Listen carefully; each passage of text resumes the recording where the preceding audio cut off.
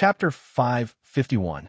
Until he was hit, Black Bat King still couldn't understand how Susanoo, which was still in the air just now, came in front of him without him noticing and waved his katana at him. But now he didn't have much time to think about this problem. The terrifying force from Chakra hit his waist like a high-speed train at full speed, bringing him extreme pain that he had never experienced in his life. If it weren't for the electronic energy of the quasi-sound wave that slightly blocked the katana, he would have already started to consider who will inherit the position of the Lord of Adeline City. After hitting Black Bat King with a katana, Rog didn't continue to pursue Black Bat King, but watch him hit the distant iceberg like a cannonball, leaving a very obvious circular impact crater on the iceberg. To some extent, the reason why he could hit Black Bat King with a katana was actually due to a lot of luck, because even he didn't expect that after Susanoo was upgraded to the fourth form with a complete body, it would be so compatible with ninjutsu. When Susanoo only had the second form of flesh and blood, he tried to use Susanoo to cast some ninjutsu. But because Susanoo only had the upper body at that time, there weren't many ninjutsu that could be cast with Susanoo. However, when Susanoo has the lower body and has a complete meridian system like a ninja, the situation has become very different. In other words, as long as it doesn't involve special ninjutsu such as Kekkei Genkai, he can use Susanoo to cast it. He had already confirmed this when he used Earth Escape, Earthquake Core. After confirming this point, how to make Susanoo quietly arrive in front of the Black Bat King from the air became very simple. Whether it was Yasaka, no Magatama, or Spiral Electromagnetic Gun, they were just smoke bombs. These two ninjutsu were deliberately used to attract the attention of Black Bat King.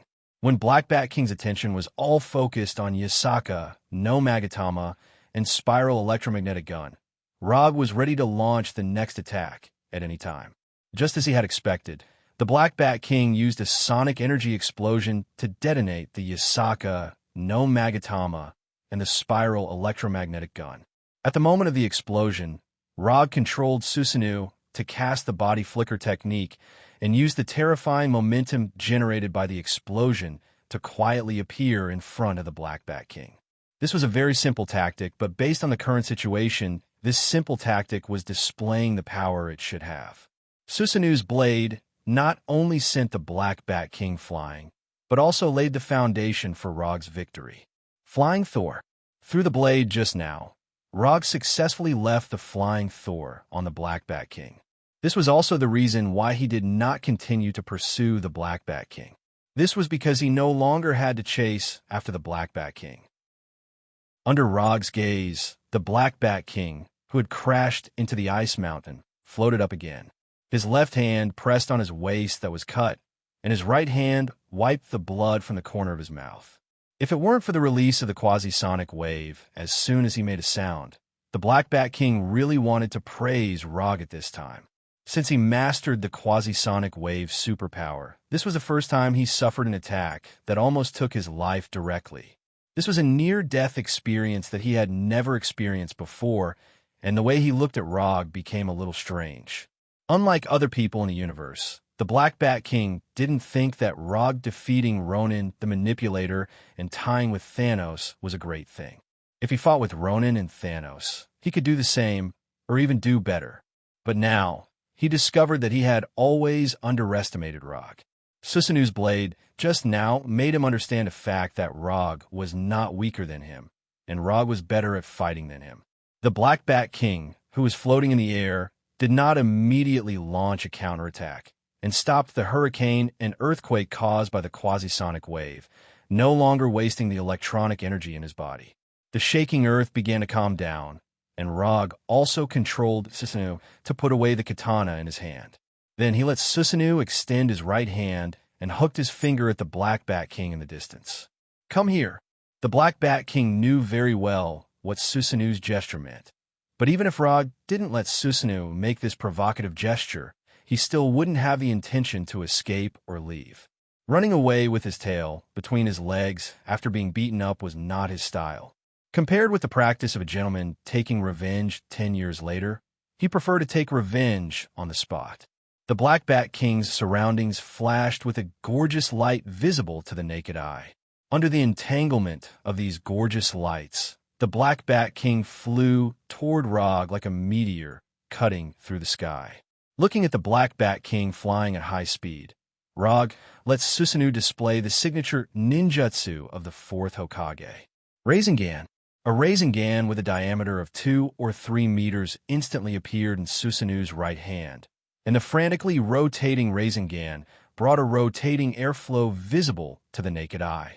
In just a moment, the meteor-like Black Bat King arrived in front of Susanoo, and the electronic energy around him was like a nuclear bomb that was about to explode, producing a violent nuclear fusion reaction. However, at this time, the ancient titan-like Susanoo suddenly disappeared in front of the Black Bat King. Flying Thor. Flying Thunder God with his own body and Flying Thunder God with Susanoo, there is no essential difference. The only difference is that Flying Thunder God with Susanoo consumes more chakra. However, this is not a problem for Rog, whose chakra capacity has reached 65 chakra. In a flash, Susanoo, which should have been in front of the Black Bat King, came behind him. At the same time, the Rasengan in Susanoo's hand fiercely hit the energy barrier formed by the Black Bat King's body. Boom! The Black Bat King, who was flying at high speed, was hit by the Rasengan, and his whole body hit the ground heavily, leaving a huge crater on the hard frozen ground. Although the Black Bat King was pressed to the frozen ground by the Rasengan, he was not directly hit by the Rasengan. Instead, he used layers of barriers like an electric grid to resist the frantically rotating Rasengan. Just when Rog planned to directly detonate the Rasengan in his hand, the Black Bat King took the lead in fighting back. Without any hesitation, the Black Bat King directly detonated the electronic energy around him, which seemed to have produced a nuclear fusion reaction. In the battle, Rog often does something that is extremely crazy in the eyes of ordinary people. Now, the Black Bat King also did something that is crazy in the eyes of Rog. Rumble. A circular beam of light with a diameter of hundreds of meters rose from the sky, like an energy beam fired from a Star Destroyer cannon. Chapter 552. The blood-red energy beam connected the earth and the sky like a giant pillar, directly passing through the atmosphere and reaching outer space. Rog didn't expect that the Black Bat King would choose this kind of bleeding tactic that would harm the enemy by 1,000 and himself by 800. Using himself as bait, he lured him to launch a melee attack. Then, together with himself, he was exposed to the impact of the powerful electron energy. Rog wouldn't be surprised if this kind of tactic was used by an enemy with amazing physical strength like Thanos. But now it was the Black Bat King, whose physical body was not particularly strong, who used this tactic. Under the impact of the terrifying electron energy, the armor on Susanoo's body began to shatter inch by inch, and the huge body began to show signs of gradually collapsing. Without the protection of Susanoo, Rog really didn't dare to use his own body to resist the counterattack of the Black Bat King, and he would definitely choose to leave the attack range of the energy beam in the first place. But now, he has no intention of leaving at all. Isn't it just an injury for an injury? Rog, who has the sage body, doesn't think that his ability to withstand injuries will be weaker than that of the Black Bat King. More importantly, the Black Bat King, who triggered the energy impact, was now pressed to the ground by Susanoo. At the moment when the energy beam erupted, the Rasengan in Susanoo's hand was detonated by the impact of the electron energy. But this was not a problem for Rog at all. While using Susanoo to resist the electron energy impact, he raised his Susanoo, which had begun to crack, and condensed a super jade Rasengan with a diameter of tens of meters. Since you want to play, then I will play with you to the end. With a thought, Susanoo's left hand suddenly pressed down, resisting the impact of the electron energy, and pressed the super jade Rasengan on the Black Bat King. In the next second, the super jade Rasengan, which contained a large amount of chakra, shattered. Rumble. The ravaged Antarctic tundra ushered in a devastating blow. The light blue ball of light instantly swallowed the bottom of the energy beam, making the red beam of light that went straight to the sky come to an abrupt end. The explosion of the Super Jade Rasengan not only interrupted the electron energy impact of the Black Bat King, but also interrupted Rog Susanoo. Susanoo, which was already showing signs of collapse, officially welcomed the collapse with the explosion of Odadama Rasengan. With the help of the terrifying shockwave from the explosion, Rog used the super light rock technique to fly backwards, avoiding the energy storm formed by chakra and the sound wave. When the red and blue energy storm had completely dissipated, Rog slowly descended from the sky and stepped onto the polar continent that was already covered in scars. When Rog landed on the ground, the Black Bat King, who was hit by the Rasengan and Odama Rasengan, slowly walked out of the huge explosion pit. Holes of various sizes appeared on the Black Bat King's tights, which had two conspicuous white stripes. The small fork-shaped antenna on his head that he had been wearing since he was a child had also disappeared. His black balaclava was also riddled with holes like his tights. Even without looking at Black Bat King's current appearance, Rog could tell that Black Bat King was in a bad state. The strength of the electron energy in his body was less than half of what it was at the beginning, and even the strength of his life signal was much dimmer than before. Compared with the miserable Black Bat King, Rog's current state was obviously much better. Except for the consumption of chakra, there were no injuries on his body, and he still maintained the handsome posture that the fourth Hokage should have. After confirming the current state of Black Bat King with chakra perception, Rog took out the Kusanagi sword and the Thunder Fan that he didn't have on him. Right on Chidori Blade. After adding Chidori Blade to the Kusanagi sword in his right hand, he took a deep breath and disappeared in a flash. Flying Thor. Using the Flying Thor, Rog, holding the sword in his right hand and the Thunder Fan in his left hand, instantly appeared in front of Black Bat King and launched an attack on him. Although Black Bat King didn't wear any weapons, his Soundwave ability was the best weapon. Before Rog's Kusanagi sword touched him, his Soundwave attack had already created a small energy explosion in front of Rog. After the previous battle, Rog had a rough understanding of Black Bat King's Soundwave attack. Apart from those fancy natural disasters and energy barriers, Black Bat King's Soundwave attack can be roughly divided into two types. One is a large-scale attack that needs to be prepared in advance, but the power and range are larger. The other was a small instant cast attack like the one he was seeing now. Simply put, it's the difference between ordinary skills and big moves. Whether it's ordinary skills or big moves, Rog didn't intend to use his own body to experience them. This was also the reason why he was attacking with the circular fan. The Thunder Fan made of vibranium can't block Black Bat King's big move, but can block these instant ordinary skills without any problem. After blocking Black Bat King's grenade-like energy explosion with the Thunder Fan, Rog's Kusanagi sword once again appeared in front of Black Bat King. Asterisk clang. Asterisk after the small energy explosion was blocked by the Thunder Fan, Black Bat King decisively gave up the idea of continuing to attack Rog. Instead, he used electronic energy to create a hexagonal energy barrier to block Rog's lightning-fast sword. Black Bat King didn't have much combat experience, but that didn't mean he wasn't good at close combat.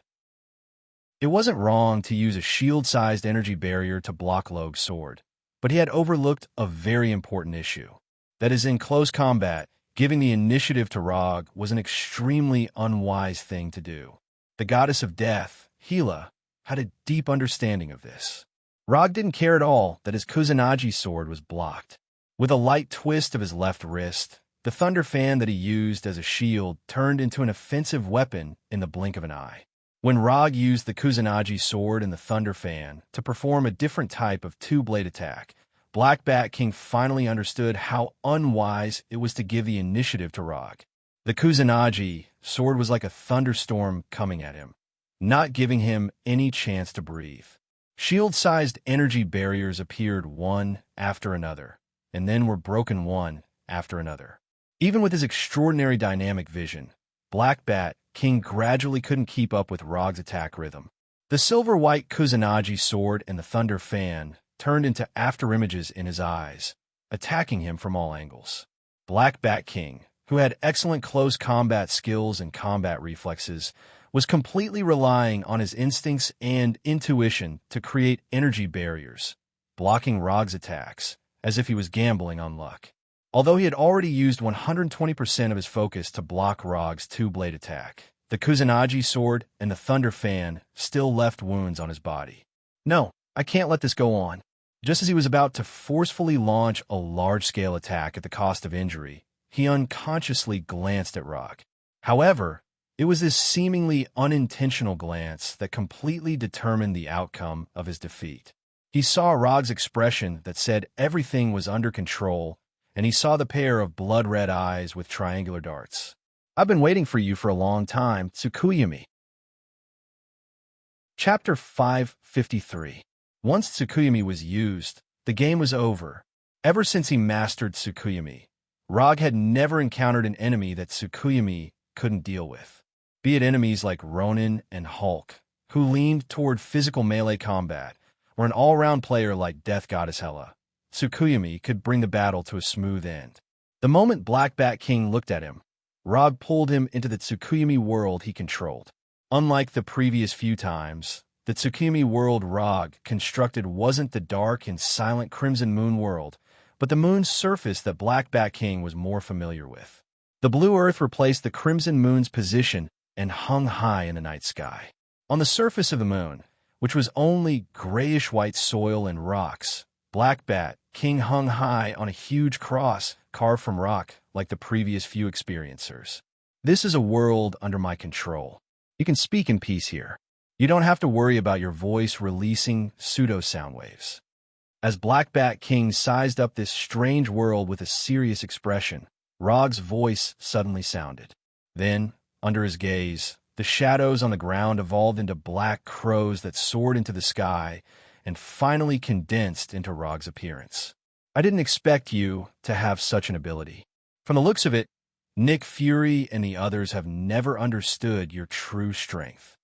Although it was Black Bat King's first time entering the Tsukuyumi world, he wasn't particularly unfamiliar with a mental world formed by illusions. In Adelan City, there were many mutants who had awakened their illusions. However, compared to Tsukuyumi, the worlds constructed by mutants with illusions were many times rougher. It's normal that they don't know. Including you, only 5 people have been to this world. This was the 4th time Rog had used Tsukuyumi in battle. However, when he used Tsukuyumi on Hulk, for some reason, Dr. Banner's consciousness was pulled into the Tsukuyumi world. Therefore, there was a bug where the number of experiencers exceeded the number of times he used it. This wasn't a good thing for him, who had mild obsessive-compulsive disorder. Therefore, he had been considering if he should use Tsukuyumi on Hulk or Banner again. Erasing it didn't affect him much, but it would make him feel the numerical difference that wasn't too good. From the looks of it, you should have absolute confidence in defeating me. All right, let's not waste any more time. Let's do it. After trying for a while, the Black Bat King decisively gave up the idea of breaking free from the cross's shackles and said to Rog calmly, "Don't be in such a hurry. I'm not in a hurry right now. Perhaps we can have a good chat." With that, Rog created 2 classic highback chairs out of thin air and removed the rock cross that bound the Black Bat King. "Have a seat. Make yourself at home." Regardless of the cross's restraint, it was impossible for King Black Bat to escape Tsukuyumi's influence. Therefore, Rog didn't mind giving him a more comfortable experience. "What do you want to talk about?" After sitting on the high back chair, the Black Bat King's expression softened a lot. At least, it was no longer as cold as before. "You heard about my battle with Ronin and Thanos, so you want to compete with me. I can understand this. But what I don't understand is why you chose to join Nick Fury's side. If you just want to compete with me, you don't need to go through so much trouble. Just come to Konoha and find me." In the beginning, Rog completely believed the Black Bat King's words, thinking that he was just itching for a fight. But after fighting with the Black Bat King for a while, his intuition told him that things were not as simple as the Black Bat King said. Ronin and Thanos might be one of the reasons, but it's definitely not the only reason.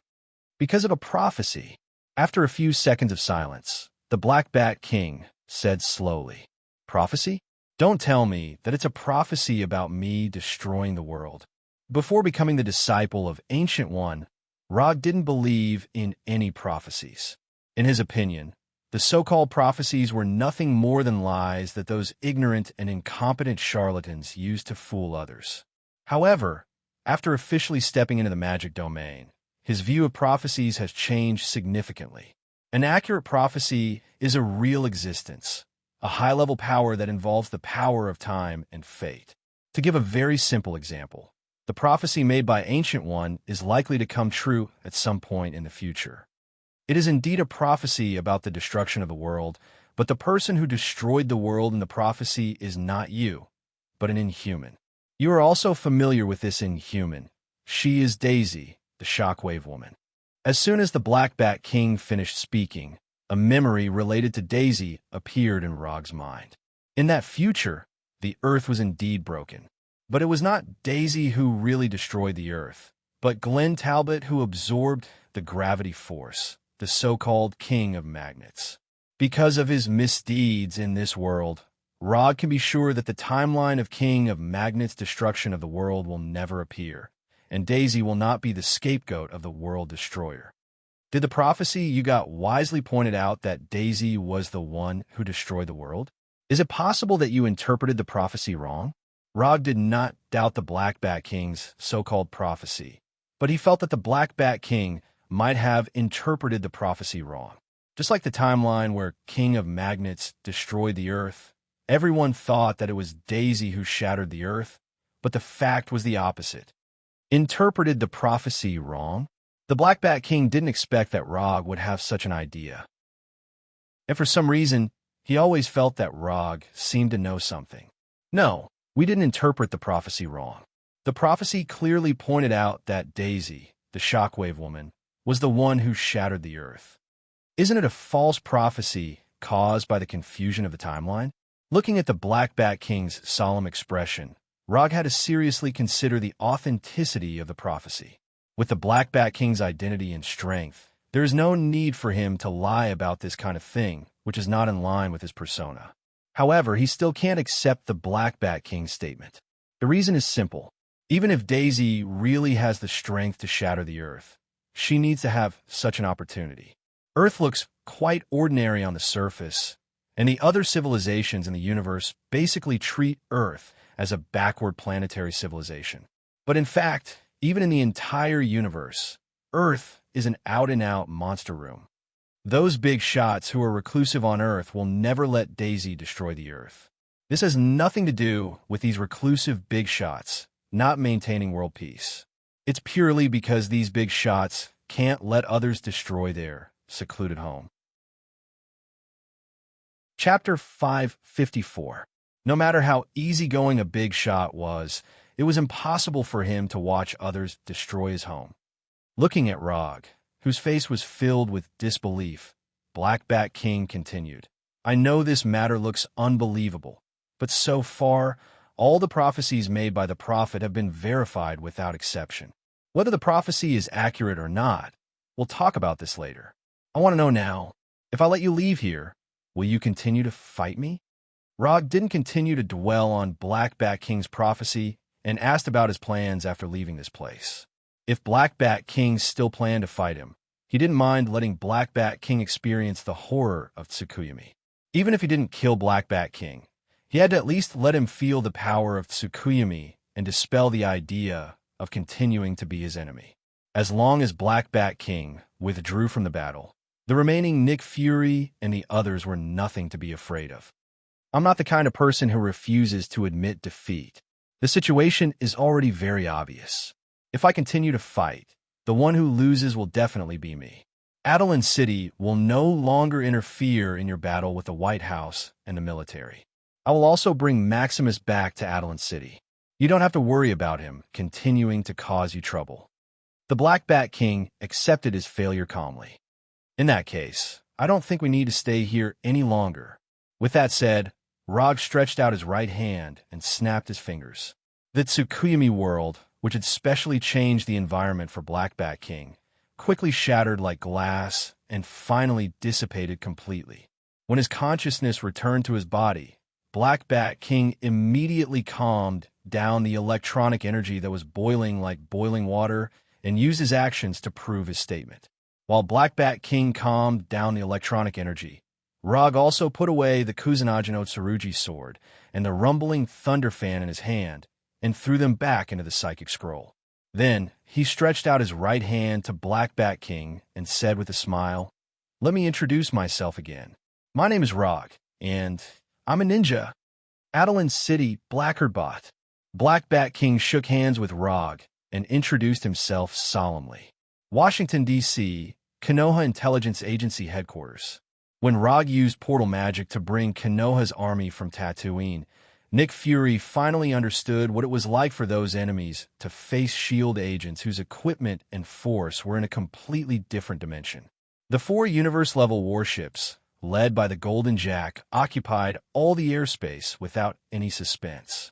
When the 4 battleships appeared, the bombardment of cannon fire immediately let Nick Fury and the others see what a high-level battle in the universe was like. In just one round of artillery fire, Nick Fury's side lost a third of their men. And the following special forces and werewolves made them feel the insurmountable gap between them and Konoha. There is no need to mention the special forces that looked like steel soldiers in individual power armors. After all, Konoha's special forces were very good at fighting. Nick Fury and the military knew this for a long time, but they didn't expect that there would be a legendary werewolf in Konoha. Looking at the werewolves who had transformed into humanoid giant wolves, they suddenly had a strange feeling that the legend had suddenly become a reality. If these werewolves had exceeded their imagination, then those desperate werewolves who had been transformed by extremists and had lava-like cracks on their bodies made them experience what it meant to be a natural enemy. Konoha didn't dispatch many combatants. Even with core members such as Punishers, it only had a little over 500. However, it was precisely these 500 people who had beaten Nick Fury and the others until they were unable to catch their breath. Judging from the number of people, Nick Fury, who represented the White House and the military, had an absolute advantage. But the result reflected on the battlefield was just the opposite. The Death Soldiers unit that Nick Fury had high hopes for was defeated by Konoha's special forces. The Winter Soldiers unit, which had been specially strengthened like Buggy, was also no match for Konoha's new Firewolf pack. Even Rogers, War Machine Colonel Rhodes, and the rest of the American team were forced to retreat. If it weren't for the fact that they all had decent equipment, they would have lined up to go to hell like those ordinary soldiers. In this one-sided battlefield, the one who fought the best was Medusa, the wife of the Black Bat King, and Tetanus. Tetanus, who had an amazing bite force and the ability to transmit telepathy, immediately stared at the giant wolf Fenrir, trying to determine the winner with this amazing demon wolf. However, things didn't develop as Tetanus expected. Although Fenrir had joined Konoha for a while, he had never shown his strength on Earth. So in the eyes of many people, Fenrir was nothing more than a relatively large wild wolf. But at this time, when Fenrir really showed his fighting stance, Nick Fury and others understood why Rog recruited a wolf into Konoha. Ordinary gunpowder weapons can't even penetrate Fenrir's skin. The main battle tanks and chariots made of steel were no different from paper in front of Fenrir. Except for the vibranium shield in the hands of the American team and Heibao wearing vibranium armor, others couldn't resist Fenrir's claws and fangs. Tetanus's canine teeth and vibranium spears could pierce Fenrir's skin. However, when they really cut Fenrir's skin, they found a more terrifying thing. The symbiotic body Xiao Hei, who surpassed the Lord level, was on Fenrir at this time. The wounds they left on Fenrir were completely healed by Xiao Hei in the blink of an eye, and not even a drop of blood flowed out. And after Xiao Hei appeared, Fenrir's image began to change significantly. 2 heads identical to Fenrir grew from the left and right shoulders, and a pair of feet grew from the ribs and abdomen. The giant wolf Fenrir turned into a 3-headed, 8-footed demon wolf in the blink of an eye. Xiao Hei not only changed Fenrir's appearance, making him look more like a mythical monster, but also made his body get a terrifying increase. Strength, speed, endurance, resilience with the help of Xiao Hei, Fenrir seemed to have suddenly opened the gene lock and evolved into a higher level of life. After transforming into a 3-headed, 8-footed demonic wolf. Fenrir fought against many alone. Not only did it suppress the combined attacks of Black Panther, Tetanus, and Black Panther, it also suppressed the Wakanda troops that Black Panther brought along. The monster that shook the earth, with an invincible posture, started his first battle after returning to the earth. Chapter 555. With his beast-like form and super strength, Fenrir became one of the most dazzling existences on the battlefield. In addition to Fenrir, Punisher, Abomination, and others also showed overwhelming dominance on the battlefield. However, their battle did not attract too much attention. Unlike their simple and crude battles, the battle between Medusa and Daisy revealed a different kind of beauty. Medusa was the wife of the Black Bat King and one of the royal family members of Attilan City. She was strengthened by the fog of Terrigen in her childhood and awakened her own superpower. In ancient Greek mythology, there was a snake-haired banshee named Medusa. Although Medusa's superpower was different from that of the legendary snake-haired banshee, her hair was more deadly than the snake-haired banshees. She could control the density of her hair, thus changing the hardness of her hair and turning her hair into a sharp and hard weapon. In addition, she could also control the growth rate of her hair, extending or spreading her hair at will. Through the control of her mind, she could drive her hair to attack or bind the target, and even if her hair was cut off, she could still use her mind to control the broken hair to attack or defend. On the surface, Medusa's hair superpower was not particularly powerful. However, when Medusa used her superpower in battle, the situation became very different. Daisy, who had the shockwave ability and superb melee skills, not only did she not have any advantage in a one-on-one battle with Medusa, but she was constantly forced into danger by Medusa. By changing the density of her hair and regularly fluctuating her extraordinary hair, Medusa seemed to have a shield that could change its size and direction at will, perfectly neutralizing the various shockwaves sent out by Daisy. Under her control, her hair showed the ability of a symbiotic body, transforming into a variety of cold weapons, constantly attacking Daisy. If it weren't for Daisy's melee fighting ability, she wouldn't have been able to resist Medusa's storm-like hair attack. When she just fell into a disadvantage, Quicksilver, Venom, and others tried to come up to help her. But he didn't know what Medusa said to Daisy, but Daisy refused the help of Quicksilver and others and insisted on a fair one-on-one battle. Although Quicksilver and others didn't understand Daisy's decision, they finally respected Daisy's decision and no longer intervened in the battle between the two of them. "Aren't you going to help her? She can't hold on much longer." On the roof of an inconspicuous building, Black Bat King spoke to Rog through telepathy. "Don't underestimate Daisy. She's one of the few people who have received my personal guidance." A few minutes ago, Rog and Black Bat returned to the vicinity of Konoha's headquarters. However, after returning, they did not intervene in the battle. Instead, they played the role of spectators. "Is that so? However, I don't think that she will be a match for Medusa. The more injuries she suffers, the worse her condition will become. Defeat is only a matter of time." Black Bat King knew his wife Medusa's strength very well. Although Medusa is now suppressing Daisy, he can be 100% sure that the current Medusa has not exerted her full strength at all. If Medusa really attacked with all her strength, Daisy's body would not be left with a slight cut, but a serious injury of missing arms and legs. "Let's wait and see. I believe in my own eyes." Time passed little by little, and the battle on the field began to come to an end. In front of Konoha's army, the official troops led by Nick Fury had no chance to turn the tables. The Death Soldiers and Winter Soldiers, troops carefully built with Hydra technology, were completely suppressed by Konoha's special forces and werewolves. Even Winter Soldier Buggy and Colonel Road, the War Machine, and others were also beaten without any power to fight back. In terms of melee, Konoha's werewolves and Desperate Werewolves are a natural melee race. The melee skills and awareness that human warriors need to go through countless training are innate for these werewolves.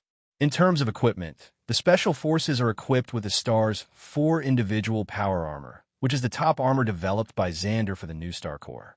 Except for the small number of people, Konoha's troops can be said to have crushed the official troops led by Nick Fury in all aspects. If Konoha still loses under such circumstances, Rob will personally disband Konoha's troops and save them from continuing to disgrace themselves.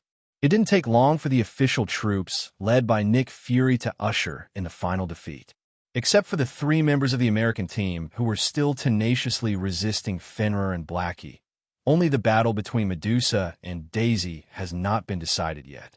The Wakanda troops brought by the Black Panther only lasted for a short few minutes in front of Fenrir, who had transformed into a 3-headed, 8-footed magic wolf, before all of them went to report to the Black Panther god they believed in Bast. Although the American team, with the vibranium shield, and Panther with the vibranium armor, avoided the end of death on the spot, they also deeply felt the horror of the demon wolf. As for the tetanus, his current state is much better than that of the American team and Panther. With the ability of teleportation, he can easily avoid Fenrir's fangs and claws. However, he, who is far less large than Fenrir, also faced a very awkward problem. He can't touch Fenrir's vital parts. In front of Fenrir, the 1-meter-high tetanus was like a 3-year-old child facing an adult. He was helpless against Fenrir, who was far larger than him. Jump up and hit others' knees. Tetanus was now facing such a hilarious situation, which was akin to an internet joke. Rog did not pay too much attention to the battle on Fenrir's side. Instead, he focused on the battle between Medusa and Daisy. Although it was somewhat inappropriate, Medusa, who controlled the wine-red hair to fight, had a seductive charm unique to mature women. Against the backdrop of her dancing wine-red hair, Medusa was like a banshee in the legends, dancing a dance that was pleasing to the eye yet deadly and dangerous. Compared with Medusa, who seemed to be completely mature, Daisy, who was only in her 20s, appeared to be a lot more immature. This immaturity was not only shown in the feminine charm she exuded, but also in the aspect of combat experience. The more Rog observed the battle between Medusa and Daisy, the more he felt that the prophecy Black Bat King got was wrong. The current Daisy doesn't look like she has the ability to destroy the world. Compared with Daisy destroying the world, Rob believed that Walter, who was standing with Quicksilver, destroyed the world. Chapter 556. In terms of potential and danger level, Scarlet Witch Walter was much more dangerous than Daisy. If she used her chaos magic to the limit when she had a mental breakdown, then the end of the world would be just a matter of a word from her. Fortunately, Roger found the 2 of them and tricked them into entering Konoha, essentially eliminating the possibility of her complete mental breakdown. Quicksilver Pietro was still alive and well. As for her emotional line that could have appeared on Jinjutsu, it didn't even have a chance to appear before Rog eliminated it. In this case, the possibility of Walter having a mental breakdown was infinitely close to 0. After taking a look at Pietro and Walter, Rog re-observed the battle between Medusa and Daisy. Similar to the one-sided battle on Fenrir's side, the battle between Medusa and Daisy also showed signs of one-sided. However, the one who had the advantage now was not Daisy, but Medusa, who was very calm from the beginning to the end. Just looking at the awakened superpower, Medusa was no match for Daisy. But Medusa used practical actions to prove that there was no weak superpower, only weak users. The long burgundy hair that seemed to have a life of its own hit Daisy's body like a sharp blade or a long whip, cutting holes of various sizes on Daisy's close-fitting black combat suit.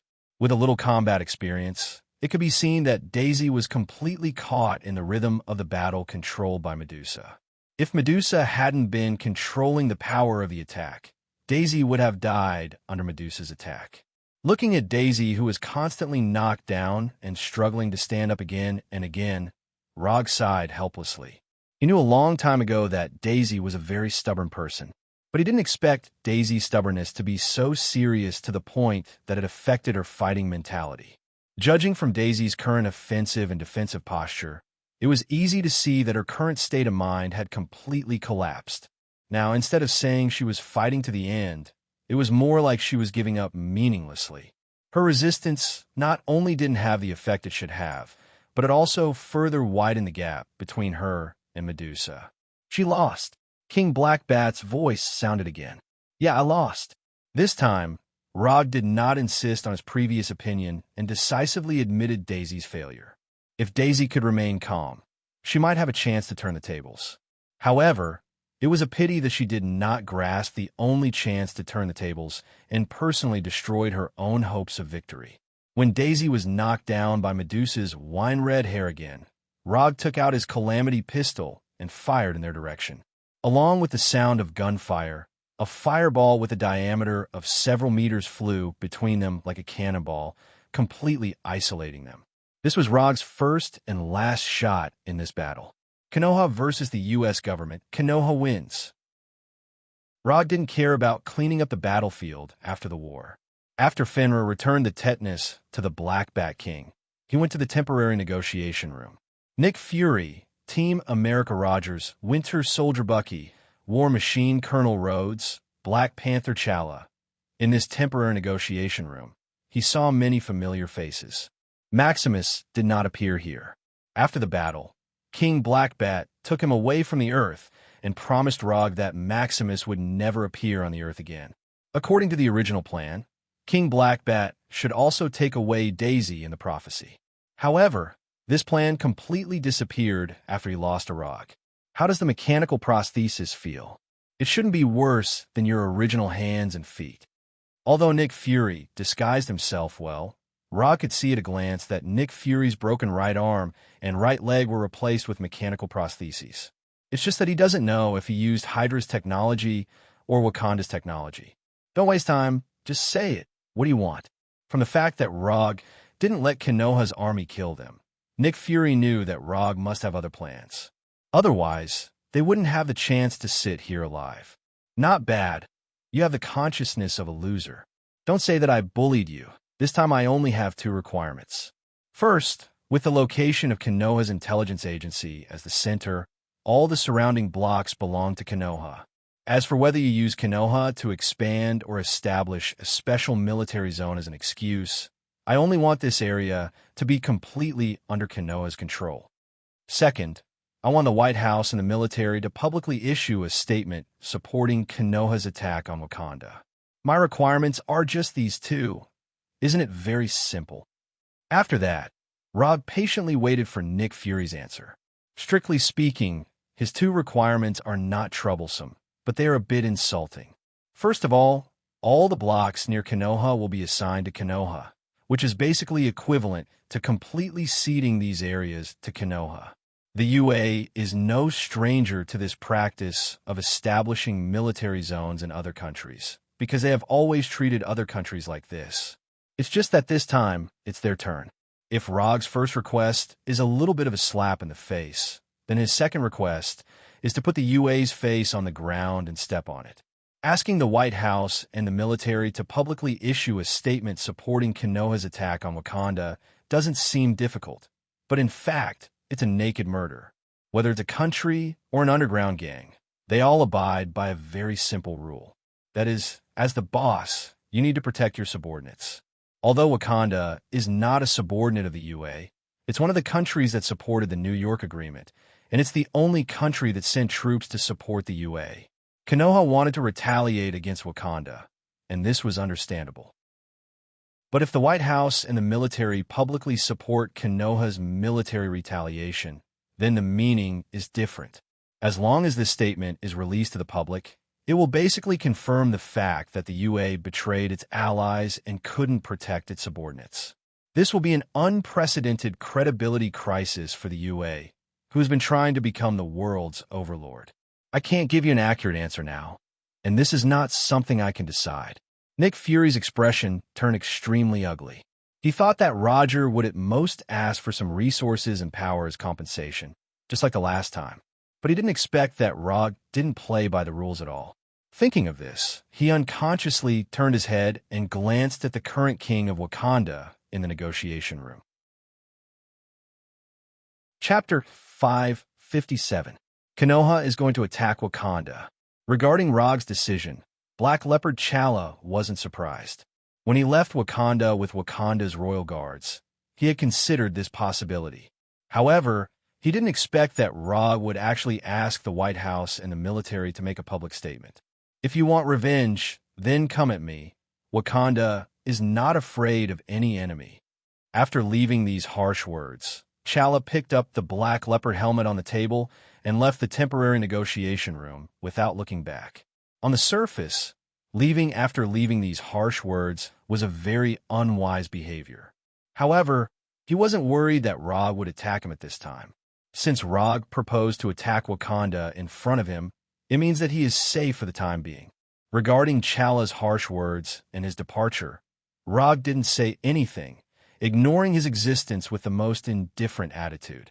When the atmosphere in the negotiation room began to become a little oppressive, he spoke again. Go and report to the master behind you. You don't need to talk to me about the next thing. Ross will represent Konoha to discuss the details with you. With that, he cast quantum teleportation from his seat and disappeared in an instant, enveloped by a brilliant aurora-like light. Letting Ross represent Konoha in the negotiation was something he decided early on. Although he doesn't put the power of the government and the military in his eyes, this doesn't mean that he will completely ignore them. In some cases, the power of the White House and the military is still very useful. And he also intends to take advantage of this opportunity to insert a nail into the White House and the military. Ross, who once served as the Secretary of State and Air Force Vice Admiral, is a very suitable candidate. He has already convinced Ross before, promising him that Konoha will fully support him to return to the political arena after the victory. As a price, Ross will also completely become the spokesperson of Konoha in the official system, using the power in his hands to escort Konoha. Normally, Ross, who has a military background, is unlikely to agree to Rog's request. However, after experiencing 2 ups and downs in his life, Ross is no longer the pure military man he used to be. For some things, if you never had them, then you wouldn't be too obsessed with them. However, once you have it, you will never be able to accept the feeling of losing it. It was the same for everything from power and money to gaming rankings. A person who had once held supreme power would not tolerate the sudden loss of all his power.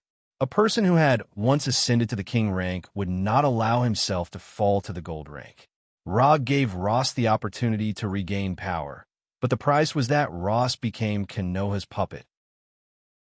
After using quantum transmission to return to his office in Konoha's building, Rod picked up the phone and called Dr. Doom, who was far away on the other side of the earth. I've taken care of everything on my side. How's your god-slaying plan going? Konoha's attack on Wakanda wasn't just a military retaliation against Black Panther T'Challa. In addition to letting other countries know that there's a price to pay for being enemies with Konoha, Rog also intends to let Konoha receive Wakanda's vibranium resources. Of course, he also doesn't intend to let go of Black Panther God Badet, who has been sheltering the Wakanda royal family. In order to avoid his and Doom's god-slaying plan causing displeasure to Ancient One, Rog explained his plan to Ancient One from the beginning. Just pay attention to propriety. This was Ancient One's reply after knowing that he was going to attack Black Panther God Badet. Ancient One's acquiescence also made him determined to attack Black Panther God Badet. We still need to wait. Although Batet is just a primitive animal god, it is a higher-level life form anyway. It will not be easy to deal with it. Doom knew about the existence of Wakanda a long time ago, and he also knew that there was a Black Panther god in Wakanda who had lived for many years. But he never had the idea of attacking Wakanda, let alone having crazy ideas such as slaying gods. The reason is simple. Ladovinia, which he rules, is too far away from Wakanda, where the Black Panther god is located. There is not even the simplest communication between the two countries, let alone conflict. However, when Rog took the initiative to find him and proposed the crazy god-slaying plan, and promised to share the profits after the god-slaying plan and send a part of the vibranium to Ladovinia, he began to feel tempted. He doesn't need to intervene in Konoha's war against Wakanda.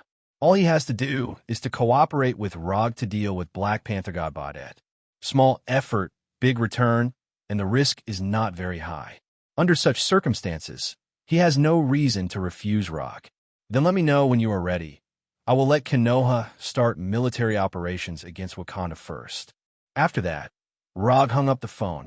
The news that Konoha defeated the official forces quickly spread. Just as people were talking about how the dispute between Konoha and the officials would end, Konoha took the initiative to open military operations against Wakanda. At first, people didn't quite understand why Konoha would declare war on a backward agricultural country like Wakanda. However, when the battle between the Black Panther and the Royal Guard spread, the pretense that Wakanda has maintained for thousands of years was completely removed. For a while, Wakanda, Black Panther, vibranium, and other information attracted the attention of the whole world. Of course, the reason why the information about Wakanda spread so quickly was that Konoha added fuel to the fire. After about a week of repeated wrangling, Ross used legal means to return to his position as the Secretary of State. At the same time, under his vigorous efforts, Konoha's military restricted area was successfully established, and the White House and the military reluctantly issued a vague statement of support. Although the content of the statement was somewhat different from what Rog imagined, and even played with low-level means such as word games, he didn't take it to heart. As long as this statement was released publicly, his purpose was achieved. Regarding this point, whether it was him or the White House, they were all very clear about it. With this official level of support, Konoha's army, which has been completely reorganized, began to head to Wakanda. This time, Rog didn't open the portal to let Konoha's army directly reach Wakanda, but used a more complicated route.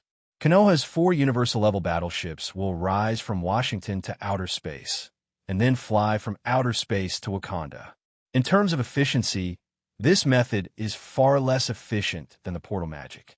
But the advantage is that it can make other countries understand that Konoha's universal-level battleships are advanced battleships with real space warfare capabilities, and they're just superficial like S.H.I.E.L.D.'s helicarrier. Chapter 558. The capital of Wakanda, Byronzana, which was originally hidden by a super-large energy barrier, was now exposed in front of Rog and the others without reservation. The Golden Jack and 3 Bijou series battleships floated quietly in the air. Around the battleship, there were hundreds of Nova fighters and Narrow fighters with octagonal wings. In addition to Konoha's troops, there were also many helicopters and vehicles from other countries gathered near the capital of Wakanda. These helicopters and vehicles came from various countries. There were military ones as well as civilian ones. There were soldiers representing a country, and there were also reporters who came here for live broadcast. After Konoha officially declared war on Wakanda and deliberately leaked information about Wakanda, Wakanda's borders became completely non-existent. Wakanda also knew that with their military strength alone, there was no way to maintain the integrity of the country's borders. Therefore, the current king of Wakanda, Black Panther T'Challa, decisively gave up the maintenance of the border and recalled all the people of Wakanda to the capital, Byronzana. Sir, the energy nature and strength of Wakanda's energy barrier have been analyzed. It can't withstand the continuous bombardment of the battleship's main cannon. In the main control room of the Golden Jack, Sharon Carter handed the transparent tablet in his hand to Rog and said respectfully, "First, let the Special Forces and the Wolf Pack troops gather on the ground. Nova fighters and Narrow fighters clear the nearby airspace and drive away the guys who are watching the show." For other countries, Wakanda's super-large energy barrier is a very troublesome existence. But for Konoha, whose war technology is comparable to the Kree Empire and Xander, it is not difficult to solve this barrier. Even if the technology is not advanced enough, as long as they are willing to sacrifice their troops, they can forcibly break through Wakanda's energy barrier. The vanguard of Thanos' Tyrant can forcibly break through the barrier regardless of injuries. Rog's Special Forces and the Werewolves can, of course, do the same. However, he has no intention of using this crude tactic at all. The reason is simple. His men are much more precious than Thanos' Tyrant's vanguard. After all, Konoha only has more than 500 combatants. He can't use the lives of small soldiers to consume the energy barrier. Under the gaze of Black Panther T'Challa and the Wakanda army, Konoha's Special Forces and the Werewolves completed the assembly. At the same time, Rog, who was wearing the fourth-generation Fire Shadow Haori, left the Golden Jack and floated in front of it. After putting on Endless Greed, which was a copy of the Flame Giant's physique, he summoned the Twilight Sword that he had never used in battle before. With the appearance of the Eternal Fire, the red tip of the Sunset Light sword quickly took shape. It instantly transformed from an illusory flame into a real magic sword. At this time, the Twilight Sword summoned by Rog was only a meter long. However, just when everyone thought that he was going to use the Twilight Sword to attack Wakanda's energy barrier, he pointed the tip of the Twilight Sword at the sky. Then, boundless eternal fire gushed out from the tip of the sword and shot into the sky like a pillar of energy. When the eternity fire rose to a height of several hundred meters, he stopped and stared at Black Panther and the others within the energy barrier. As a magical weapon, the Twilight Sword had no fixed size. As long as there was enough energy, it wouldn't be a problem to make the Twilight Sword as big as Mount Everest. When the Twilight Sword in Rog's hand grew from more than a meter long to several hundred meters long, Black Panther Chara's heart surged with uneasiness. The energy barrier in front of them was Wakanda's most important line of defense. Once the energy barrier was broken, Wakanda's capital, Burning Zana, would be an undefended city.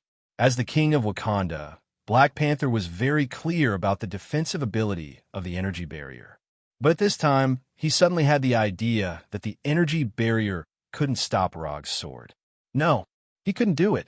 The energy barrier was connected to the vibrating metal energy center. He couldn't have the power to destroy the energy barrier with a sword. Although the Twilight Sword had soared to several hundred meters long, it wasn't difficult for Rog, who had the body of a sage, to use it. The Twilight Sword was long, but it wasn't very heavy. At least, it was much lighter than steel of the same volume.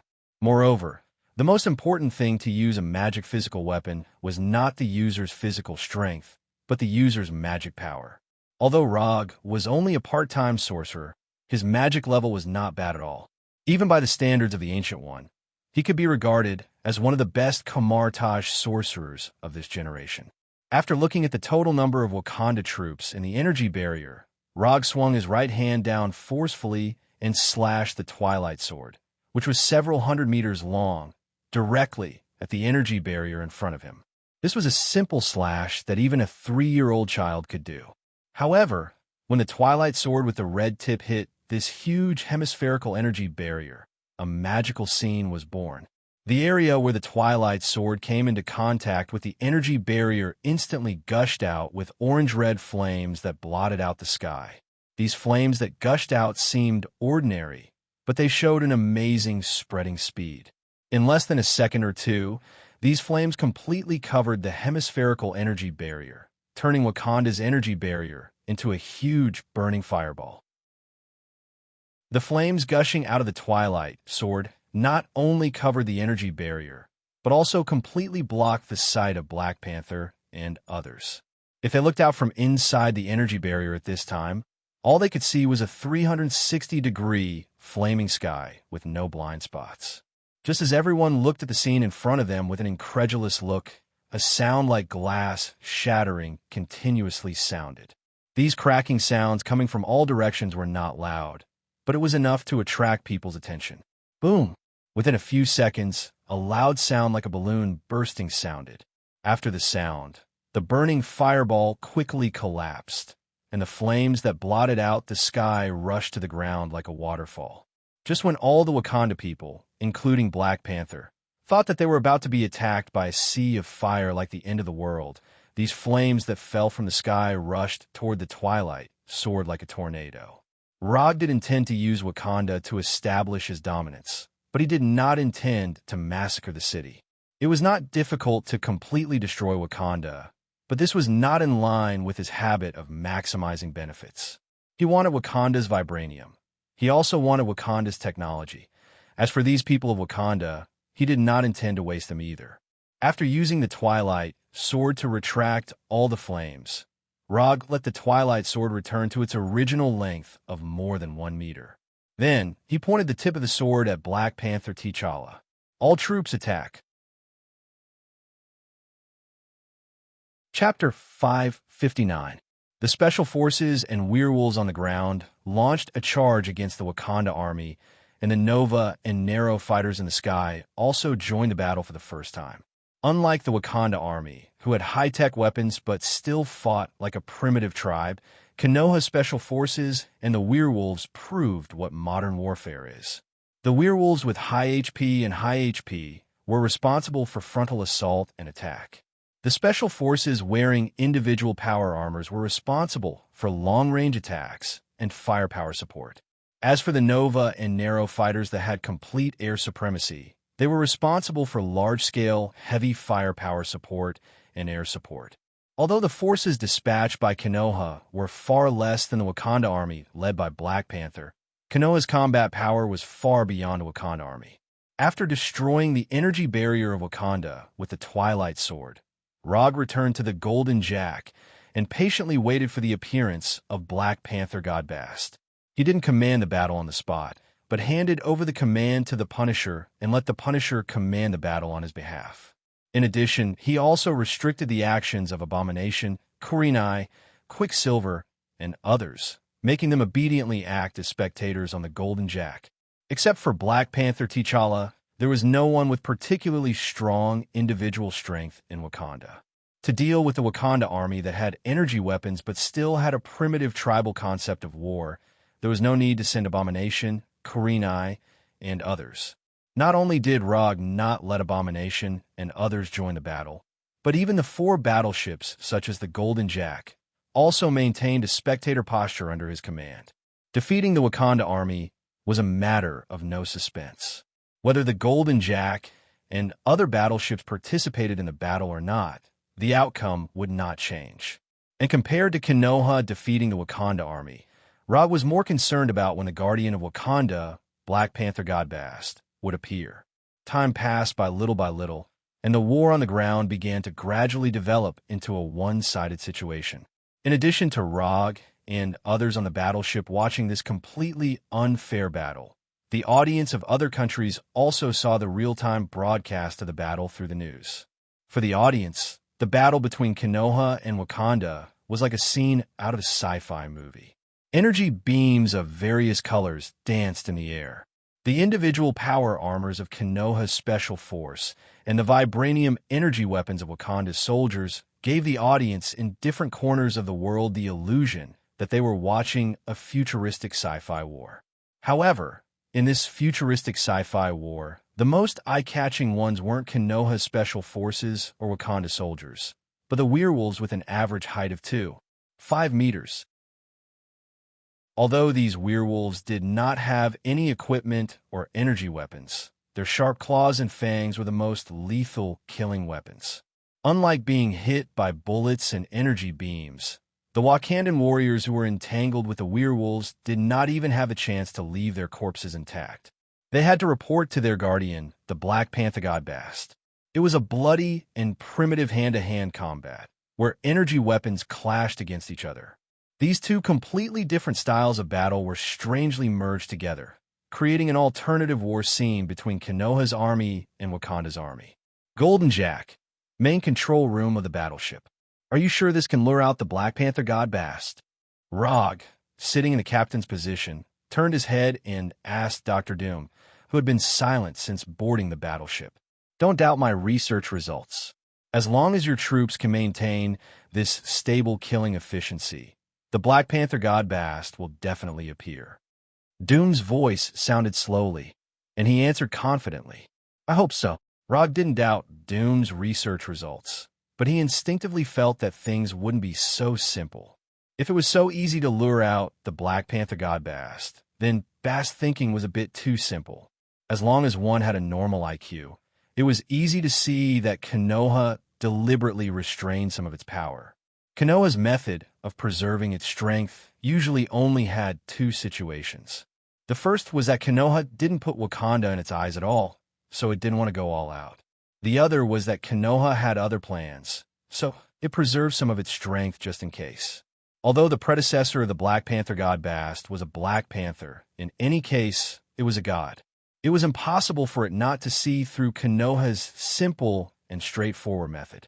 Any existence that can break through the original level of life and be promoted to a god can't be a fool. So Rog always felt that things wouldn't be so simple. Just when Rog was considering whether to let the Punishers increase the attack power and let more Wakanda soldiers go to the Black Panther god Bast's divine kingdom, the originally endless blue sky quickly dimmed. Glancing at the sky that seemed to turn from day to night in an instant, a satisfied smile appeared on Rog's face. The Black Panther god Bast really appeared. Order the troops to withdraw. All troops retreat 10 kilometers. After letting Sharon Carter inform the Punishers who were commanding the battle on the ground, Rog stood up from the captain's position and opened the portal connecting to Konoha's headquarters. With the opening of the portal, Fenrir, who was in Konoha's headquarters, curiously stretched his head and looked at Rog with a confused face. Black, transform into the form of the Northern Cold Sword. We're going to kill a god. As soon as Rog finished speaking, Black emerged from Fenrir's head and transformed into the Northern Cold Sword without saying a word. Black was a symbiotic living weapon he created based on the legendary Black Death Sword. Although Black didn't become as powerful as the Black Death Sword, at this time, Black was the most suitable weapon to kill a god. After all, his ancestor Black Death Sword had a glorious record of killing Kagami. After putting on the Northern Cold Sword, Rog and Doctor of Destruction, Doom, left the Golden Jack without looking back. Although the soldiers and reporters of other countries didn't know why Konoha's troops suddenly began to withdraw, their intuition told them that it was a wise decision to retreat with Konoha's troops. It didn't take long for Konoha's troops to withdraw 10 kilometers away in accordance with Rog's request. At the same time as Konoha's troops withdrew, Wakanda's army, which had more than half of its casualties, also began to withdraw quickly without the slightest hesitation. Others may not know what this sudden change in the weather means, but as the king of Wakanda, Black Panther T'Challa was very clear about what was happening now. The reason why Black Panther T'Challa dared to say in front of Rog that Wakanda was not afraid of any enemy was not because Wakanda had vibranium technology that far exceeded the technological level of Earth, but because they had a great god who always protected them.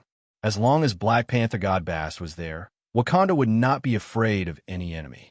No one can withstand the anger of a god. Not in the past, not now, and not in the future. From a secular point of view, there was no problem with Black Panther T'Challa's idea. It's just that he ignored a very serious problem. Gods were also divided into strong and weak, and there was also the risk of death and fall.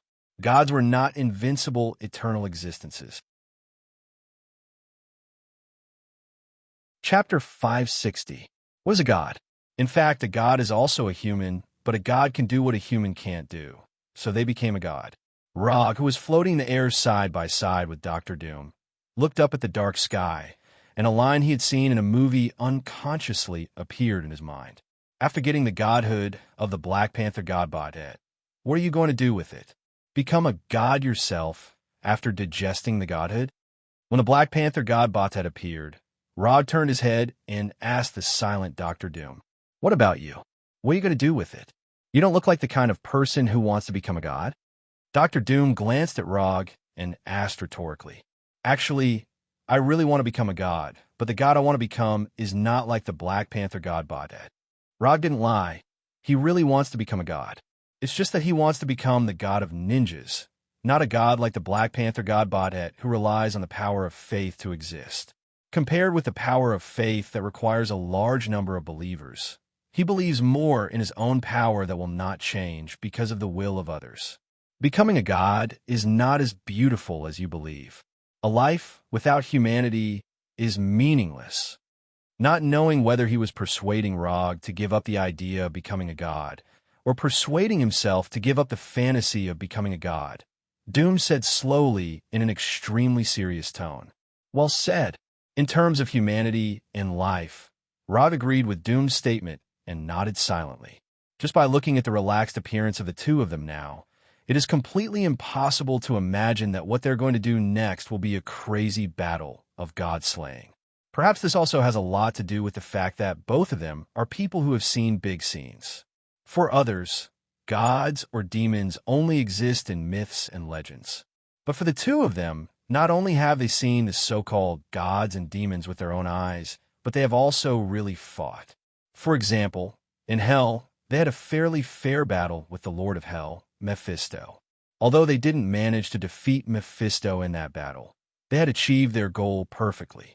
They sent the soul of Dum's mother to heaven and escaped from Hell alive from the hands of the enraged Mephisto. Although the Black Panther god Bast was the guardian of Wakanda, there was no way he could be stronger than the Lord of Hell, Mephisto. If Rog didn't guess incorrectly, Black Panther god Bastet's strength was at most on the same level as them, which was the level of a Tian father. It was not that Earth could not give birth to a heavenly father-level existence, but it was definitely not enough to rely on the faith of Wakanda alone. If the Black Panther god Bastet could become the faith of all of Africa, or even the faith of all of Earth, it might be able to open the door to becoming a heavenly father. However, this was clearly an impossible task for Black Panther god Bastet. Black Panther god Bastet didn't let Rog and Dum wait for too long. When the Black Panther brought the surviving Wakanda warriors back to the city, Black Panther god Bastet, who had been guarding Wakanda for God knows how many years, finally appeared. Under the howling wind and the illogical moonlight, thunderclouds with lightning twined around them quickly gathered and condensed into a huge panther head that was hundreds of meters in size in front of Rog and Dum. The flashing lightning in the thunderclouds became the eyes and mouth of the panther head, roaring wildly at Rog and Dum. It seems to be looking down on us. It's actually using this energy body to threaten us, Rog said with a smile. Whether it was Rog or Dum, neither of them took Black Panther god Bastet's roar to heart. Not to mention that the one baring its teeth and roaring in front of them was just an energy head condensed from thunderclouds. Even if Bastet's true body was baring its fangs and brandishing its claws at them, they wouldn't have any fear. Don't waste time, let's end this quickly.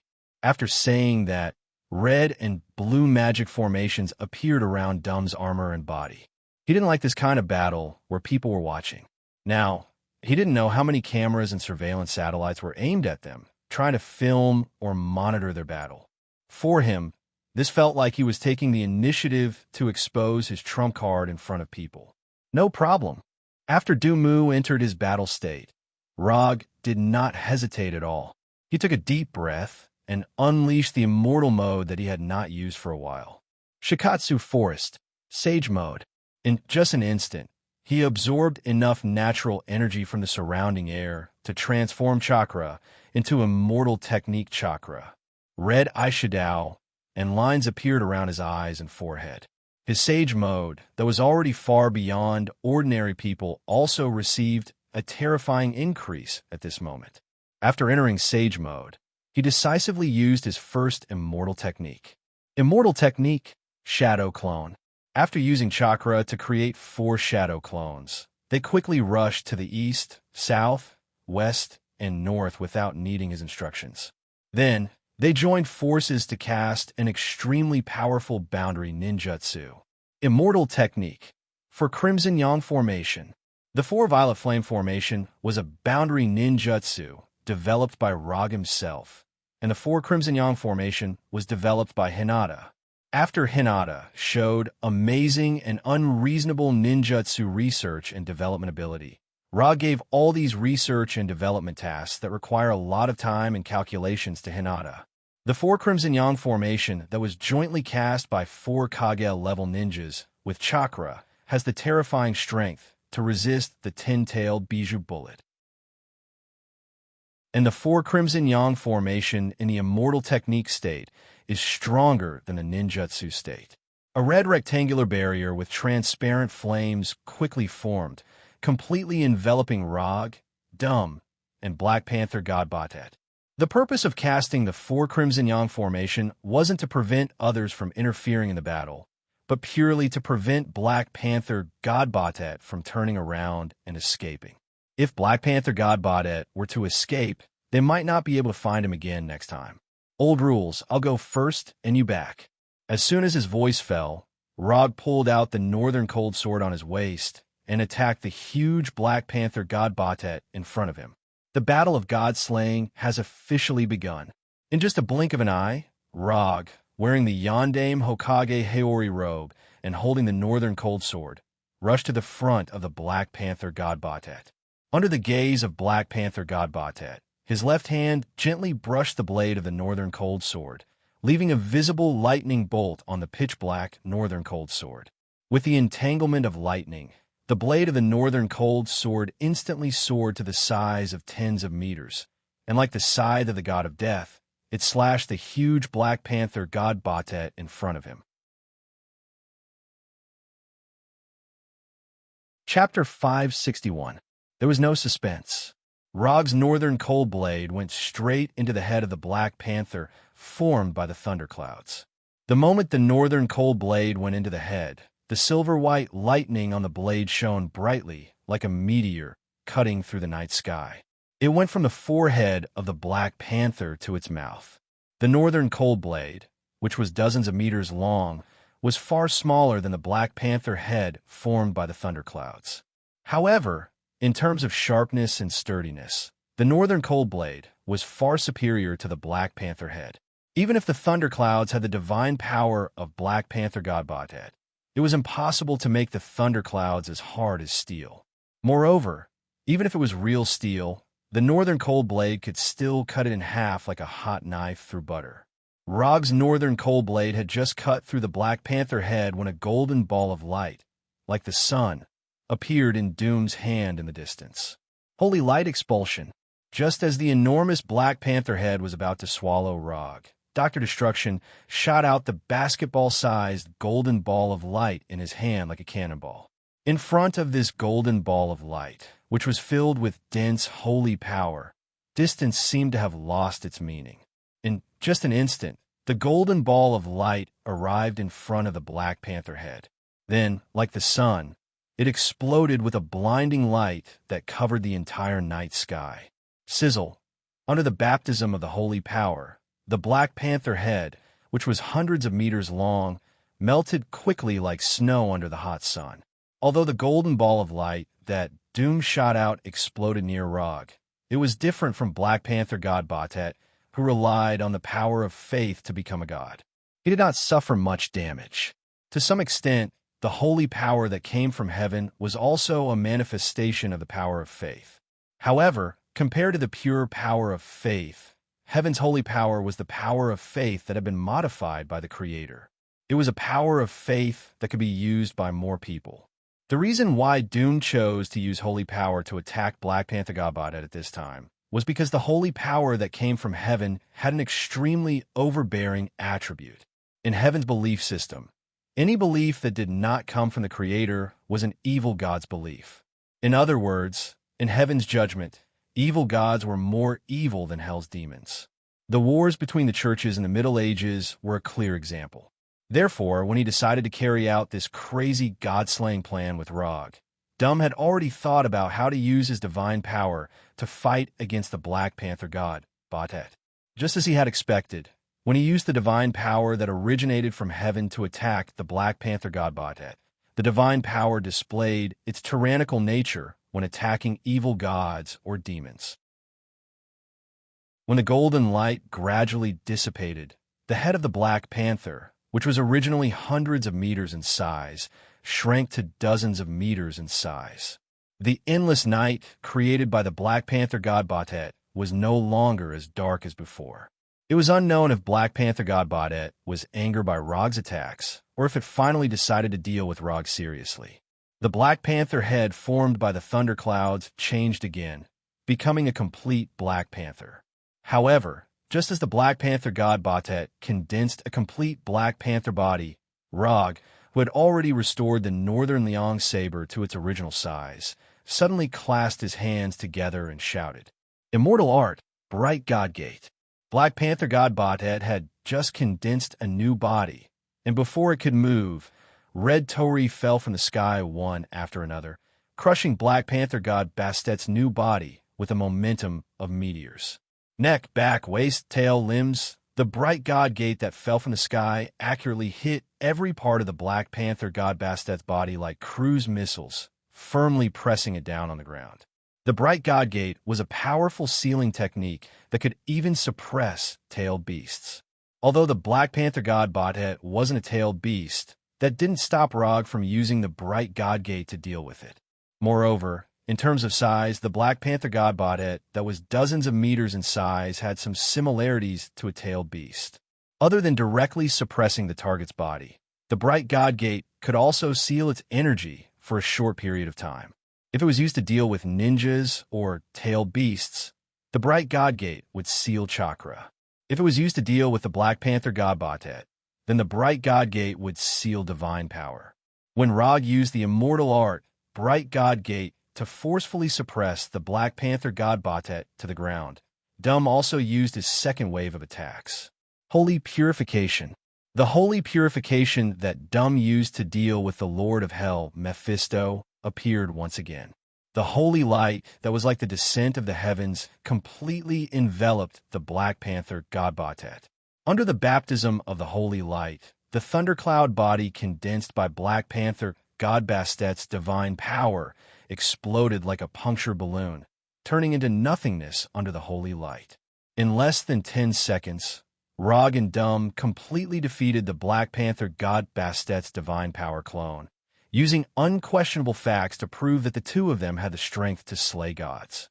As the Black Panther God Bastet's divine power clone dissipated, the dark night sky became much brighter, no longer having that oppressive darkness. Come out, I know you're here.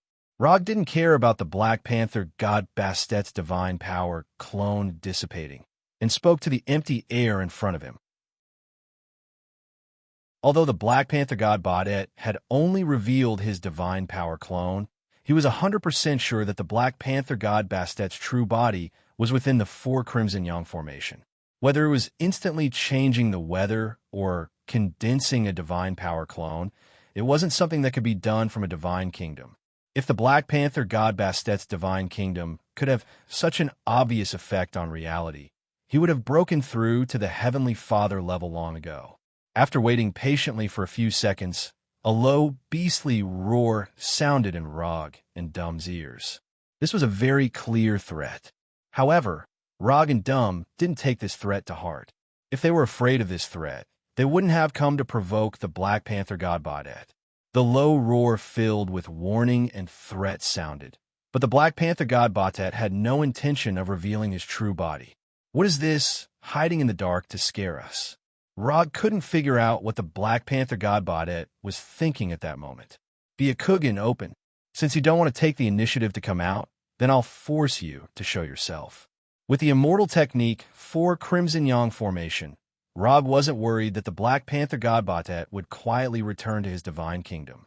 In any case, the 4 Crimson Yang formation was a boundary ninjutsu, and one of the characteristics of boundary ninjutsu was that it had a space isolation effect. If it couldn't even achieve this most basic space isolation, it would be impossible for the 4 Crimson Yang formation to become a higher level boundary ninjutsu than the 4 Violet Flame formation. Chapter 562. With the activation of Byakugan, everything in the 4 Crimson Yang formation appeared clearly in Rog's line of sight. Through the supervision granted by Byakugan, he quickly found Black Panther God Bothead, who was almost integrated with the shadows. As the guardian god of Wakanda, the authority held by the Black Panther God Bast was somewhat different from the authority held by the human gods. From the divine power it has shown so far, its authority has already involved the night, invisibility, lightning, and other domains. Of course, as a Panther God, it will definitely not lack the authority of hunting, fighting, physical strengthening, and other domains. Found you. After finding Black Panther God Bothead in the shadows of the forest, Rog put his hands together again and used Mo Katan, which is most suitable for Shikatsu Forest Sage Mode. Sage Mode would release Haboku Jutsu. The Sage Mode chakra in Rog's body instantly poured into the ground, and huge wooden palms emerged from the ground and directly grabbed Black Panther God Bothead, who was hiding in the shadows. Compared with Wood Human Jutsu and Wood Dragon Jutsu, Haboku Jutsu has higher mobility, and its versatility is no worse than Wood Human and Wood Dragon. because it only needs to make palms with wood release. Haboku Jutsu's activation time is faster than would human jutsu and would dragon jutsu. The huge palms that seem to emerge from the abyss are more difficult to dodge than would human and would dragon. When the huge palms made by Haboku Jutsu emerge from the ground one by one, Black Panther God Batet knew that its position has been exposed. When these huge wooden palms grabbed towards the shadow it was hiding in, Black Panther God Batet didn't hesitate and jumped out of the shadow like a ghost. Black Panther God Batet, who was surrounded by black mist, jumped hundreds of meters in an instant under the bright moonlight and effortlessly escaped from the encirclement of the wooden palms. However, at the moment it was about to land, huge wooden palms emerged from the ground in front of it again. If Haboku Jutsu was so easy to dodge, it wouldn't be a Mokutan ninjutsu that was valued by Hashirama. When these huge wooden palms were about to grab it, Black Panther God Batet showed the unique flexibility of a cat and forcibly twisted its body before landing, slightly changing its landing point. The wooden palm failed to catch him again. Black Panther God Batet took this opportunity to run a few hundred meters away, once again leaving the encirclement set up by the wooden palm. Rog wasn't surprised that the Black Panther God Batet could avoid the capture of the cloth bag technique twice in a row. As a god, it would be inconceivable if the Black Panther God Batet didn't even have this ability. Moreover, from the Black Panther Godbuster's 2 dodges, he discovered a fatal weakness of the Black Panther God. The Black Panther God Batet didn't have the ability to fly. Although this seemed a little inconceivable, it was proven that the Black Panther God Batet did not have the ability to fly. If it had the ability to fly, it wouldn't have needed to spend so much effort to dodge the second time. A simple rise into the air would have allowed it to escape the grasp of the wooden palm. Of course, they couldn't rule out the possibility that the Black Panther God Batet was deliberately hiding his strength. However, Rog doubted that with the Black Panther God Bastet's personality and way of thinking, he would not be able to come up with such a plan. He didn't doubt Black Panther God Buster's intelligence. He just felt that this didn't match Black Panther God Buster's style. I'll restrain him. You can start preparing the fatal strike. When the Black Panther God Batet dodged the capture of the cloth bag again, Rog didn't control the wooden palm to attack him again. Instead, he turned his head and slowly said to Dum, who had come to his side. After saying that, he seriously sized up the Black Panther God Batet, who had revealed his true form. From the outside, the Black Panther God Batet looked like a Black Panther that had been magnified several dozen times. He had shiny black fur all over his body, faint purple eyes, and sharp fangs and claws that emitted cold light. He didn't know if it was his own misconception, but when he was sizing up the Black Panther God Batet, Rog felt that the Black Panther God Batet and Fenrir were indescribably compatible, although one of them was a canine and the other was a feline. Both of them had silky, smooth black fur, and their body sizes were very similar. Fenrir had a shoulder height of 4 to 5 meters and a body length of over 10 meters. Her intelligence wasn't low, and she was very wild. The Black Panther God Bastet's shoulder height and body length were about the same as Fenrir, and he also had a rather high intelligence, and was also very wild.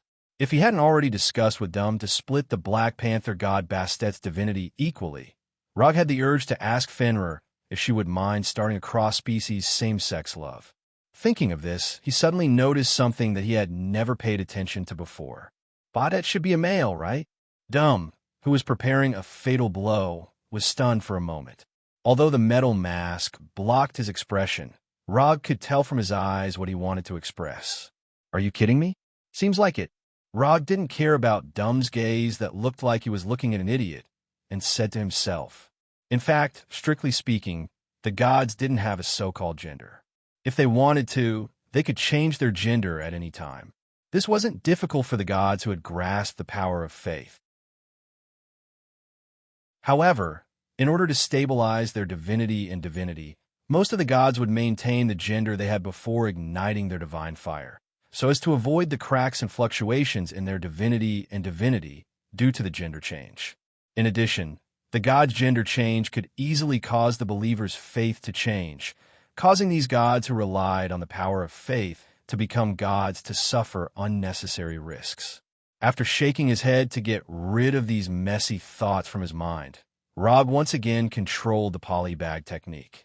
After confirming that the Black Panther god Batet didn't have the ability to fly, the difficulty of restraining and capturing him plummeted.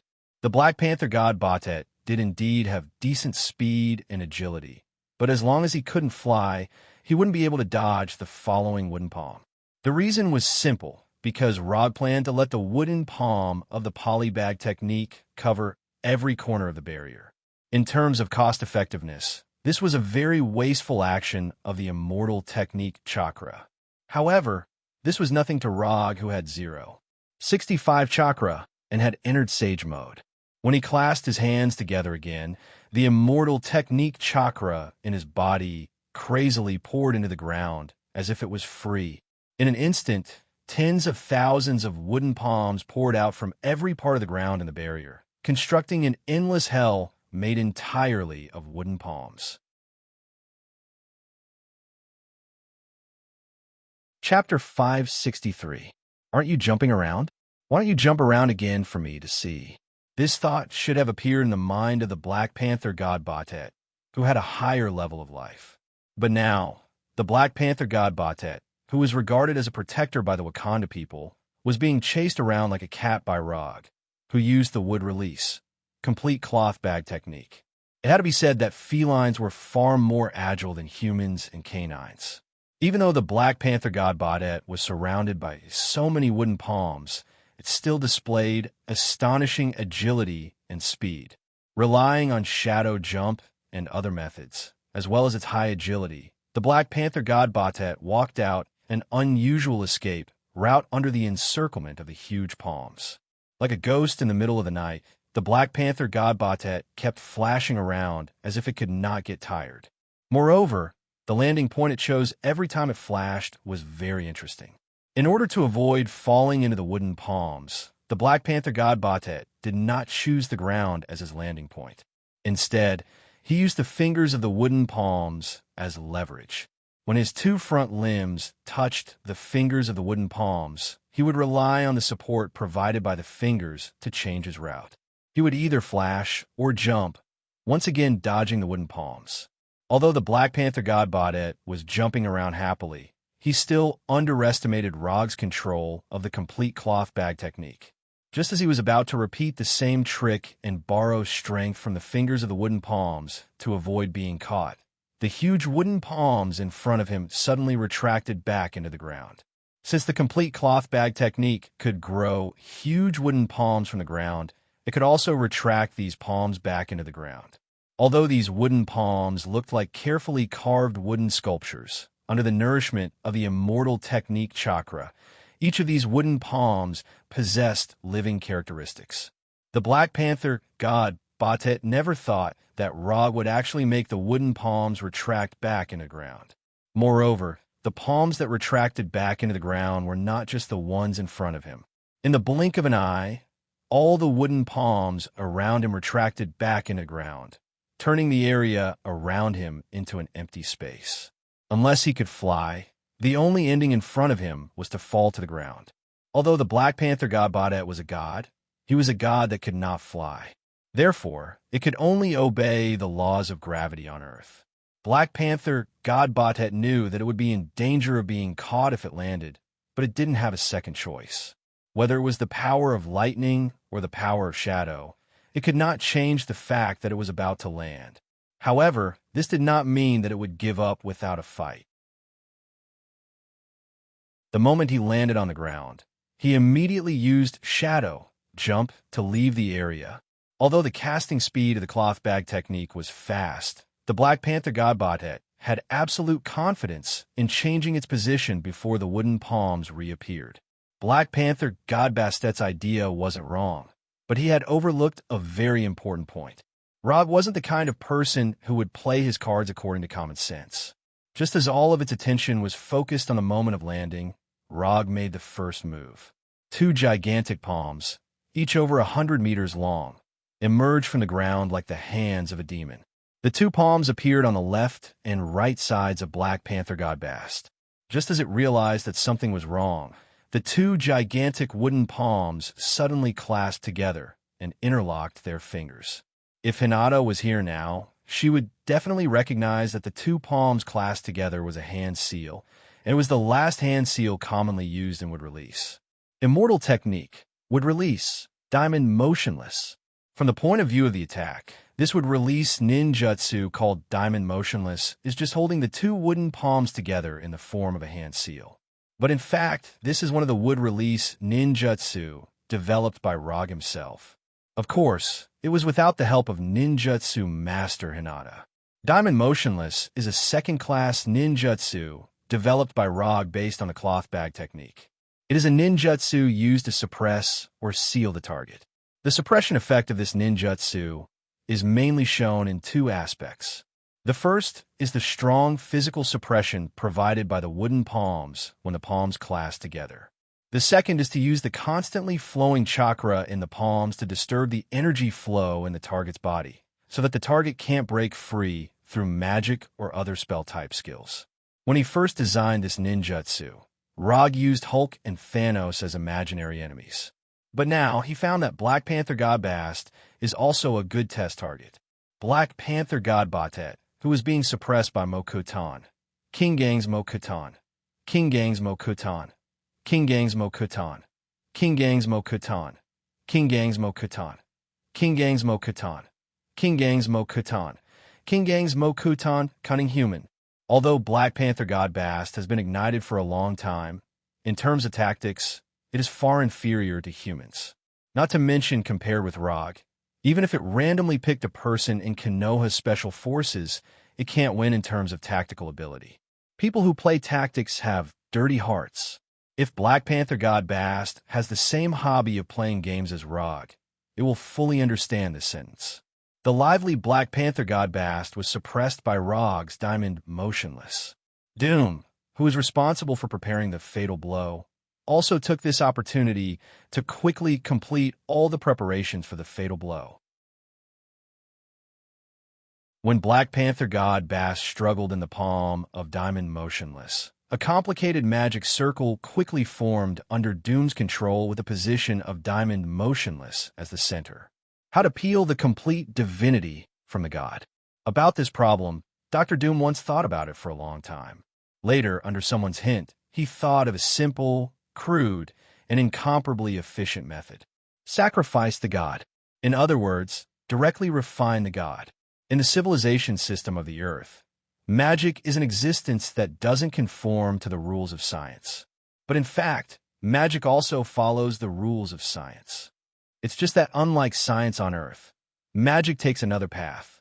In a magic system that follows the rules of science, there's a branch that abides by the rules of science. This branch is called alchemy. Without sacrifice, you can't get anything. If you want to get something, you must pay the same price. This is the equivalent exchange principle of alchemy. Neither Rog nor Doom is an alchemist, but this doesn't prevent them from using the power of alchemy. Chapter 564. What Dr. Doom built on the ground was indeed a magic array, but to be more precise, it should be called an alchemy array.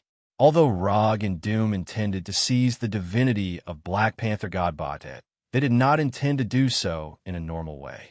First, defeat Black Panther God Batet, then consume its divinity and divine power, and finally separate its divinity. This was the most commonly used method and the most orthodox method. However, this method was a bit too complicated for Rog and Doom. Therefore, they chose a simpler and more crude method, which was to use alchemy to separate the divinity of Black Panther God Batet. Through the alchemy array, they sacrificed Black Panther God Batet to the Gate of Truth. Using the principle of equivalent exchange of the Gate of Truth, they completely separated the divinity, divine power, and divinity of Black Panther God Batet. The true body of Black Panther God Batet, as well as its divine power and divinity, would be sacrificed to the Gate of Truth, and its divinity would be separated separately and become Rog and Doom's spoils of war. Equivalent exchange, each taking what they need. This was the fatal blow that Rog and Doom prepared for Black Panther God Batet. If Black Panther Chara knew that Rog and Doom had this idea from the beginning, he would not have taken the royal guards to attack Konoha. He just wanted to seek justice for his father, Chara, and let others know what the consequences of maliciously obtaining vibranium were. But he would not have thought that his decision would ruin the patron of Wakanda, and even make the vibranium resources that belong to Wakanda completely become the private property of others. Let's begin. When the alchemy circle on the ground emitted a blue light, Rog deactivated the Mo-Katan. King Gang's Mo-Katan. Allowing Black Panther God Batet to regain its freedom of movement.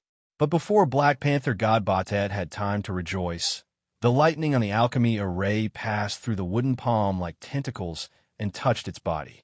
The moment the lightning touched it, it realized the danger it was in. However, it was too late.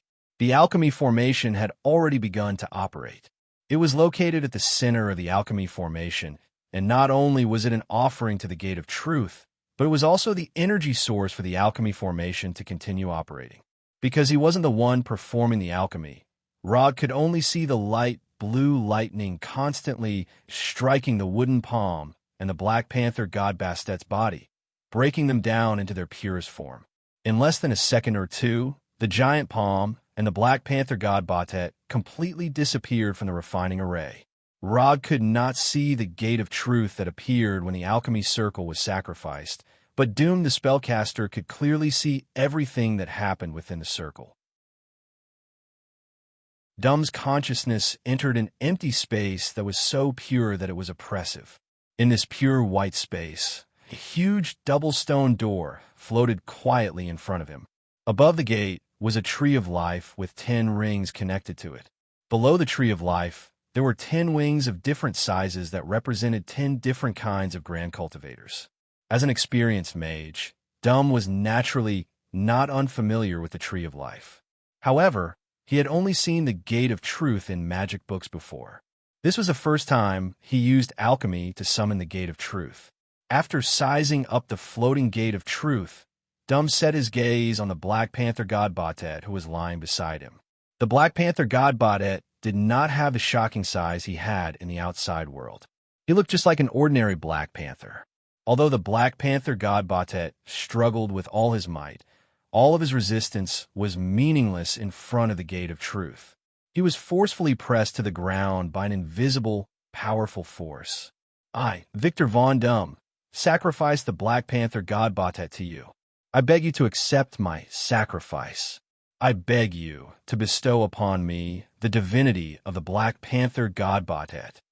After glancing at the Black Panther God Batet, who could not stand up, Doom spoke to the Gate of Truth with an unprecedented respectful tone.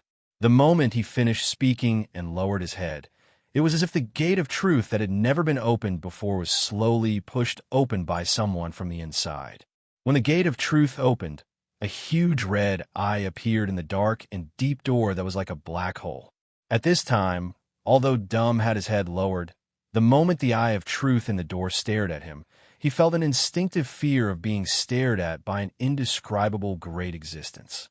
Fortunately, the Eye of Truth in the Gate of Truth only glanced at him casually before shifting its gaze to the Black Panther God Batet, who was still doing useless work. Under the shocked gaze of the Black Panther God Batet, arms of various sizes extended out from the Gate of Truth, as if they were completely condensed from shadows.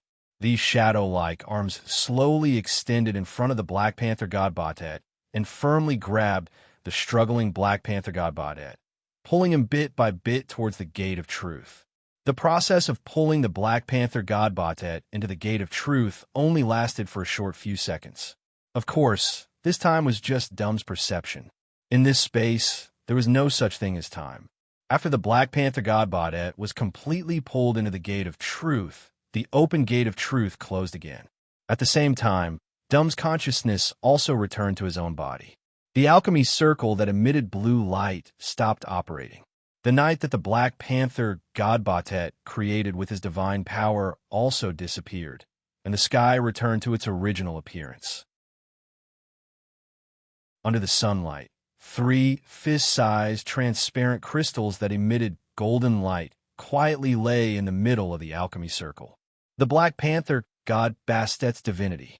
Rog, who exited Sage mode, landed in front of Dum and said slowly, "There are a total of 3 divinity fragments. How do we split them?" "You have 2, and I have 1. I'll pick first." After thinking for a second or two, Dum gave an answer. Rog had no objections to Dum's arrangement. Although Dum had the right to pick first, no one knew which authority of the Black Panther god Bastet was in these 3 divinity fragments before they were digested or used. The divinity fragments were indeed very precious, but Dum knew very well that he didn't have the strength to take them all for himself. Moreover, in terms of effort, Rog did put in more effort than him.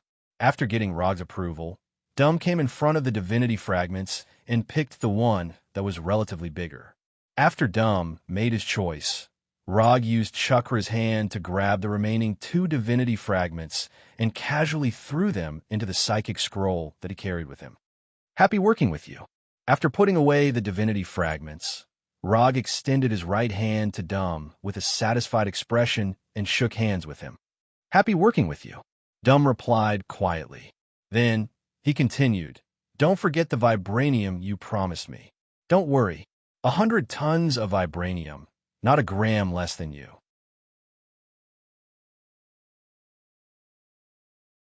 Chapter 565. 100 tons of vibranium seems to be a lot, but compared to Wakanda's tens of thousands of tons of vibranium reserves, it's only a small part. Dum's sacrifice is definitely worth the 100 tons of vibranium. Good. Then I'll go back first. If there is such a cooperation in the future, you can contact me at any time. After receiving the divine spark of Black Panther God Bast, Dum began to arrange the teleportation formation and quickly disappeared in front of Rog. After Dum left, Rog gave a new order to Konoha's army that retreated 10 kilometers. An hour later, in the King's Hall in Bernzana, Wakanda's capital, Rog, wearing the Yondaime Hokage Haori, casually sat on the vibranium throne that symbolized the Wakanda king, glancing at Black Panther T'Challa and the members of the Elder Tribal Council kneeling in the hall. Around them, the corpses of the royal guards and Wakanda soldiers were lying everywhere. As far as I know, the Wakanda kings were all born from fighting. I'm stronger than any of you, so it's not against your customs to let me sit on the throne, right? Rog seemed to be asking Black Panther T'Challa and the elders, but everyone present could hear that he was mocking Wakanda's primitive tribal succession system. "You've won. There's no need to continue to take advantage of these words. Just say it. How are you going to deal with us?"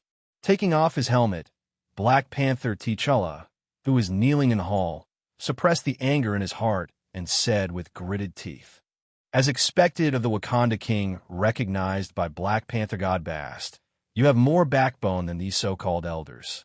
The winner takes all. The loser eats the dust. I'm the winner now, so whatever I want to do with you is my right. You don't have to count on other countries or the international community to provide you with any help. In this case, no country or organization will risk offending Konoha to help you." Rog looked at Black Panther like he was looking at a slave and said to him like a real king, "Hokage-sama, no matter what you want, just say it. As long as Wakanda can do it, we will definitely do it.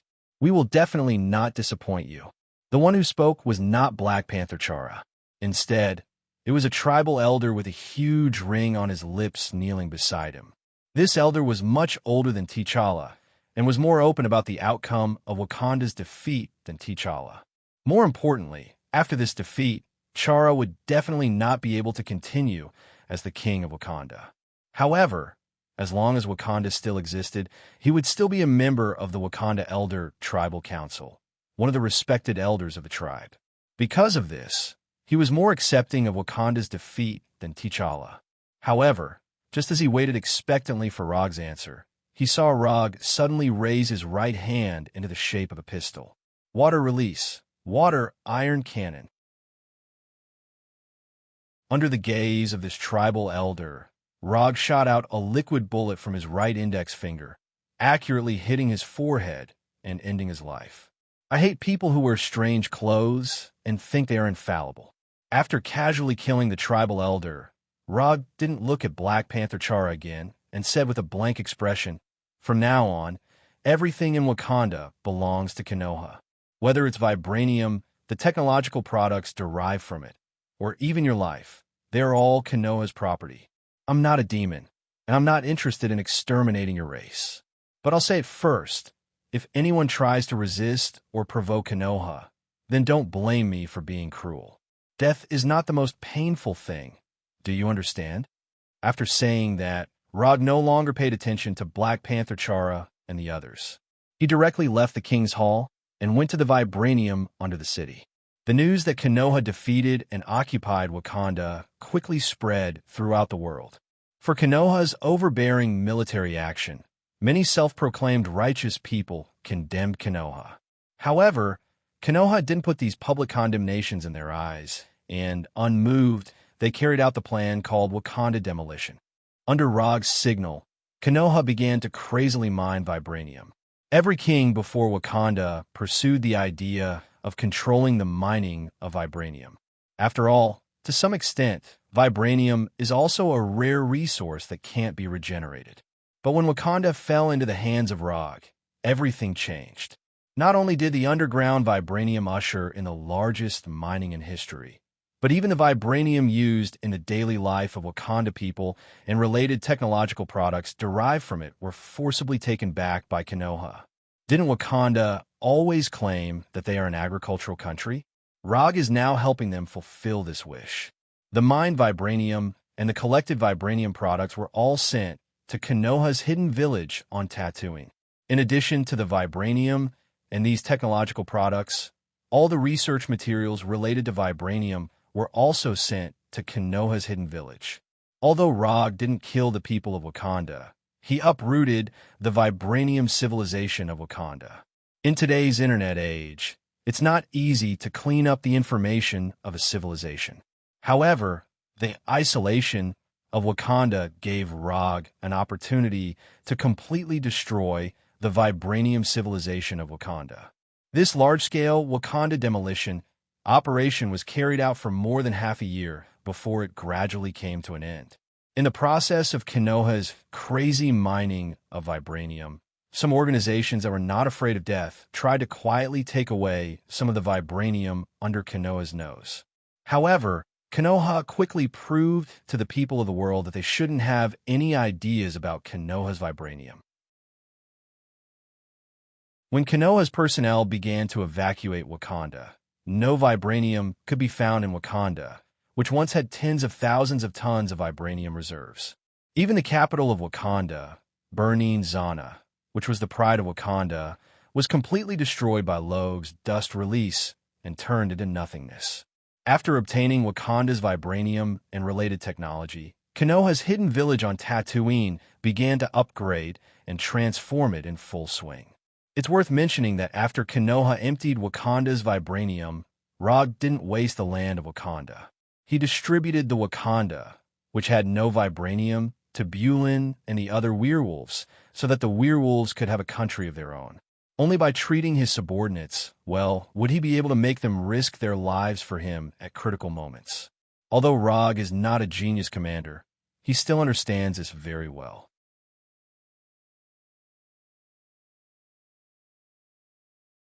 Chapter 566. Abandoned Planet, Morag. You'd better be sure that the damn Universal Spirit Ball is here this time.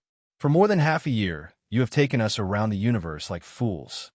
After getting off the Milano, Rocket, who was holding an energy rifle, said to Star-Lord behind him with a dissatisfied look, "Please believe in my professionalism.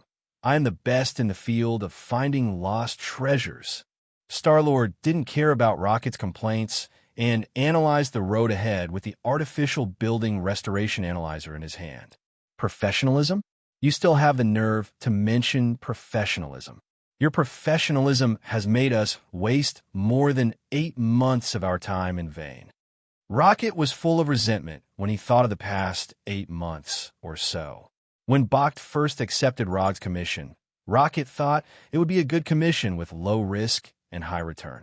But he never thought that it would take them more than 8 months to find the Universal Spirit Ball. Considering the time and energy that has been wasted so far, he felt that the 200 million star coins reward given by Rog was a bit too little. Okay, don't talk nonsense. Hurry up and confirm it. Ebony Throat and Black Dwarf are still looking for us everywhere. Gamera's voice sounded behind Rocket and Star-Lord. They are not the only ones who are looking for the Universal Spirit Ball, and Thanos is also looking for the Universal Spirit Ball. Of course, Thanos himself would definitely not waste time on this search process, so he sent Ebony Throat and Black Dwarf of the Dark Five Generals. When they first started looking for the Universal Spirit Ball, Star-Lord and others did not know this. But when they met Ebony Throat and his party on Abandoned Planet, the situation was different. They don't know what Ebony Throat and Black Dwarf were thinking. After coincidentally bumping into Star-Lord and others, they directly stared at Star-Lord and others and hunted them all over the universe like hounds. In order to get rid of Ebony Throat and others, Star-Lord and others broke out in several battles with Ebony Throat and others. Relying on the divine energy that has not been fully mastered, Star-Lord barely took a little advantage in the battle with Ebony Throat and slightly got rid of Ebony Throat and others and gained some undisturbed time. After hearing the names of Ebony Throat and Black Dwarf, Star-Lord and Rocket closed their mouths at the same time and began to search for the whereabouts of the Universal Spirit Ball in this temple that has been abandoned for God knows how many years. Tatooine, Konoha Hidden Village, Naruto Training Room. After joining forces with Professor Doom to get rid of the Black Panther god Batet, Rog once again began the simple and unadorned immortal body cultivation plan. After more than half a year, the development progress of the immortal body, which seemed to have been completely locked, finally improved again from 90% to 95%. Although the improvement was not big, this was already the limit that Rog could achieve in the past 6 months. For the sake of this mere 5%, he had even set aside the cultivation of a 9-tailed resonance degree and focused all his energy on the development of the immortal body. Perhaps it was because this was a crucial point in the development of the immortal body. After the development of the immortal body reached 95%, the amount of chakra in his body ushered in the greatest increase in history. When the immortal body was 90% developed, the amount of chakra in his body was 0. 3 pillars. When the degree of development reached 95%, the amount of chakra in his body increased to 0. 5 chakra, which directly exceeded 50%. Plus the QB chakra he could now use, his total amount of chakra reached an amazing 0. 85 chakra. The chakra that he had been longing for since the first day of crossing was finally in front of him. After the end of the day's training, he left the training room using quantum transmission. In a forest outside Konoha Hidden Village, he found the giant wolf Fenrir who had been excited for half a year. After getting the shard of the Black Panther god Batet, he intended to leave both shards for himself. However, after considering that magic was only his backup power, he fed one of the shards of divinity to Fenrir, trying to ignite his mount and pet's divine fire. The shard of divinity was fed, but Fenrir's digestion progress was very worrying. Half a year later, Fenrir didn't even completely digest the shard of divinity, let alone igniting the shard of divinity. Not only that, the shard of divinity also had extremely obvious side effects on Fenrir. Since eating the shard of divinity, Fenrir has been in this state of excitement, as if injected with stimulants, crying and howling all day long, like a husky in heat. In order not to let Fenrir affect the normal life of the residents of Konoha Hidden Village, Rog drove him to the forest outside Konoha Hidden Village and gave him full freedom. How do you feel today? Is it better? After teleporting to Fenrir, Rog touched Fenrir's big head and asked with concern. "Awoo! Awoo!" Fenrir could have spoken, but after Estrus, he was too excited, so excited that Little Black couldn't bear it, so Little Black heartlessly abandoned the host. Without the help of Little Black, Fenrir returned to a state where he could only howl. Okay, I know. When I go back, I will ask them to send another batch of prey." After comforting Fenrir, Rog turned his head and glanced at the lush forest that was somewhat abnormal. The animals and plants on Tatooine had been eaten clean by the hive that was in a state of hunger all year round. But this problem was solved after Rog dealt with Igo. After bringing back a batch of plant seed from Igo, natural environments, such as grasslands and forests, once again appeared on Tatooine. Because of the time, these plants have not completely covered the entire Tatooine for the time being. However, with the exuberant vitality of these plants, they will sooner or later make Tatooine full of vitality like Igo's star. After returning to the Hokage's office by flying Thor, Rog asked Number 2, who had taken over Konoha Hidden Village, to send a new batch of prey to Fenrir. Later, he found Hinata, who was addicted to the development of ninjutsu, and had a pleasant dinner with her. This dinner was very rich. Just when he planned to have a good sleep to restore his strength, Number 2's mechanical voice sounded in the bedroom.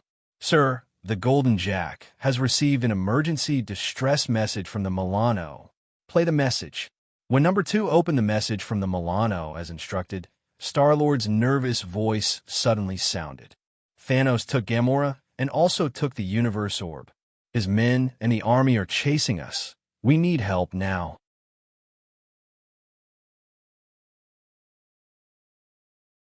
Chapter 567. After listening to the distress message sent by Star-Lord, Rog instantly cheered up. Compared with sleeping to restore stamina, the power gem is undoubtedly much more important. Furthermore, he wasn't in a particularly bad state right now. He was just a little tired. "Are you leaving again? How long will you be gone this time?" Before Rog, who was lying in bed, got up, Hinata's soft voice sounded. "It shouldn't be long." After pinching Hinata's soft face full of collagen, Rog got up, put on his clothes, and used quantum transmission to come to the main control room of the Golden Jack. Lock the nearest interstellar jump coordinates to the Milano and set off immediately. Rog, who was sitting in the captain's position, did not hesitate and immediately issued the order to set off. At this time, Konoha did not have any military operations, so there was no one on the Golden Jack except for those robots responsible for daily maintenance and equipment repair. "Yes, sir." Now in charge of controlling the Golden Jack, it is a clone of artificial intelligence Number 2, Sparrow, who uses the same mechanical, synthesized voice as Number 2. Under the control of Sparrow, the Golden Jack, hovering in the outer space of Tatooine, began to start the main engine and drove towards the set interstellar jump point. "Damn it! Damn it! Damn it! I told you not to split up, but you didn't listen to me." At this time, Star-Lord was controlling the Milano to perform ultra-high-speed maneuvering evasive actions, avoiding the dozen or so small fighters behind them that were constantly firing at them. If you still have the strength to complain, it's better to find a way to get out of here as soon as possible. I don't want to take this little guy to fight Thanos' main ship. I am Groot. I agree with Rocket's statement. Rocket did not compete with Star-Lord for the piloting rights of the spaceship this time, but focused all his energy on the control of the energy cannon. Although there are only a dozen or so small fighters chasing after them. But behind these small fighters is Thanos' main ship, Temple Number 2. Whether it is driving the Milano against Thanos' Temple Number 2 or fighting Thanos' crazy Titan face-to-face, Rocket is not willing to do so. When Rocket first became a bounty hunter, he had already heard of Thanos' reputation. As a bounty hunter who often carried out shady missions, he understood the horror of Thanos better than most people. If Rog gave him the feeling of a legendary dragon that controlled the sky, then Rog's aura was much stronger than Rog's. Then, the feeling that Thanos gave him was that of the ancient Titan that dominated the earth and shared the limelight with the dragon in myths and legends. Monster. Both of them were monsters. At this time, Rocket began to regret accepting Rog's commission. It is precisely because of Rog's commission that they now have to face Thanos, who has the name Crazy Titan. "I'm Groot." Drax is to wear a spacesuit and go outside to stop those fighters. Just as Rocket was controlling the energy cannons on the Milano to counterattack, Groot's voice suddenly sounded beside him. "Stop that guy whose head is full of muscles. I don't want to go to the vacuum to collect his corpse." Rocket shouted in a roaring tone. Gamora was taken away by Thanos, Star-Lord was piloting the spaceship, and Rocket was controlling the turret. Thus, Drax the Destroyer had some crazy ideas that didn't even cross his mind. "I'm Groot. It's too late. He has already connected the chain of the winch and gone out, Groot said silently. Why did I become teammates with such a person? Rocket didn't know what to say anymore. Drax the Destroyer, wearing a translucent honeycomb-shaped spacesuit, appeared in the aiming picture of the energy cannon at the tail of the spaceship. Through the aiming picture, Drax can be clearly seen holding an energy rifle and shooting around meaninglessly. When Rog took the Golden Jack to the coordinates attached to the Milano message, he found nothing. There was no Milano of Star-Lord and others, nor was there any Temple 2 of Thanos. There was no spaceship in the nearby universe. Is it still too late? Rog frowned. Contact the Milano and search the surrounding universe to see if you can find anything. After a few seconds of contemplation, he said to the spaceship's control system, Sparrow. Yes, sir. The emotionless mechanical synthetic voice sounded again. It has only been less than an hour since he received the message and arrived here. Although the Golden Jack has already exerted its fastest speed, it is obvious that Rog is still too late. Judging from the current situation, Star-Lord and others have either been wiped out by Thanos or have successfully escaped. No matter what the situation was, it was not good news for him. The universe is so big that it is slightly inadequate to use light years as a unit of distance. It is not an easy task to find traces of Thanos in the universe, or to find Star-Lord and others who have escaped to who knows where. Call failed. We cannot contact the Milano for the time being. The wreckage of the spaceship was found at the double circle coordinates, 90 degrees, 30 degrees, 296 degrees. Sparrow reported the discovery to Rog. Let's go and take a look. Send a cross-domain over-distance message to the Milano and ask them to send their current location. When they're in the same universe as the Milano, conventional calls and information transmission methods will be effective. When the Milano leaves the original universe through an interstellar jump, it can only contact the other party through a cross-domain over-distance message. In simple terms, this is equivalent to sending a text message to the other party. However, this text message will be transmitted to other universes through all the nearby interstellar jump points, so as to quickly contact the other party. When the two are too far apart, cross-domain over-distance message is a very good way to contact the other party. The disadvantage is that there is no way to make an instant call and contact, and they can only passively wait for the other party's reply. The distress message sent by Star-Lord before was a cross-domain long-distance message. This was how the message was quickly transmitted from planet Morag to the Golden Jack, near planet Tatooine in the shortest possible time. After comparison of the data, the remaining wreckage of the battle armor does belong to the Thanos army. These scattered wreckage of the spaceship that spread out like a beacon depicted an escape route to the interstellar jump point. They escaped, good job. Although he has not received a reply from the Milano, Rog can already be sure that Star-Lord and others have successfully escaped the pursuit of Thanos.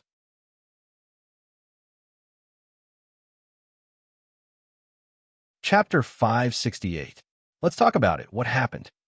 In the main control room of the Golden Jack, Rog saw Star-Lord and the others with a lonely look on their faces.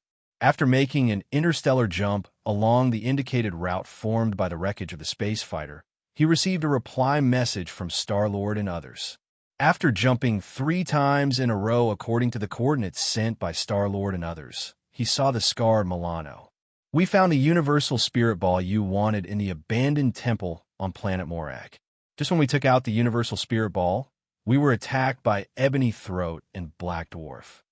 In order to escape from Ebony Throat and Black Dwarf as soon as possible, we decided to split up. Rocket and Groot were responsible for holding back Ebony Throat and the others, while Gamora and Drax took the opportunity to return to the Milano and then drove the spaceship to pick us up. But no one thought that Thanos would actually come in person. He snatched the Universal Spirit Ball and took away Gamora. Drax was lucky. He was just knocked unconscious and did not suffer any fatal injuries. Rocket and I couldn't wait for the spaceship, so we retreated while fighting and brought Drax, who was unconscious on the side of the road, back to the spaceship.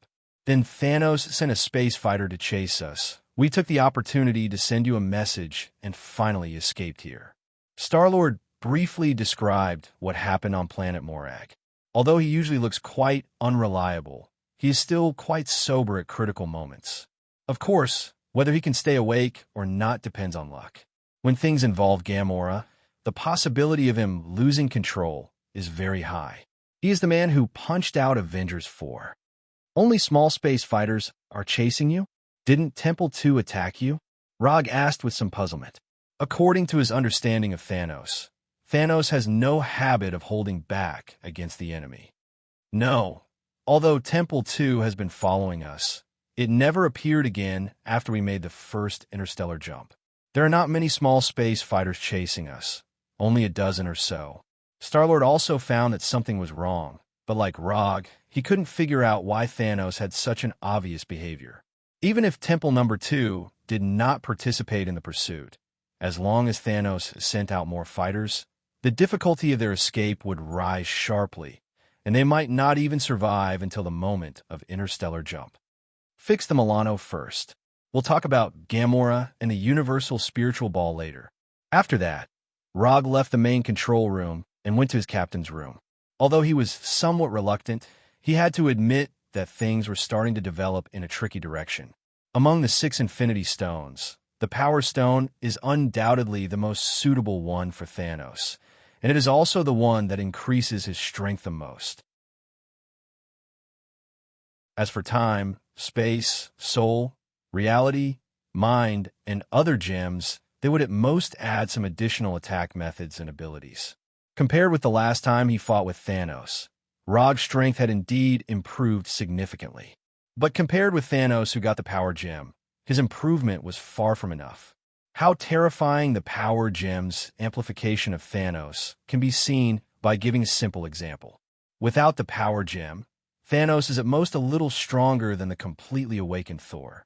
And when he had the Power Gem, the completely awakened Thor was like an ordinary Asgard in front of him. He was the kind of opponent that he could crush at will. If the other 5 Infinity Stones can make Thanos infinitely close to the Divine Father level, then the Power Gem can make him a particularly good fighter among the Divine Fathers. The reason why there is such a big difference is not because the other 5 Infinity Stones are not as good as the Power Gem. It's because the Power Gem is the most suitable for Thanos, who has amazing physical strength and is extremely proficient in close combat. The Power Gem is an infinitely powerful physical force. It can allow the user to control all the power and energy they want to master, copy and replicate all physical superpowers, and let the user's own physical attack and defense capabilities reach the extreme. In addition, the Power Gem itself also contains a huge amount of energy, which can strengthen the effect of other gems or provide energy for other gems. For Rog, the Power Gem falling into the hands of Thanos is a more troublesome thing than the space, soul, and mind gems falling into the hands of Thanos. The fit between the Power Gem and Thanos is the same as the fit between the Time Gem and the Ancient One. It is a matter that will give the opponent a headache, but helpless. This feeling, the ruler of the dark dimension, Domum, can be said to be deeply experienced. Although Thanos, with the Power Gem, will become very troublesome, he is not invincible. As long as the right time is found, there is still a chance to defeat him. And Thanos is not the only one who has the Infinity Stone. Rog also has the Reality Gem. Thinking of this, Rog sighed helplessly. He does have the Reality Gem, but his compatibility with the Reality Gem is far from high.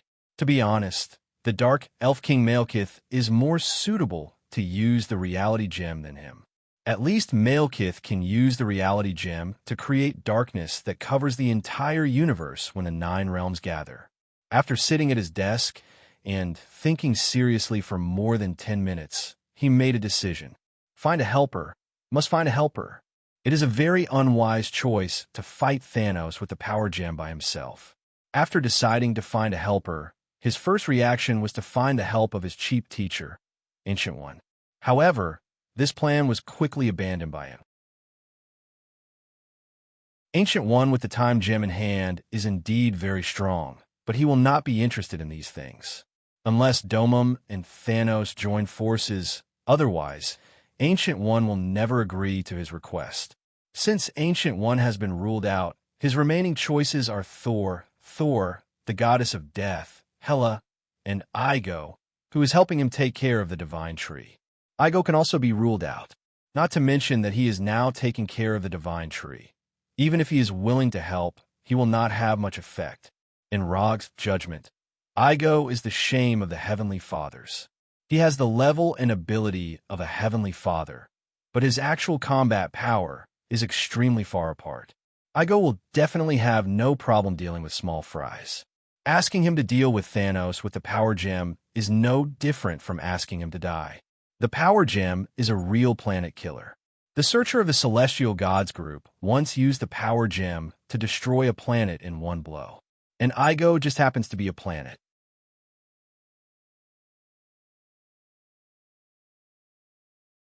Chapter 569.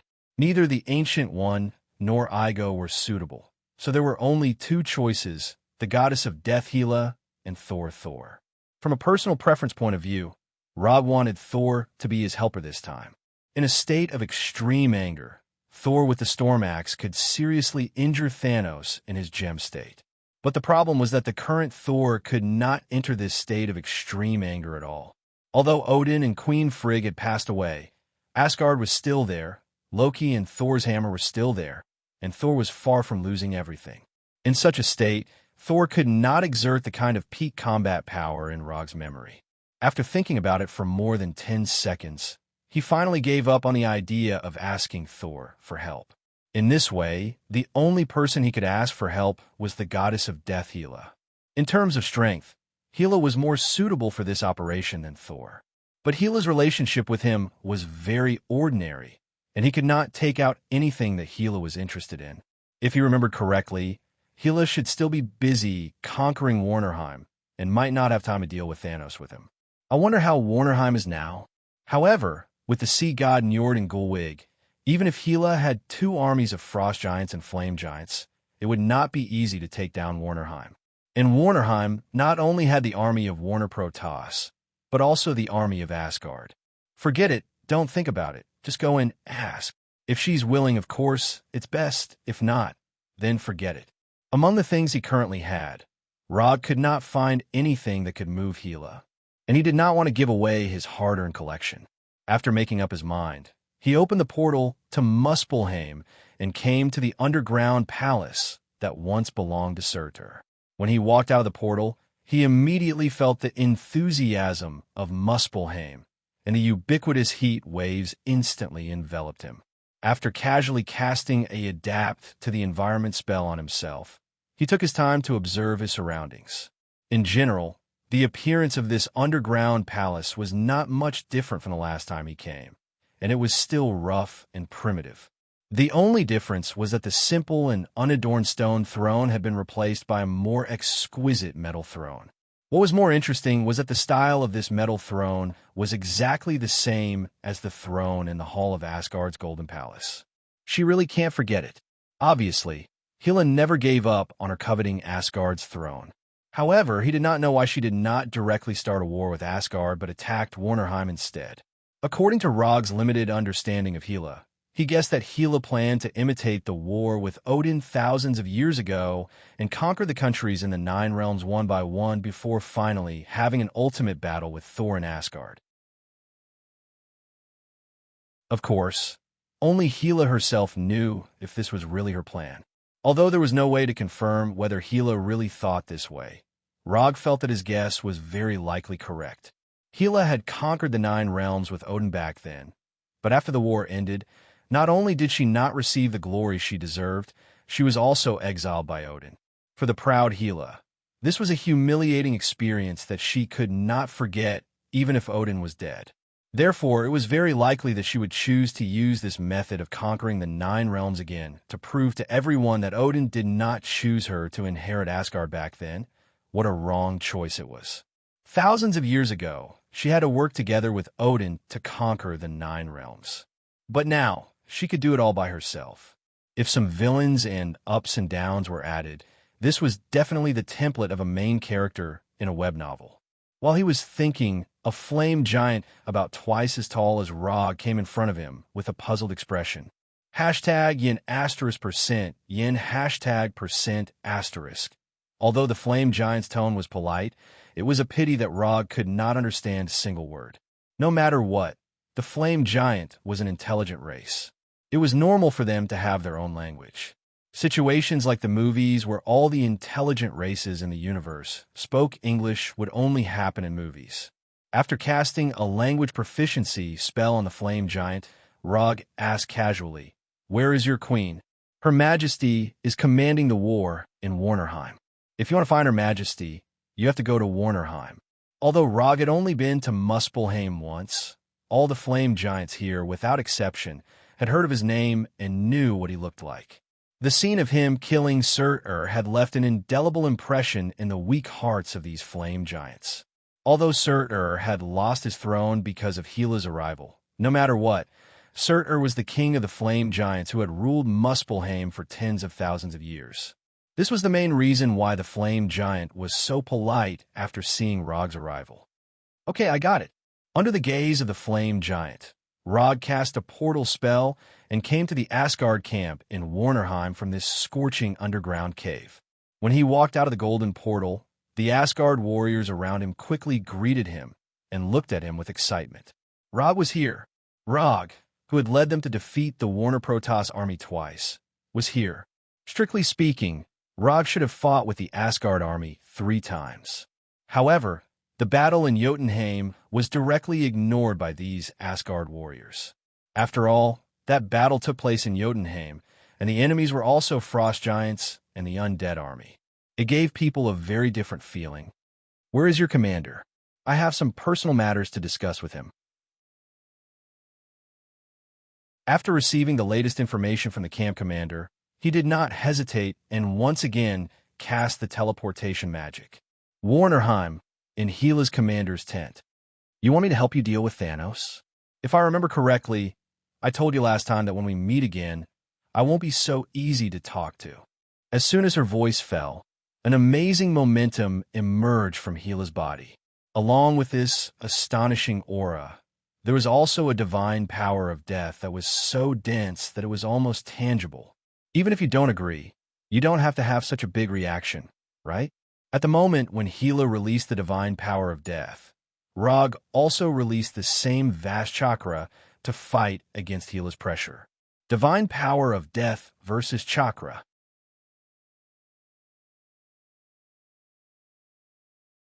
Chapter 570. Compared to the last time they met, Gila's divine power of death had improved significantly. The only uncertainty was whether this improvement was due to her loss to Rog in Jotunheim or a natural increase brought about by her talent. Fortunately, she was not the only one whose strength had improved significantly. Rog's strength had also improved significantly.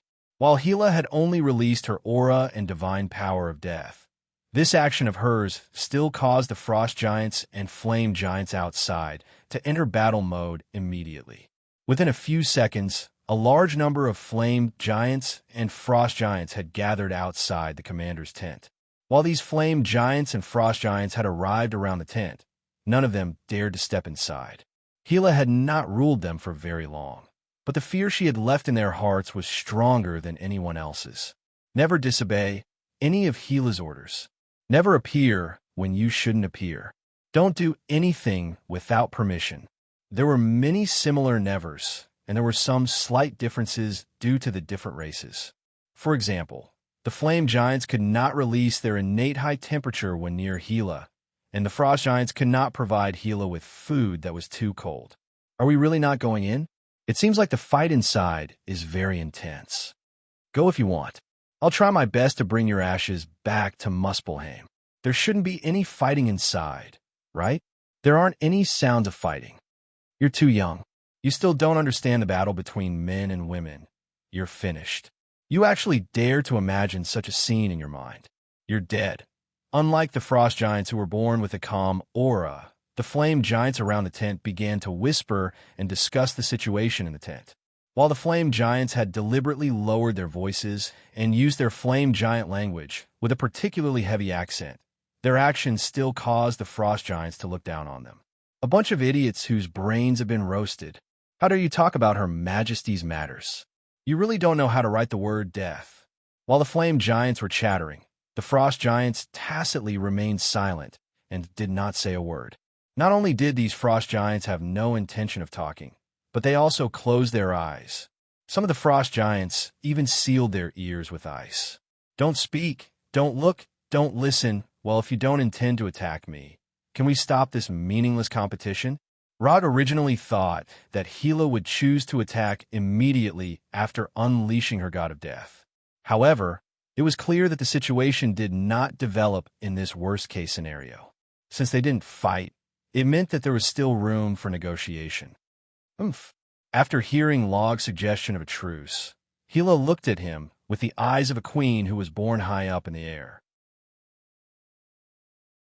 Then, she started to retract her terrifying aura and death divine energy. When her aura and divine power of death showed signs of weakening, Rog immediately retracted his chakra and aura. A few seconds later, the atmosphere in the tent returned to its initial calm state. I didn't expect you to be on par with me now. Looks like the talents of Earthlings still have some redeeming qualities. While Gila's tone gave people a feeling of being high and mighty, Rog was already used to her queen-like tone. I was just lucky to have improved a little. Rog took the initiative to lower his posture and answered unhurriedly. While he might not lose to Gila in a real fight, considering that he was asking for Gila's help, it was normal for him to lower his posture. It was not shameful to be humble when asking for help. Facing an existence like Gila, who was born noble and had outstanding strength, being stubborn would only be counterproductive. This was just like stroking a cat. One had to stroke it according to its fur. All right, you don't have to put on such an attitude in front of me. Just say it. What can you give me in return? You're a ninja. You should know better than anyone that without a satisfactory reward, no one is willing to help. Gila crossed her right leg and sat on the metal chair that was similar to an Asgard's throne. The things in my hands, even if I'm willing to give them to you, are just some small things to you. So if you don't mind, I hope to use 2 equal promises in exchange for your help this time. Of course, I'll forget about the assassination of Thor. He's a knot in your heart. If I kill him, you won't be happy either. Other than Thor, everyone else can be discussed. For example, Loki. If you don't like him, I'll go and kill him now. What do you think?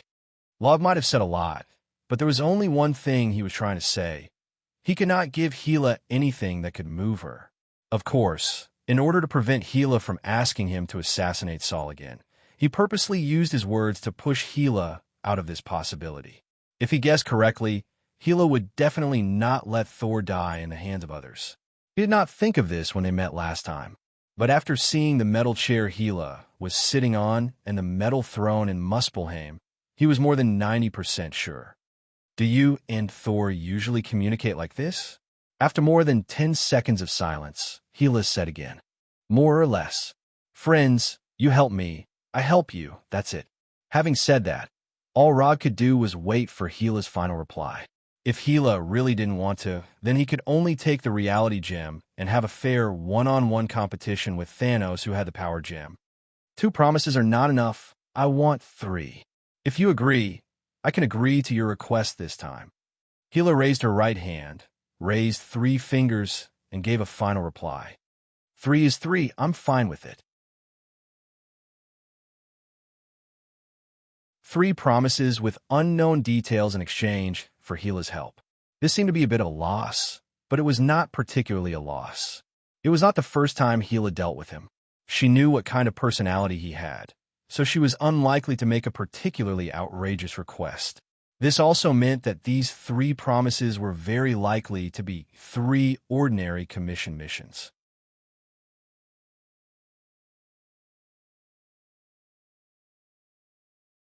Chapter 571. If this is the case, Rog feels that he doesn't know if he is lost or not, but he has made a small profit. Perhaps this is the so-called, you may make a profit, but I will never lose. Then it's a deal. How do I contact you then? Although Gila agreed to his request, it was obvious that she was not likely to follow him all over the universe to find Thanos, so Rog directly asked for Gila's contact information. After saying this, It inexplicably reminded him of the feeling of asking a girl for her WeChat number. On this contact crystal, there is the communication magic circle and death divine power left by me. As long as you are still in this universe, crush it, and I can sense your location at any time. Of course, if you are willing to take the initiative to come and pick me up, I don't mind. After speaking, Hila cast space magic to summon a fist-sized green crystal and threw it at Rog casually. The green crystal drew a beautiful parabola in the air and fell in front of him with incomparable precision. After catching the green crystal, Rog put the crystal in the psychic scroll, then said goodbye to Hila, opened the portal, and returned to the Golden Jack. Now that the helper has been found, the next thing to do is to find Thanos, who has gone somewhere. Although there is no information about the whereabouts of Thanos, Rog already has a suspicious target in his mind. Thanos' home planet, Titan Star. Although Titan Star has completely declined, Titan Star still has an irreplaceable important position in Thanos' heart. It is precisely because he witnessed Titan Star turn from a prosperous planet to a dead planet because of excessive population that Thanos had a crazy plan to eliminate half of the universe's population. So after getting the Power Stone, Thanos is likely to return to Titan Star with Gamora. In the original timeline, after Thanos captured Gamora, Star-Lord and others also went to Titan Star to rescue Gamora. As a result, they accidentally bumped into Tony and Doctor Strange group. Finally, they had a battle with Thanos on Titan Star where they bullied Gamora with more people. In that battle, Tony and Star-Lord and others originally had a chance to win. Unfortunately, this opportunity was ruined by the impulsive Star-Lord, which eventually led to the death of half of the life in the universe. After thinking for a while, Rog made the decision to go to Titan Star. Even if Thanos is not on Titan Star, he will make Titan Star a battlefield for him and Thanos. This was not only to commemorate the Battle of Titan Star that had disappeared, but also to minimize the collateral damage caused by the battle. Anyway, the civilization of Titan Star had been destroyed, and there was no other life on it. Even if he and Thanos fought fiercely there, he didn't have to worry about destroying the environment or affecting other innocent lives. Jack, calculate the repair time of the Milano and send the current coordinates to Noah of the Slave Hunters. Tell him to come over and tell him that I need his help. Although the battleship's AI system was called Sparrow, Rog still preferred to call it Jack. This Jack was not the Jack of the Golden Jack, but the Jack of Captain Jack Sparrow. Yes, sir. The mechanical synthetic voice of a man and a woman sounded immediately.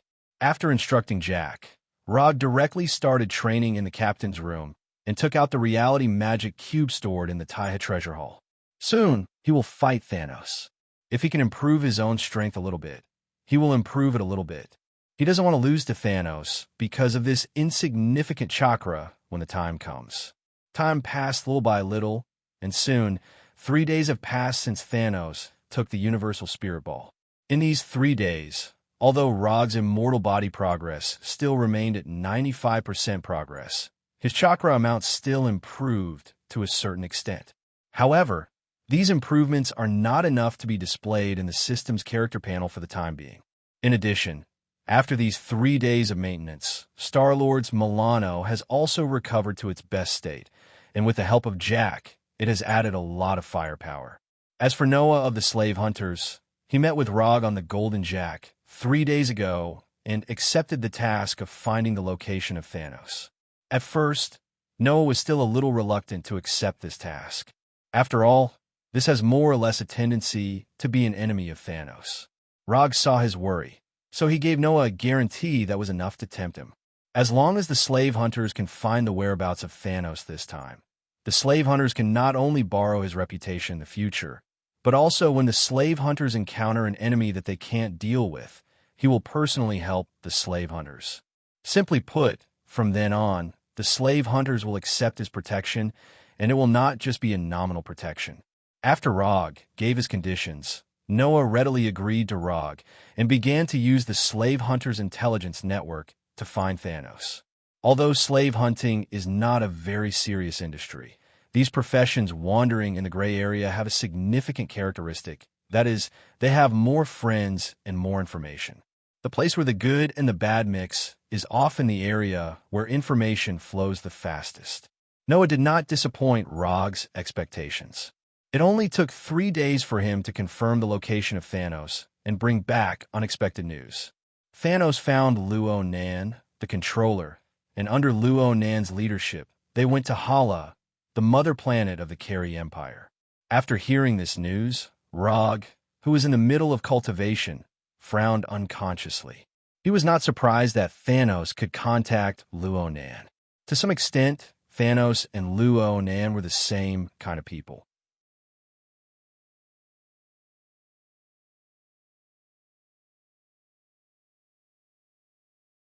Chapter 572. The thing that Thanos Overlord wanted the most now was definitely the Infinity Stone. Especially after getting the Power Stone, his desire for the other 5 Infinity Stones would also be significantly improved. So at this time, Thanos Overlord went to the Carey Empire for the Infinity Stone.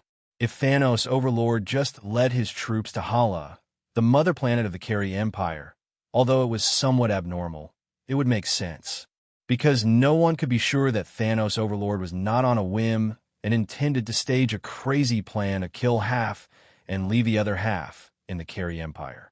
But now he was not going alone or with his troops, but with Ronan, the accuser, to Hala, which was very interesting.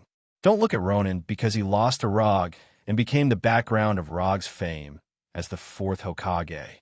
But in fact, Ronan did not lose to Rog twice, which led to a decline in his power and status in the Carey Empire. Now, he was still the supreme accuser of the Carey Empire's accuser group, holding the absolute power of the accuser group and controlling the frontline troops of the Carey Empire.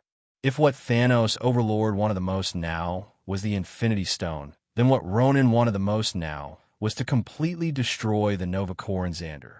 With Ronan's own strength, it was absolutely difficult for him to fulfill his wish. But now, the opportunity to fulfill his wish had come.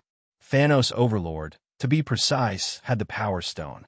Under the buff of the Power Stone, Thanos Overlord could completely destroy the entire planet with one blow, like the Heavenly Gods Group Searcher. And this was the main reason why Ronan worked hard to find the Power Stone before. After combining these factors, a general idea emerged in Rog's mind.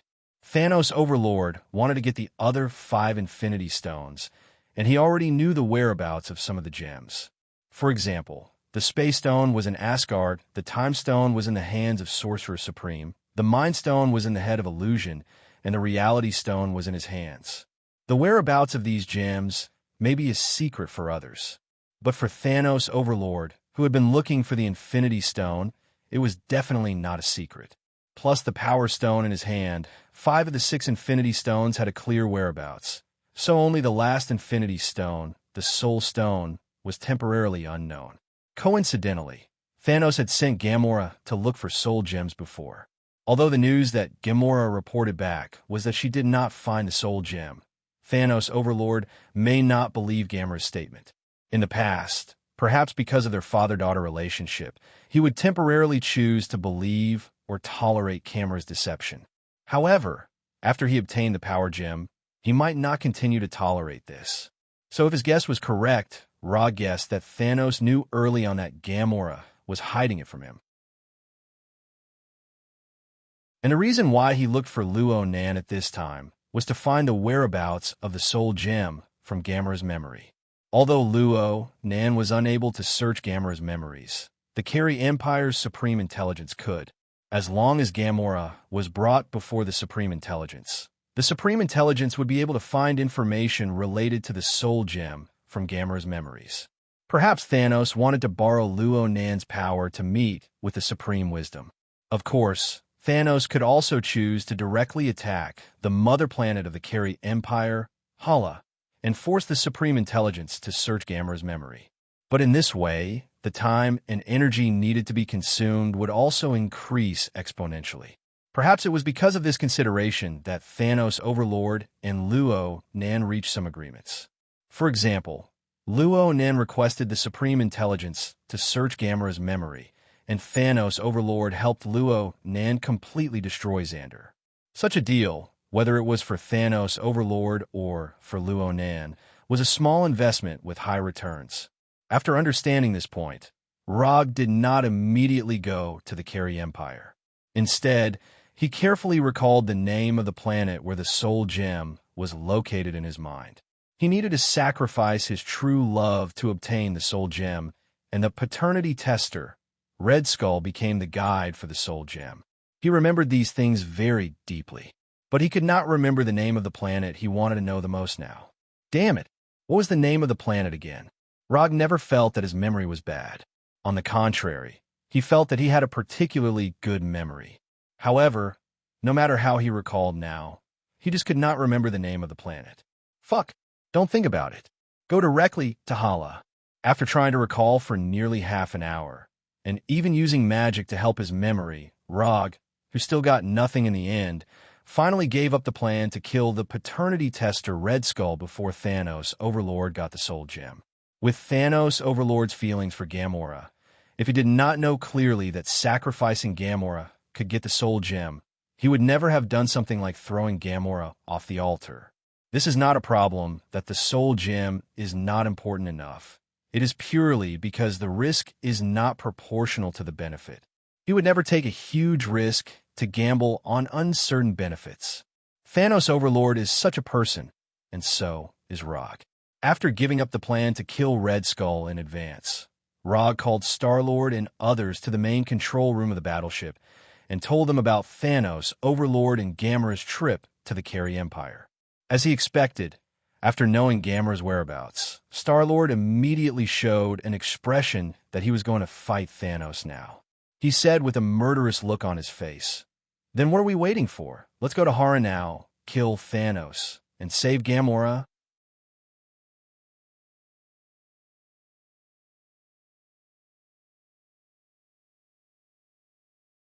Chapter 573. Rog had previously allowed Xander's delegation to return to Xander from Hala, but the situation at that time was completely different from now.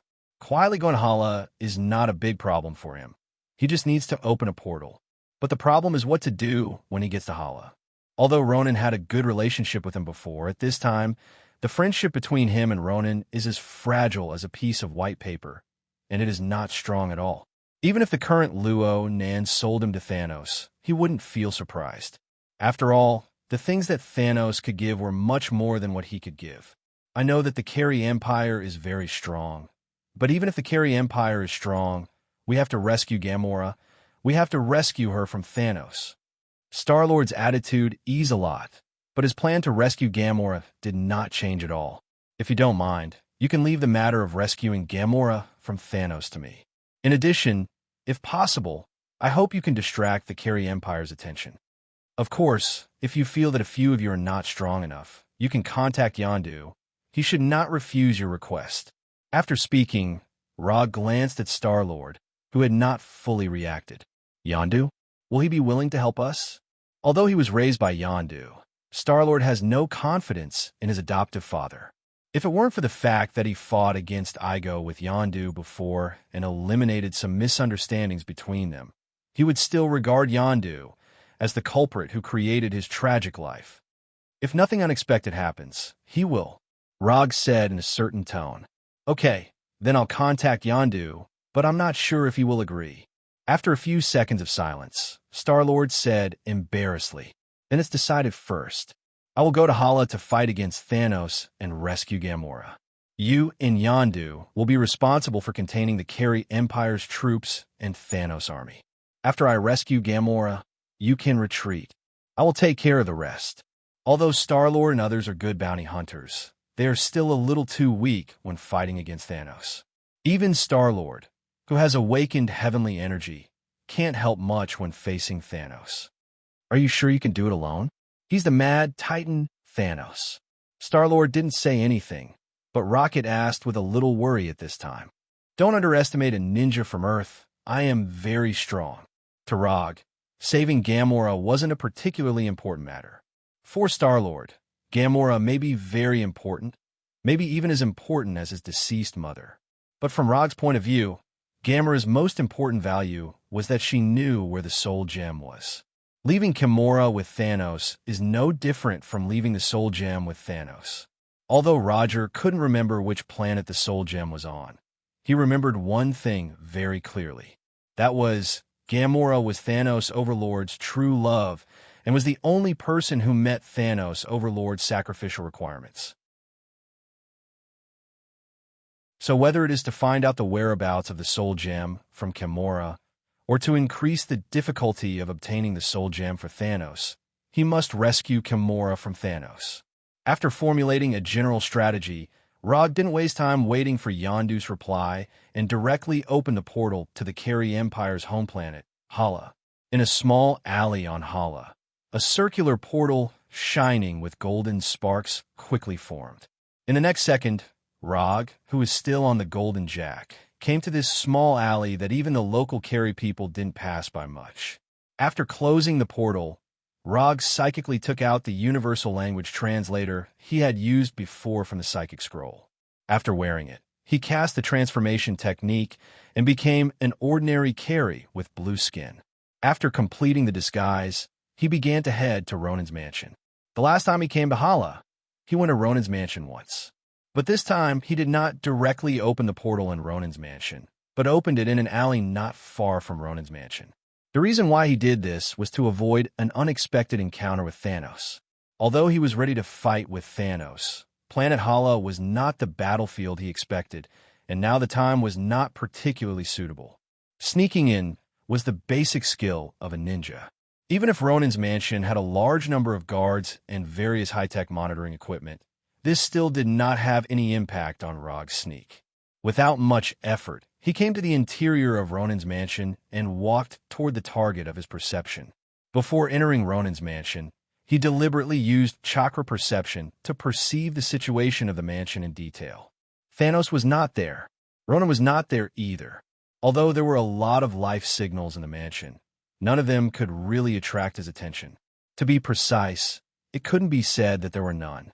Although he did not perceive the life signals of Thanos and Ronan, he perceived a life signal that he had seen before. Nebula, another adopted daughter of Thanos. Unlike Gamora, who hated Thanos, Nebula had a sick worship for Thanos. Although it was Thanos' decision that caused her to become a half-human, half-machine existence, she did not resent Thanos because of this. Instead, she regarded Gamora as the target of hatred. Because he did not pay special attention to Nebula's news before, Rog was not sure whether the current Nebula was the one who worshipped Thanos or the one who regarded Gamora as her sister. But no matter what state Nebula was in now, it did not prevent him from seeing Nebula now. Nebula's current life signal state was very wrong, which reminded him of the scene when Thanos used Nebula's life to threaten Gamora. After avoiding the patrolling guards, Rog came to the room where Nebula was without alerting anyone. Strictly speaking, this was not a room, but a prison located in the basement of the mansion. Or rather, it was an interrogation room. After dealing with the guards at the door, Rog entered the interrogation room and saw Nebula, who was dismembered. Where did Thanos and Gamora go? Rog asked slowly as he came in front of Nebula, who seemed to have been disassembled into parts and was floating in the air. You are Rog? Nebula asked weakly after looking up and down at Rog, who had removed the transformation technique's effect with her mechanical right eye. Yes, it's me. Where did Thanos and your sister Gamora go? Rog repeated the question.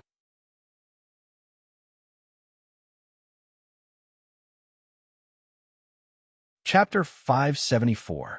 I'm going to kill you. I'm going to kill you. After hearing Rog's answer, Nebula, who couldn't move, suddenly became extremely agitated, shouting at Rog as if he had met an enemy. What's wrong with this guy? Is he crazy? Looking at the suddenly agitated Nebula, Rog silently stepped back and frowned. He wasn't worried about what harm Nebula could do to him now. He just didn't want Nebula to suddenly go crazy and spit on himself. You can't kill me like this. If you don't mind answering a few of my questions, I may be able to assemble you and give you a chance to do it yourself. Rog has rich experience in dealing with lunatics. After all, in the eyes of others, he sometimes looks like a lunatic, so he knows how to communicate with people like Nebula. Nebula, who originally wanted to swallow Log alive, quickly calmed down after hearing his words. He looked at Loeb with eyes full of murderous intent and no longer spoke. Since you don't want to say it, then let me guess. If I guess wrong, you can correct me. Rog ignored Nebula's murderous eyes and said calmly. Then, he sorted out his thoughts and continued, if I'm not wrong, it was Thanos Lord who made you like this.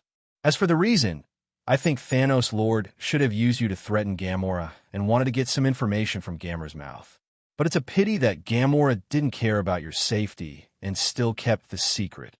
Your safety can't be used to threaten Gamora, so in Thanos Lord's view, you have no meaning to exist. He was too lazy to assemble you back and threw you here like garbage. At this point, Rog suddenly changed the thread of discussion and said, Thanos Lord is now taking Gamora to find supreme wisdom, intending to forcibly obtain the whereabouts of the soul gem from Gamora's memory, right? Nebula didn't expect Rog to suddenly mention supreme wisdom and instinctively looked at Rog. Although the nebula had been dissected into pieces, her thinking ability wasn't greatly affected. She quickly reacted. He wants to pry information about Thanos Lord from my mouth. Nebula, who thought she had seen through Rog's plan, showed a disdainful expression, snorted with a nasal sound, and then became completely silent. You're indeed Thanos Lord's adopted daughter. Your reaction is very fast. Rog praised Nebula. However, just as Nebula was about to mock Rog for his simple probe, Rog continued, your reaction is indeed very fast, but your expression has already told me the answer. Your subconscious expression just now has already betrayed your true thoughts. So, thank you for your cooperation. Looking at the stunned Nebula, Rog did not do anything. He left the cell and headed towards the Kree Empire's Great Hall, where the Supreme Intelligence was located. Now, he could basically confirm that his previous guess was correct. Thanos Lord really tried to use the ability of Supreme Wisdom to forcibly read Gamora's memory. Because of this, Thanos Lord found Ronan, who was in charge of the frontline command, and reached a cooperation agreement with Ronan. Although he had figured out Thanos Lord's plan, Rog was not happy at all at this time. Judging from Nebula's reaction just now, Thanos Lord and Gamora should have just left Ronan's mansion not long ago. Maybe they were half an hour or 10 minutes earlier than him. Judging from the time, Thanos Lord should not have gotten the news of the soul gem from Gamora. However, this was still not good news for him, because this meant that he was likely to have a showdown with Thanos Lord on Hala, instead of the final duel on Titan Star. While heading to the Congress Hall, where Supreme Wisdom was located, Rog had been considering whether to call Warnerheim's Gila in advance. After some cautious thinking, he temporarily dispelled this idea. Once he called Gila, he could only have a showdown with Thanos Lord on Hala, which was not in line with the Titan Star plan that he had previously formulated. Through the high-speed hover train in the city, Rog arrived near the Congress Hall, where Supreme Wisdom was located. Although the Congress Hall was a landmark building in the city, there were not many Kree people who could really enter the Congress Hall. Except for the Congress members and military commanders such as Ronan, only a small number of Kree people with authority could enter the Congress Hall. Although Rog did not have the authority to legally enter the Congress Hall, this was not difficult for him, who was proficient in illusion. Relying on the illusion of Sharingan, he easily passed through the outermost guard inspection of the Congress Hall and walked into the Congress Hall openly. However, it was not so easy to enter the core area of the Congress Hall, which was the palace where Supreme Wisdom was located. And he didn't know if it was his own illusion, but when he stepped into the Congress Hall, Rog had a feeling that he was being watched. This feeling was a bit like entering a room full of surveillance cameras, and his every move was exposed to the eyes of the guards in the monitoring room. This was a kind of intuition, or rather, a kind of super sense brought about by the increase in strength. Although this feeling made him feel uncomfortable, Rog did not care too much about it. If he guessed correctly, this feeling of being monitored should come from the Supreme Wisdom. In terms of life form, Supreme Wisdom was just a life computer. But on Hala, the Supreme Wisdom had the power of a god. So it was not particularly difficult to understand that Supreme Wisdom could discover his arrival. After confirming the location of Thanos and Ronan with chakra perception, Rog walked in their direction while adjusting his state so that he could erupt into his strongest combat posture at any time. When he came to the core area of the Congress Hall, in front of the palace where the Supreme Wisdom was located, he saw two tall figures, one blue and one purple. The blue one was Rog's old friend, Ronan. As for the purple one, he was Thanos, who was known as the Mad Titan and the Emperor of the Universe. You really came. At this time, although Rog did not remove the effect of the transformation technique, Thanos seemed to have seen through his disguise and said in a majestic tone, "You robbed me, of course I have to come to get justice." Rog pointed to the power gem on Thanos' gloves and replied in a neither servile nor overbearing manner.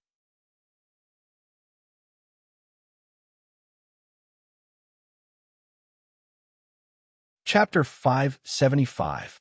As a traveler, Rog was no stranger to the glove worn on Thanos' left hand. Infinity Glove, whether it was the color or the style, even the position of the power gem, it was exactly the same as the Infinity Glove in his memory. However, one thing was different from what he remembered. That was, the Infinity Glove in Thanos' hand should not be the one made by Dwarf King Ai Chui. If it was in the normal timeline, Thanos threatened Dwarf King Ai Chui with the lives of more than 300 dwarves on Na'Davi, and let Ai Chui create the Infinity Glove that could withstand the power of 6 Infinity Stones. But now, the dwarves of Na'Davi are still living well and have not been threatened by Thanos. Although the Infinity Glove used by Thanos at this time was not made by Dwarf King Ai Chui, Rog did not doubt the quality of this Infinity Glove. Thanos was crazy, but he was also a very cautious person. He would never use a fake and inferior product that did not pass the quality test. The last time we met on Sokka, I had a feeling that you seemed to know me very well, so I asked people to investigate you, including your experiences on Earth. But the feedback is that you are just an ordinary Earthling. Having said that, Thanos paused for a moment, and then continued, "No, you are not ordinary at all. It took you less than 10 years to grow from an ordinary person to a famous person in the universe. Your growth rate, even looking at the whole universe, is definitely among the top, which makes me even more curious about how you did it," Thanos said in a declarative tone while slowly walking down the stairs, and finally came to a place only 3 meters away from Rog. "I'll accept your compliment." Looking at Thanos, who was close at hand and obviously taller than himself, Rog replied with an indifferent face, "If we didn't have different positions, we might have been friends. However, it's a pity." Although Thanos said it sincerely, Rog had no intention of becoming friends with Thanos. What a joke. Thanos is a ruthless person who can even throw his true love off the cliff in order to achieve his goal. Being friends with such a person, you don't know when he will backstab you. "No, it's not a pity at all," Rog replied in a serious tone. If someone else spoke to him in this tone, Thanos Overlord would definitely use his fist to tell the other party what it meant to respect the strong. However, the person who said this to him was Rog, which made him temporarily dispel this idea. Although Thanos and Rog had only fought once, that fight left a very deep impression on him. Susanoo, Flying Thor Chop, Otama Rasengan, with Human Jutsu, with Dragon Jutsu, these powerful ninjutsu that have never appeared in this world not only aroused the long-lost curiosity of Thanos, but also made him have a strong interest in Rog, a ninja from the Earth. Since that battle, Thanos began to collect information about him intentionally, and even sent people to Earth to collect information. Let's cut to the chase. If I'm not mistaken, other than seeking justice, you're here to rescue Gamora, right? Thanos Overlord put away the relaxed look on his face and said with a serious face, "You're right, so let's fight directly." As soon as his voice fell, Rog's right hand condensed an Otama Rasengan with a diameter of 1 meter and attacked Thanos Overlord with lightning. With a distance of less than 3 meters, as long as his right hand gently pushed forward, he could hit the Otama Rasengan on Thanos Overlord. Rog's shot was as fast as thunder, but Thanos Overlord's reaction was not slow either. The madly rotating Otama Rasengan had just formed, and Thanos Overlord's huge right fist smashed toward his head. Boom! In the blink of an eye, the Odama Rasengan and Thanos Overlord's right fist fiercely collided together.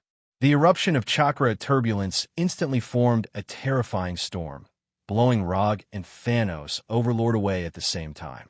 Breaking the Odama Rasengan with one punch. This kind of thing can only be done by Thanos Overlord with his physical strength.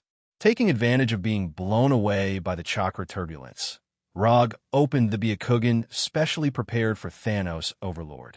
Byakugan opened. Before the person landed, his vision was switched to the super vision unique to Byakugan.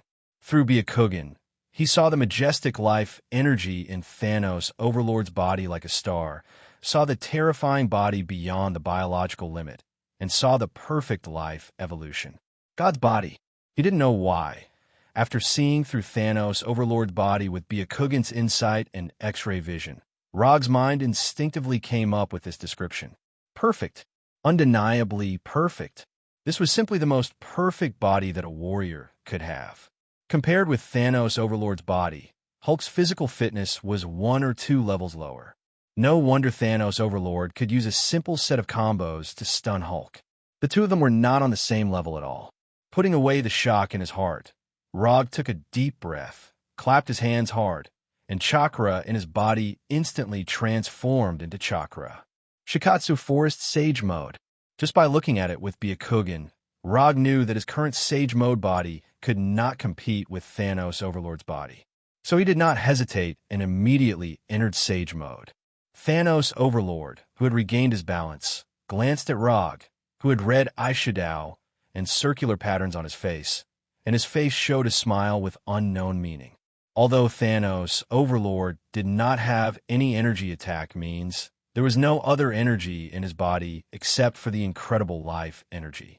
But this did not mean that his energy use skills and sensing ability would be weak. Although he didn't know what Rog had just done, he could clearly perceive that Rog's physical strength had soared a lot in an instant. A bit interesting. After perceiving that Rog's physical strength had soared a lot in an instant, Thanos Overlord did not hesitate and immediately attacked Rog. The distance of more than 10 meters passed in the blink of an eye. Thanos Overlord's huge right fist once again appeared in front of Rog. Facing Thanos Overlord's attack, Rog did not intend to dodge or use ninjutsu at all. He also raised his right fist and met Thanos Overlord's right fist head-on. Boom! The two fists, one big and one small, fiercely collided together. A shock wave visible to the naked eye gushed out from the two fists like a storm. Rog's right fist did not retreat at all, but the difference in size made him fall into an invisible disadvantage. The floor under his feet shattered inch by inch, and a round pit more than 1 meter long appeared on the ground.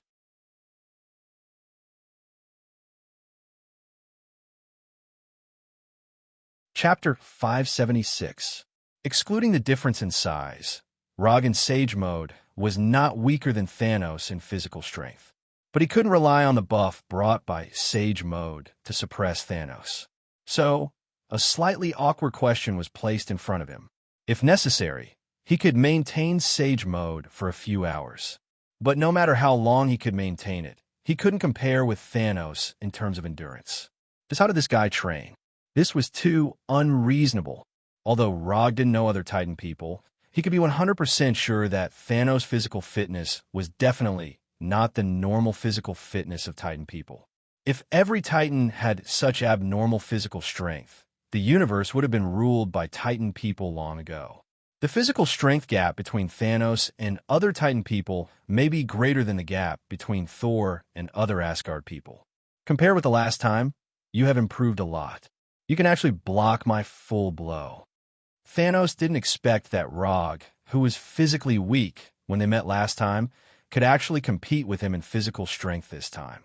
You want to beat me down with one punch? Aren't you looking down on me too much? As he spoke, Rog mobilized the immortal technique chakra in his body and silently cast a buff type of physical technique. Immortal technique, monstrous strength. The physical strength that had reached the limit under the buff of immortal technique monstrous strength increased a little bit, allowing Rog to burst out with power that exceeded the physical load. Break for me. With this power that exceeded the physical load, Rog successfully pushed back Thanos' right fist, making Thanos uncontrollably take a few steps back. Without having time to feel the tingling from his right arm, Rog came forward like a ghost and came in front of Thanos, who had not yet recovered his balance. Soft fist, 8 trigrams, 64 palms. Under Thanos' surprised gaze, Rog turned his fist into a palm. His 2 arms were like a Gatling gun that madly discharged bullets, hitting him one palm after another. After that punch, Rog completely dispelled the idea of using Steel Fist to deal with Thanos. 8 palms, 16 palms, 32 palms, 64 palms. At this time, Rog showed the fastest fist speed since he mastered the soft fist. In less than a second, all 64 palms of the 8 trigrams were vented on Thanos. Since there was no energy other than life energy in Thane Overlord's body, the focus of his 8 trigrams, 64 palms this time was not to cut off the energy flow in Thane Overlord's body, but to destroy the key muscles and nerves needed to move the body. Although the body structure is not exactly the same, in any case, Thanos has 2 arms and 2 legs like the people on Earth. The general principle of activity is still the same. After hitting the 8 trigrams, 64 palms on Thanos, Rog did not stop attacking, but added an ultimate skill. 8 trigrams, Mountain Breaker. Chakra, which was infused with natural energy, gushed out of his right palm like a laser and instantly hit Thanos' chest. Boom! A dull thump sounded like a war drum. The tall Thanos flew like a baseball to the palace where the Supreme Wisdom was located and hit the nearly 20-meter high metal gate heavily. When Thanos hit the metal gate, Rog finally breathed a sigh of relief and shook his right hand that was tingling and slightly numb. Although Thanos was hit, he was not happy at all. The melee fight just now not only did not let him see the hope of winning, but it also made him realize the huge gap in physical fitness between himself and Thanos. Sage mode plus the 95% development of the Sage body barely tied with Thanos' Overlord's physical fitness. This was bad news for him, who was trying to seize Thanos' power gem. Although he just hit Thanos and hit the 8 trigrams 64 palms on Thanos' body, he still had no idea how much power the 8 trigrams 64 palms could exert. And in terms of difficulty, the Thanos just now was not even as tricky as the Sokka Star. Now Thanos was not holding the huge and powerful double-edged sword, nor was he wearing the armor with amazing defense. He was not at his peak state at all. More importantly, Thanos just now did not use the power gem at all. Commander Luo Nen witnessed the entire process of Luo, Gu, and Thanos fighting. Although he was wearing a full set of armor and was holding his famous weapon, the omnipotent weapon Warhammer, he didn't have the slightest intention of joining the battle. Not only that, after the battle between Rog and Thanos began, he also used his authority to stop the guards who tried to arrest Rog, so that the two of them had an undisturbed fighting environment. After hitting Thanos, Rog did not continue to launch attacks. Instead, he used the Byakugan to carefully observe the state of Thanos to confirm the final effect of the 8 trigrams 64 palms.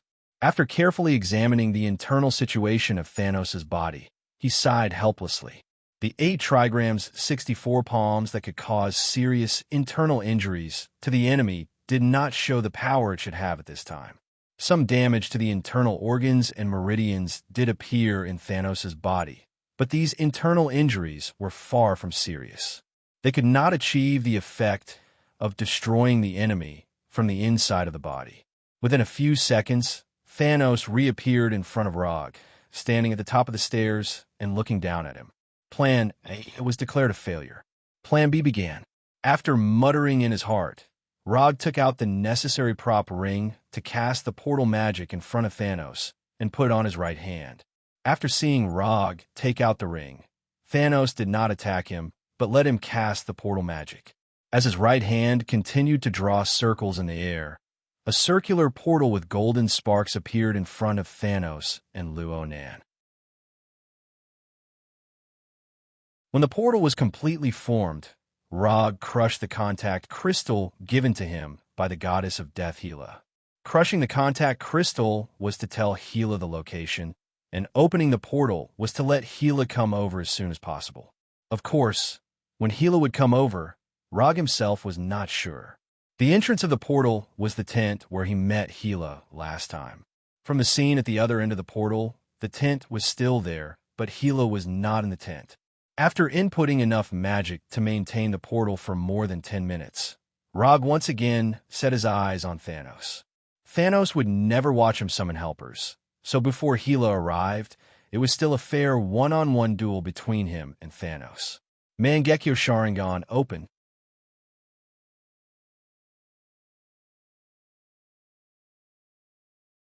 Chapter 577. We agreed to catch the top lane together, but you ran to steal the buff. Rog's mood at this time was like he had made an appointment with a jungler to catch the top laner, but the result was that his jungler never came. If it was in the game, at this time, he would silently label his jungler as a cheater and then decisively return to his own defense tower and patiently wait for the next opportunity. But now he was not playing a game, and Thanos was not the kind of top laner who would foolishly wait for others to catch him. After seeing Rog's eyes turn from white to blood red, Thanos clenched his left hand. The power gem on the Infinity Glove emitted a faint purple light that was enough to make Rog pay attention. Thanos is going to use the power gem. Almost at the moment when the power gem lit up, Rog, who switched his Byakugan to Mangekyo Sharingan, used the signature fire release ninjutsu of the Uchiha clan. Immortal Art, Fire Release, Great Fireball. Under the buff of the Immortal Art Chakra, Rog spouted a huge fireball with a diameter of more than 20 meters, like a small sun. The burning fireball flew like a cannonball to Thanos at the end of the stairs. Boom! However, this huge fireball didn't fly very far before it was hit by a purple beam of light that was as thick as an arm and as fast as lightning. It instantly exploded and turned into a cloud of sparks that filled the sky. Thanos did not use any fancy moves. He simply raised his left hand and then casually threw a punch. Although the Immortal Art Chakra mixed with natural energy was stronger than the ordinary chakra, in front of the Universal Treasure Power Gem, the energy level of chakra was still not enough. This was not the suppression of attributes like water suppressing fire or thunder suppressing earth, but a simpler and more helpless level suppression. The Immortal Art, Great Fireball, was easily broken like a balloon, and Rog did not care too much. He never expected the Great Fireball to cause any damage to Thanos. What he needed was just the sight-blocking effect brought by the Great Fireball. After spitting out this huge fireball, he did not hesitate and quickly used the other two ninjutsu. Immortal Technique, Wood Evasion, Wood Clone. Immortal Technique, Earth Evasion, Rock Concealment. After leaving a wood clone that was enough to pass off as a real one to contain and lure Thanos, Rog himself relied on the rock concealment technique to sneak into the ground, like a groundhog shuttling quickly underground. Although Thanos' insight was not bad, it was not easy to distinguish between the wood clone and the original with the naked eye.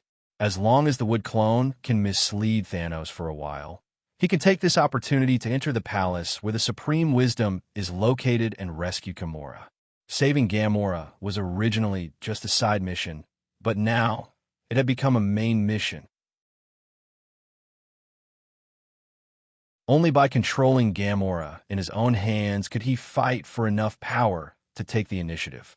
When Thanos sent Gamora to Supreme Intelligence, he did not expect Gamora to continue to keep the secret of the Soul Gem. As long as the Supreme Intelligence did not crash, the whereabouts of the Soul Gem would definitely be revealed. Although the location of the Soul Gem was exposed, Rog had a top-secret information that even Thanos and Gamora did not know about. The Soul Gem was an infinity stone that needed to be obtained by sacrificing one's love. Whether it was Gamora or Thanos, they did not know this before they met the paternity appraiser, Red Skull. So as long as he could rescue Gamora and control her in his hands, then even if Thanos knew the whereabouts of the Soul Gem, he would not be able to complete the sacrifice. Of course, if Thanos could immediately make a new love in a short time, It was also Thanos' ability. It didn't take much time. Rog sneaked to the bottom of the palace. To be precise, it was directly below Gamera's life signal. Although Rog, who was sneaking underground, did not know the specific situation of the wood clone and Thanos' fight, judging from the violent vibrations from the ground from time to time, their battle was not ordinary. After confirming that the wood clone was not at risk of being exposed for a while, he slowly rose from the ground like a ghost and came to the inside of the palace. In the empty palace, Gamora stood in the center of the palace like a puppet. On her body, there were glowing threads wrapped around her, as if she was wrapped in some kind of nerve thread. Glancing at Gamora, who had her eyes closed and a look of rejection on her face, Rog stretched out his right hand and patted her shoulder gently. Flying Thor. Leaving the Flying Thor on Gamora was not to save her, but to prepare for the worst-case scenario. If it really came to the point where he had to kill Gamora, this Flying Thor could ensure that he could kill Gamora with the fastest speed. After leaving the Flying Thor on Gamora, Rog grabbed her shoulder and pulled her out forcibly.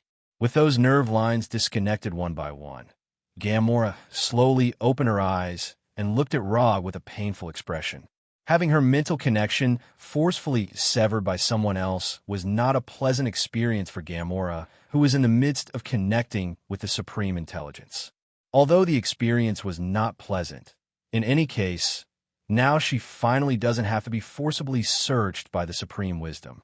I know you have a lot of questions now, but you only need to answer one of my questions now. Which planet is the Soul Gem? While asking Gamora, Rog did not stay idle, and his right hand with the hanging ring began to draw circles again. Womir, the Soul Gem, is on Womir. Gamora did not hide anything and said quickly, "Okay, I see, you can go now." After speaking, Rog gently pushed Gamora into the newly formed portal. Before Gamora could react, she had fallen into an abandoned planet that she was familiar with. Titan Star. Rog did not send Gamora back to the Golden Jack, but sent her directly to Titan Star. This is the communicator. Contact Star-Lord yourself. When the portal shining with golden sparks was about to disappear, Rog's voice sounded again, and he threw out a black communicator. After doing all this, he turned his head to look at the empty hall above and said slowly, "The show is over. It's time to show your face." "What did you find out?" A voice with no gender at all sounded in the palace. At the same time, a virtual projection of a huge head appeared above the hall. "I found out not long after entering the Congress Hall. Your gaze was a bit too blatant."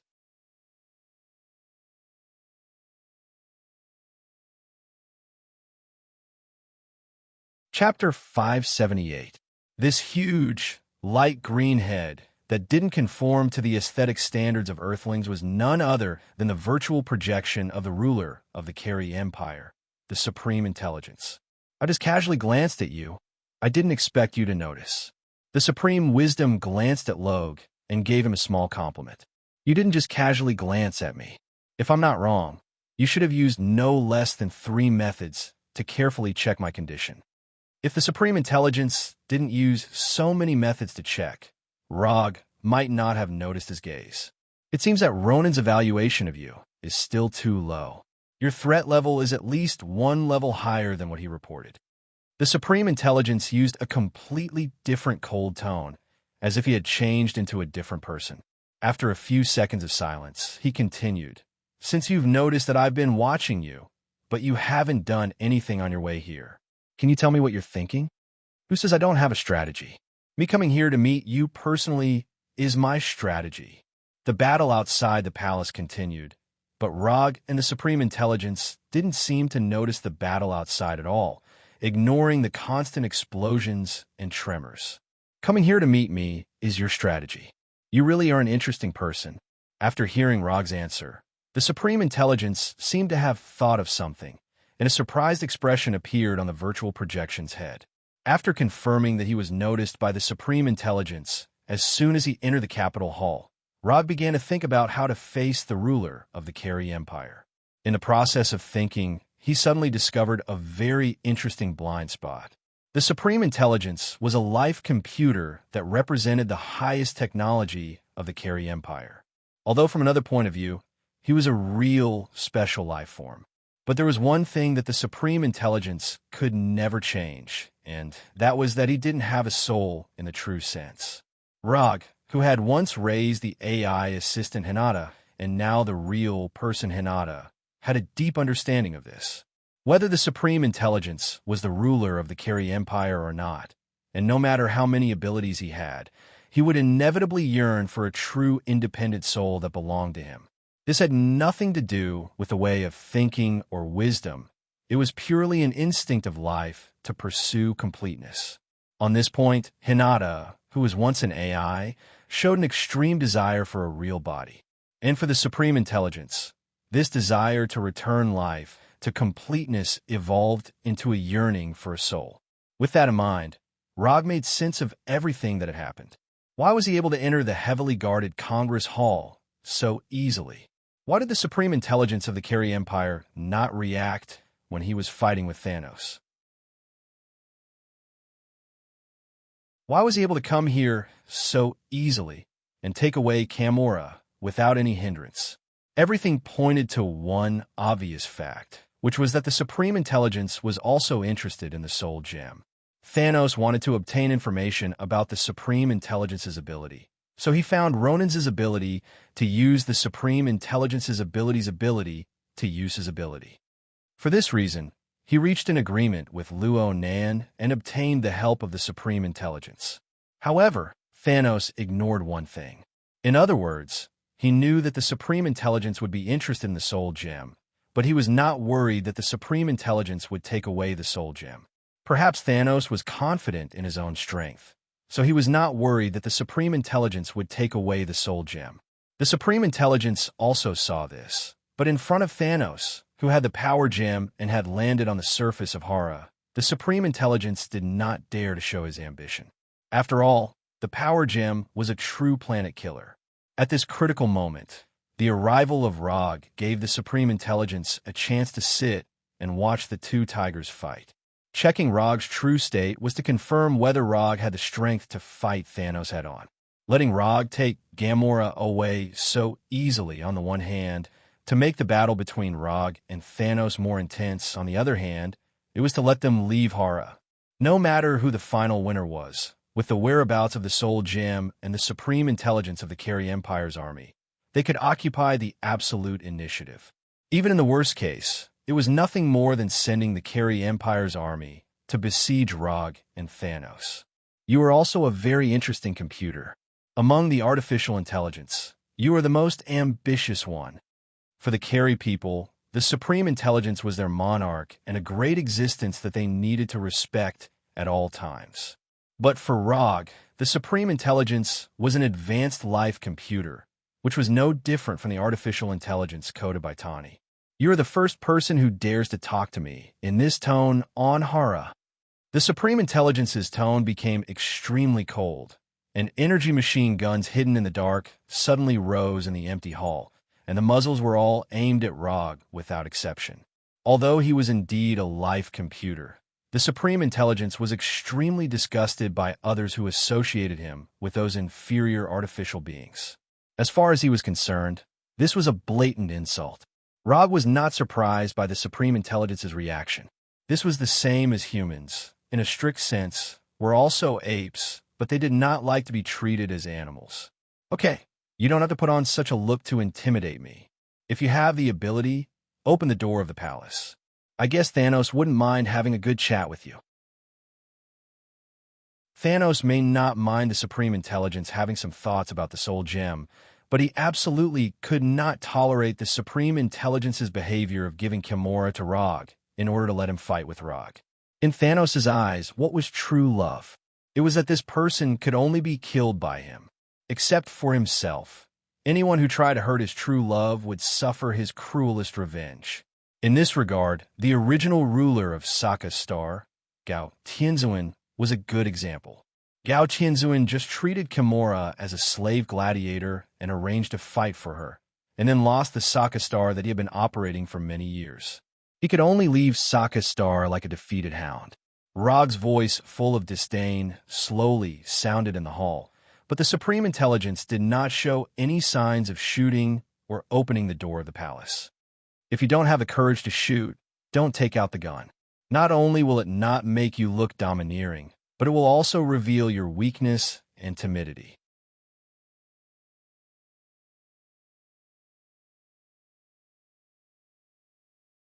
Chapter 579. Since the ridicule has already begun, there is no need to continue to give the other party face. Anyway, he won't be in the Kree Empire in the future, so it's not a big deal to offend him. Looking at the fearless Rog, Supreme Wisdom wondered for the first time if there was something wrong with his big data calculations. The current development is not the situation he wanted at all. According to his plan, Rog should now be chased by the angry Thanos, not Rog. Generally speaking, there is no big problem with Supreme Wisdom's calculations, and there is no big loophole in the plan he made. However, he ignored a very important point, that is, Rog is not a person who can be easily guessed.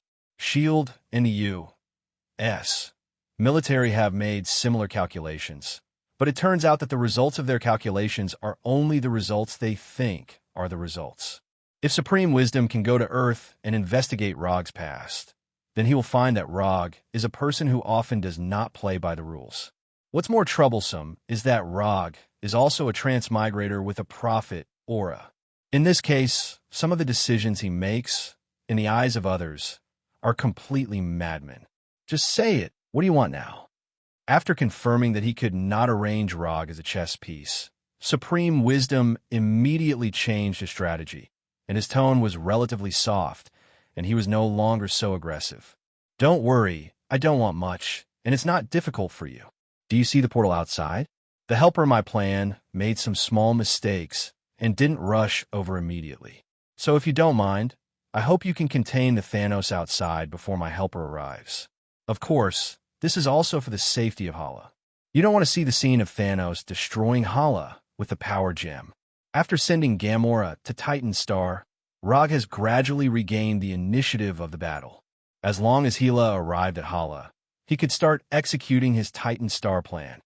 I can let Luo Nan and the Empire's warriors contain Thanos Overlord, but I hope that after your helper arrives, you can take Thanos Overlord away from Hala. The Supreme Wisdom agreed to Rog's request, but in return, he also raised his own request. No problem. As for the matter of taking Slayer Overlord away from Hara, I can handle it myself. Although Rog didn't agree with the culture and system of the Carey Empire, he still had a good impression of them. After all, the virtual reality console games produced by the Kree Empire were very much to his taste and allowed him to have a lot of fun. Deal. After saying that, the holographic projection of the Supreme Intelligence that was floating above the hall instantly disappeared, and the entire hall became empty again. Thanos would never have thought that just when he thought he was fighting with Rog, the real Rog actually reached an agreement with Supreme Wisdom to deal with him together. The enemy of my enemy is my friend. Thanos Overlord may also know this, but he would never have thought that he would become the common enemy of Rog and Supreme Wisdom. All of this was the fault of the Soul Gem. Yes, it was the fault of the Soul Gem. After coming to an agreement with the Supreme Intelligence, Rog no longer had any plans to continue staying in the palace. After sensing the Flying Thunder God technique of the Wood Clone, he immediately cast the Flying Thunder God technique and left the palace. At this time, Thanos Overlord was using the power of the Power Gem to destroy the Susanoo cast by the Wood Clone. He didn't know how many times he had broken Susanoo's armor, but no matter how he beat up the ancient giant like Susanoo, the Wood Clone standing inside Susanoo's head was able to quickly repair the injuries on Susanoo as if it would never get tired and continued to attack and defend against him. Just when Thanos Overlord was considering whether to increase the energy output of the Power Gem to solve this giant like Susanoo in one go, he suddenly found that there were two Rogs in the head of Susanoo. Although Thanos Overlord didn't realize that it was the Wood Clone who was fighting with him before, he reacted immediately after seeing the two Rogs appear at the same time. Not good. Something went wrong. Although Thanos Overlord didn't know what happened, His intuition told him that the development of things had begun to go in a direction that was unfavorable to him. Almost at the moment when he realized this, Ronan, who had been acting as a spectator, waved the war hammer in his hand and attacked him like lightning. Ronan's attack completely confirmed Thanos' Overlord's guess. Without any hesitation, Thanos' Overlord decisively changed the trajectory of his attack. The attack that was originally aimed at Susanoo was aimed at Ronan, who was attacking like lightning. Compared with the attack from the enemy, Thanos' Overlord hated the betrayal from his teammates more. The arm-thick purple light instantly cut through the distance of space and came in front of Ronan, who was fully armed. Time Shift Domain. Although Ronan had never fought with the owner of the Power Gem, as someone who had tried to collect the Power Gem, he was very clear about the power of the Power Gem. In the face of Thanos' Overlord's attack, he decisively displayed his most powerful killing move. When the Time Shift Domain took effect, the world in front of Ronan's eyes suddenly changed. The whole world completely stopped as if the stop button was pressed. In this world that seemed to be completely frozen, Ronan changed his forward direction, avoiding the lightning-like zigzag light, and came in front of the stilled Thanos Overlord. He raised the grayish-black warhammer high, and the direction of the warhammer was falling was the thick and round purple head of Thanos Overlord. If Ronan's hammer could hit smoothly, then it would save a lot of effort, whether it was for Supreme Wisdom or Rock. If the power of this hammer was strong enough, it was even possible to put an end to Thanos Overlord's life ahead of time and completely end this battle. The idea was beautiful, but the reality was cruel. Although Thanos Overlord couldn't detect the attack launched by Ronan in the Time Shift Domain, as a powerhouse whose combat strength was only a line away from the Heavenly Father level, Thanos Overlord was obviously not the kind of existence that would be instantly ended by others' killing move. Just when the warhammer in Ronan's hand was about to hit Thanos Overlord's big head, giving Thanos Overlord a heavy blow or even directly killing him, the effect of the Time Shift Domain disappeared and the eternal time began to flow again.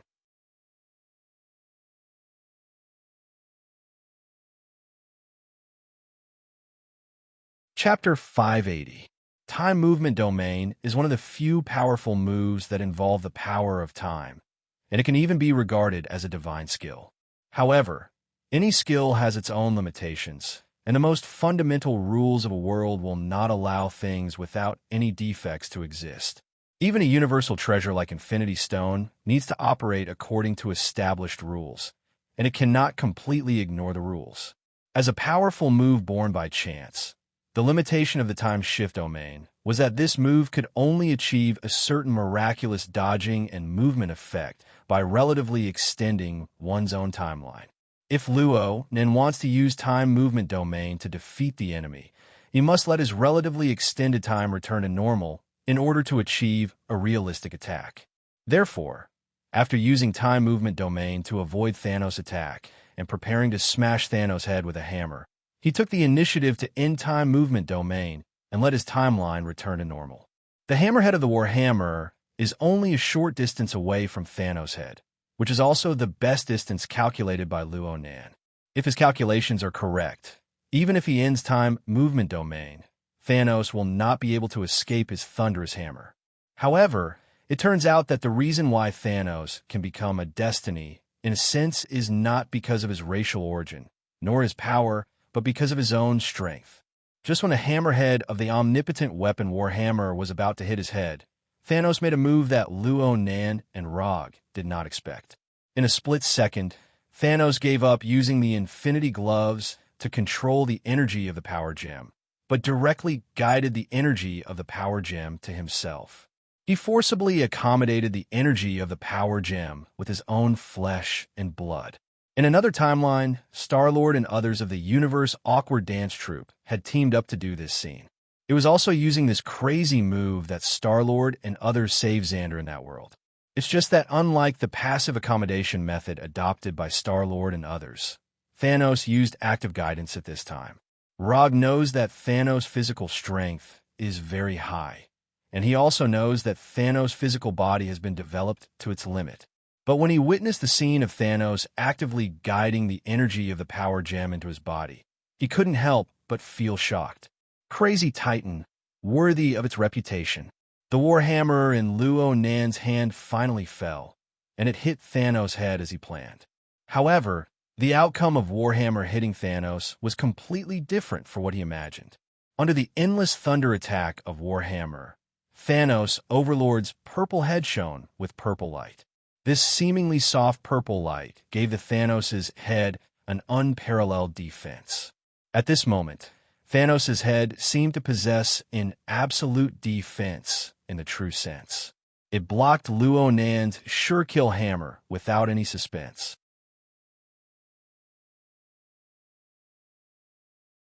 The Strength Gem's limitless physical strength was perfectly demonstrated at this moment. The hammer fell, and the hammer shattered. The supreme accuser of the Carry Empire's accusation team, Luo Nan, had completely lost his famous weapon, the omnipotent weapon Warhammer, after unleashing this thunderous hammer strike. What Luo Nan had lost right now wasn't just the weapon that had accompanied him in battle for many years. He had also lost his right hand that held the hammer. The purple glow on Thanos' head followed the Warhammer to Luo Nan's right arm. When the purple light spread to his entire right arm, the silent and irresistible disintegration was completed in an instant. Luo Nan's right arm turned into nothingness together with the Warhammer. His entire body was blown away like a falling feather. With Luo Nan's landing, the purple glow on Thanos' body also disappeared, as if it had never appeared. This was too overbearing. Rog knew that the Strength Gem was very powerful, and he also knew that the Strength Gem was very compatible with Thanos. It could be said to be Thanos' soulmate. But the scene in front of him still gave him an extremely unrealistic feeling. This was simply giving Thanos an invincible hack that locked down his health, and it was the type that wasn't afraid of being banned. How the hell was he going to fight this? Just when Rog was considering whether to temporarily retreat a distance and hand over the task of restraining Thanos to the Carry Empire's warriors, a perfectly straight and slender right leg stepped out of the portal. Goddess of Death Hela, the only queen of Jotunheim and Muspelheim, the helper that Rog personally invited and paid 3 promises to get, appeared at the moment when Luo Nan was heavily injured. They were finally here. His teammates were finally here. Rog never thought that there would be a day when he would be so eager for Hela to appear.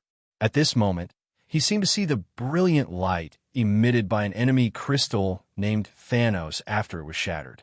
With the addition of a familiar dubbing, it was a classic victory scene. While Rog was thinking, Hela, who was wearing a dark green battle suit, looked at Thanos not far away, and Rog, who was inside Susanu's head. Then, under the gaze of Thanos and Rog, Hela's wrist gently turned and summoned 2 black swords that exuded a cold light. Without any explanation, after confirming that this was the battlefield where Thanos and Rog were fighting, Hela immediately launched an attack on Thanos. As for Luo Nan, who was lying on the ground covering his right arm, she directly ignored him. Hela's arrival made Thanos' calm face reveal a dignified expression. After seeing that Hela did not hesitate to attack him, Thanos once again entered a pure battle state. Whether it was Thanos with amazing physical strength or Hela who controlled the power of death, they were all loyal close combat enthusiasts.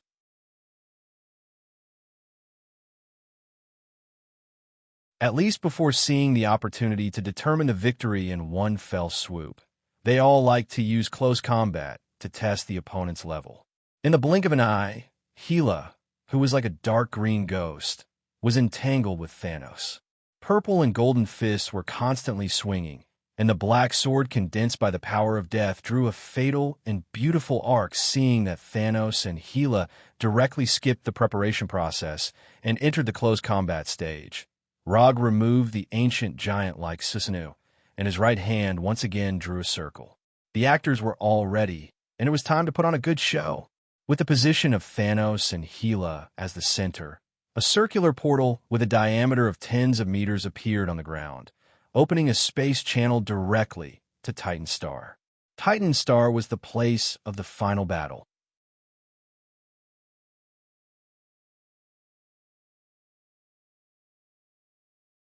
Chapter 581.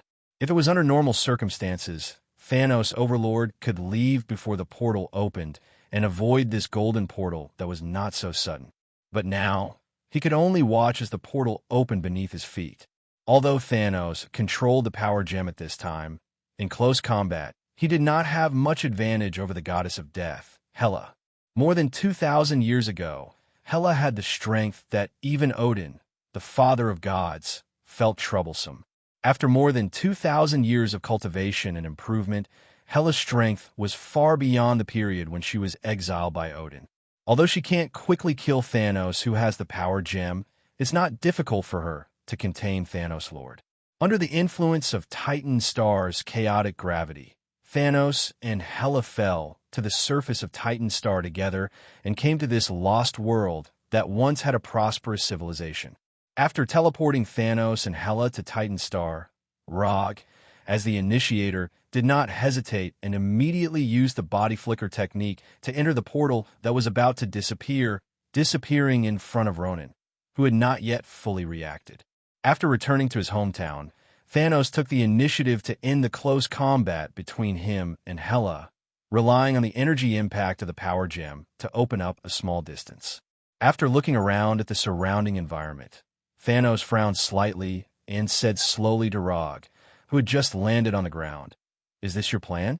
Gamora should have been taken away by you now, right? This is your hometown, and it is also the place where you gave birth to the idea of destroying half of the life in the universe. I think you shouldn't mind putting an end to everything here." Rog did not answer Thanos' inquiry about Gamora's whereabouts, but only told Thanos why he chose Titan Star as the final battlefield. "You really know me well, but your explanation just proves one of my guesses." Thanos looked at Rog with a complicated expression and said slowly, "What guess?" Rog asked very cooperatively. "You are not from this universe. You are from an unknown parallel universe. Only in this way can you explain all the unreasonable phenomena that have happened to you." Although there was no evidence, Thanos Overlord firmly believed that his guess was correct. This was both a kind of intuition and the final result after many calculations. Parallel universe? I have to say, your imagination is quite rich. Although there were only 3 of them here, Rog still did not intend to reveal his true identity. This kind of thing, even if the Ancient One knows about it, after all, there is no way to hide it from the Ancient One who controls the time gem. But to others, he would never admit this, even if he was beaten to death. It doesn't matter if you don't admit it. As long as you fall into my hands, I will prove it sooner or later. At this time, Thanos seemed to have completely defeated Rog, and said with a tone that was almost like a statement, "I'm sorry, I have no intention of letting myself fall into the hands of a man. I will never let such a thing become a reality." As soon as he finished speaking, Rog summoned the reality Rubik's Cube from the summon scroll. For this decisive battle, he had taken out the magic cube from the Supreme Harmony Treasure Hall and carried it with him in the channeling scroll. Only magic can fight against magic. Similarly, only Infinity Stone can fight against Infinity Stone.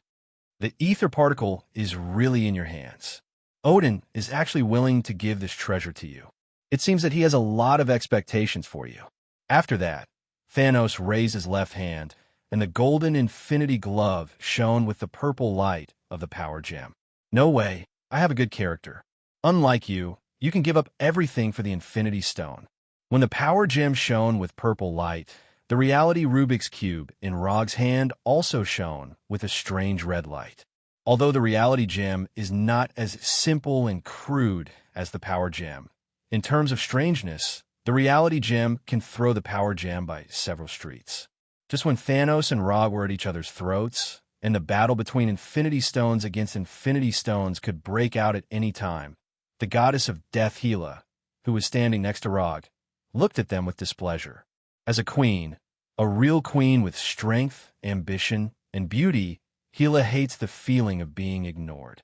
Since they came to Titan Star, Thanos and Rog were like two unromantic, purebred straight men, completely ignoring her existence. This was an extremely unpleasant thing for Gila, who had the temperament and strength of a queen. So, when Thanos and Rog showed off their Infinity Stones, Gila directly launched an attack on Thanos. This time, Gila did not attack Thanos with her sword in both hands like she did when she first appeared. Instead, she released her divine power of death in an extremely ostentatious manner. She condensed the divine power of death into an extremely huge black blade and flew towards Thanos from all angles on the ground and in the air. Gila's sudden attack instantly broke the confrontation between Thanos and Rog. Almost at the same time, the Power Gem in the Infinity Glove and the Reality Gem in the Reality Rubik's Cube lit up at the same time, showing their respective powers. Thanos' use of the Power Gem was as simple and crude as ever. When the hundreds of large and small black blades attacked him, he did not use the Power Gem to perform any fancy counterattack or defense, but with himself as the center, he created a purple tornado completely formed by the energy of the Power Gem. Whether it was the attack from the ground or the black blades falling from the sky like raindrops, when they touched this purple tornado, they all turned into nothingness and instantly returned to the most primitive and purest form of energy. With just a simple energy tornado, Thanos Overlord resolved Gila's large area of effect attack that was enough to clear the field. The Power Gem once again proved its value as a universal treasure with facts. Thanos' move to resolve Gila's attack was indeed beautiful, but Gila was not the only enemy he was facing now. Just at the moment when Thanos just used the energy tornado to resolve Gila's attack, Rog's attack came. Change reality. The tornado containing the overbearing energy of the Power Gem had not yet dissipated, and a strange red light appeared in every corner of the tornado. Along with the demonic red light, the purple energy tornado instantly changed its appearance. At this time, Thanos, who was in the eye of the tornado, saw hundreds of millions of small black blades with a length of only a few millimeters.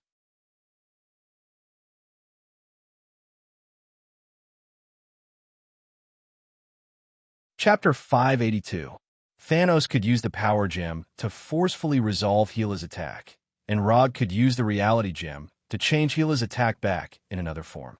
Breaking the rules of physics, turning ideas, fantasies, and other things into reality, or disregarding the laws of science to arrange the material that exists in reality.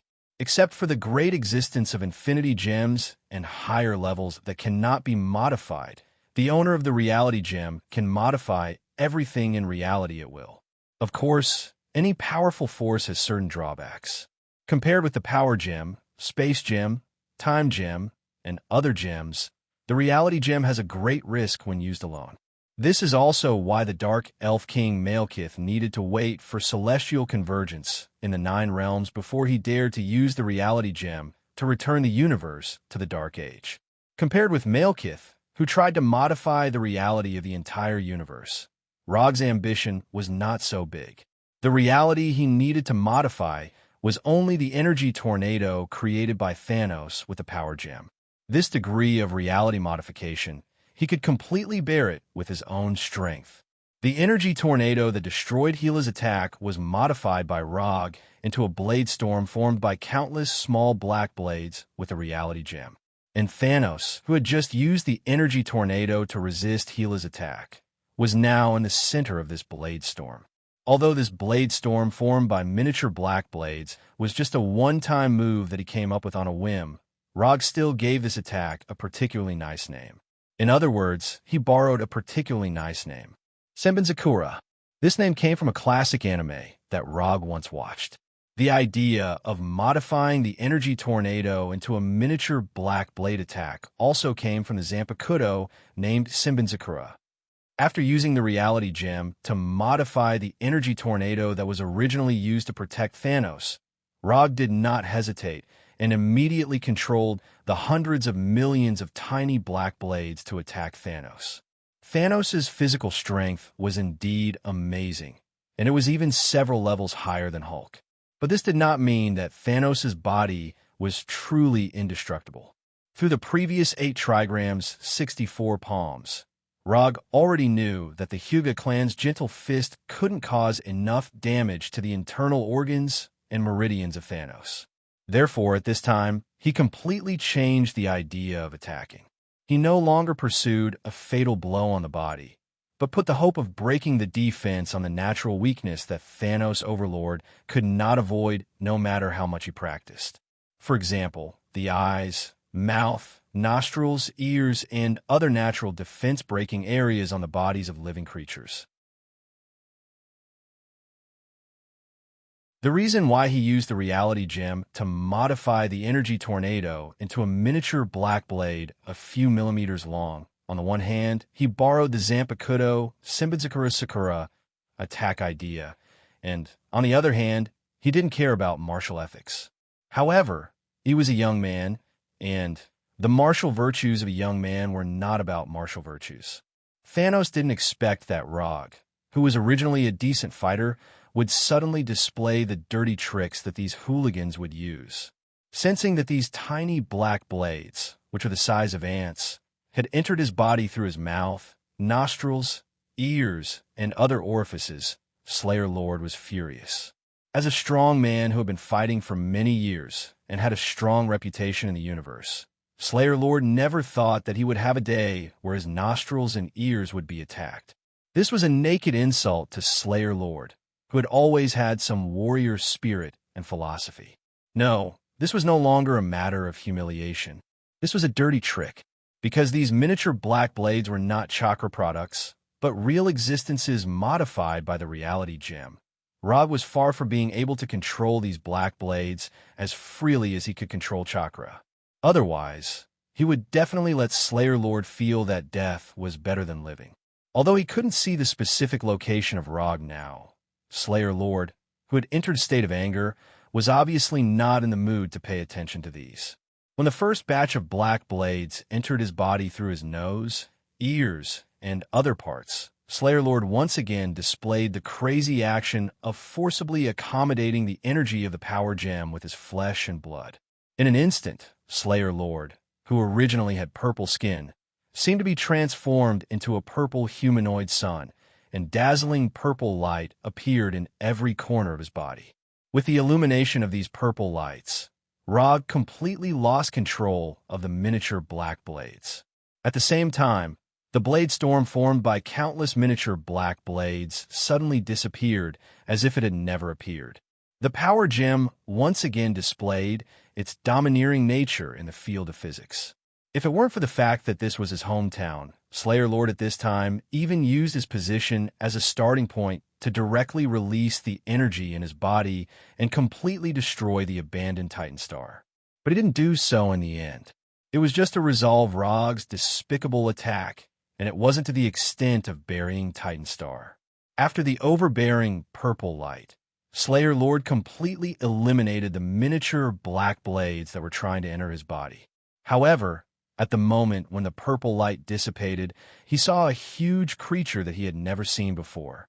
A few hundred meters in front of him, a huge fox with orange-yellow fur and 9 tails appeared.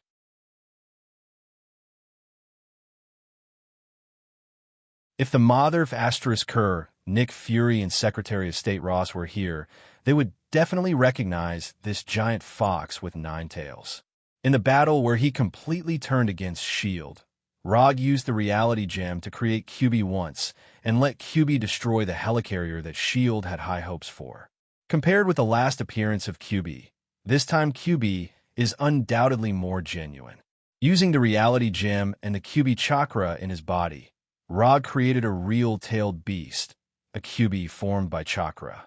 Except for the fact that there is no way to communicate like the real QB.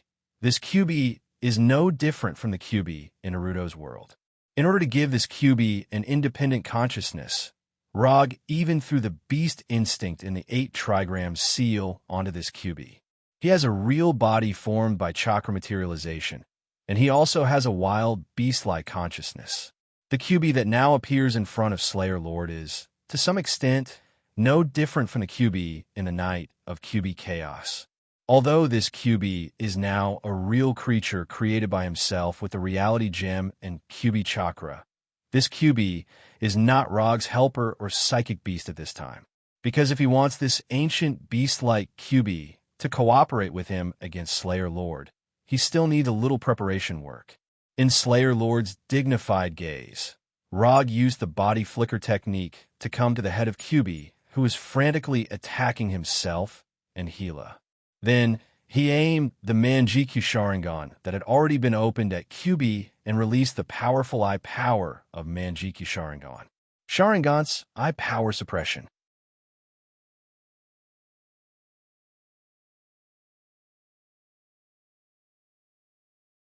Chapter 583. Using the Sharingan to forcibly suppress and tame the QB is a traditional skill of the Uchiha clan. Although Rog is not an Uchiha, this does not prevent him from learning from the two seniors, Uchiha Madara and Uchiha Obito. Under his control, the powerful eye power of the Manjikyu Sharingan instantly fell on the QB. In just 1 or 2 seconds, Rog completed the whole process of taming the QB with the Sharingan, making this powerful tailed beast that should not have appeared in this world completely calm down.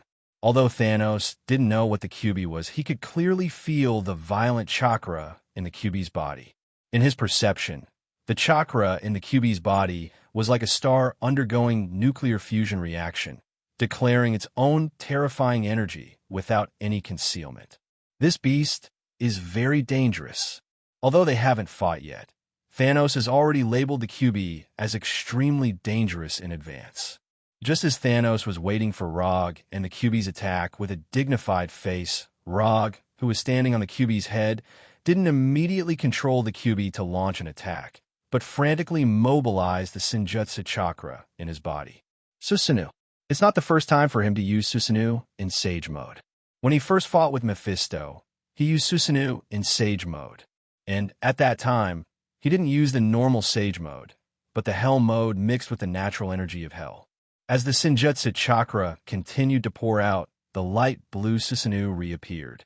Unlike the Susi used by the Wood clone just now, Rog didn't let the Susanoo condense into a human form this time, but evolve it into the appearance of armor. Might suit Susanoo.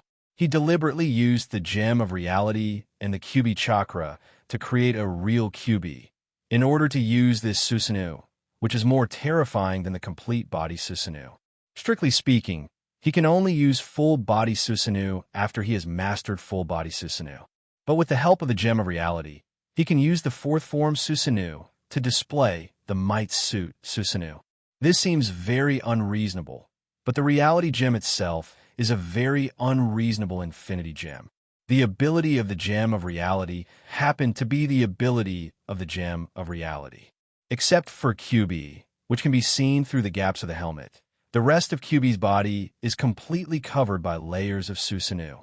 If it's just a simple Susanoo armor on QB, it can't be regarded as a real Susanoo.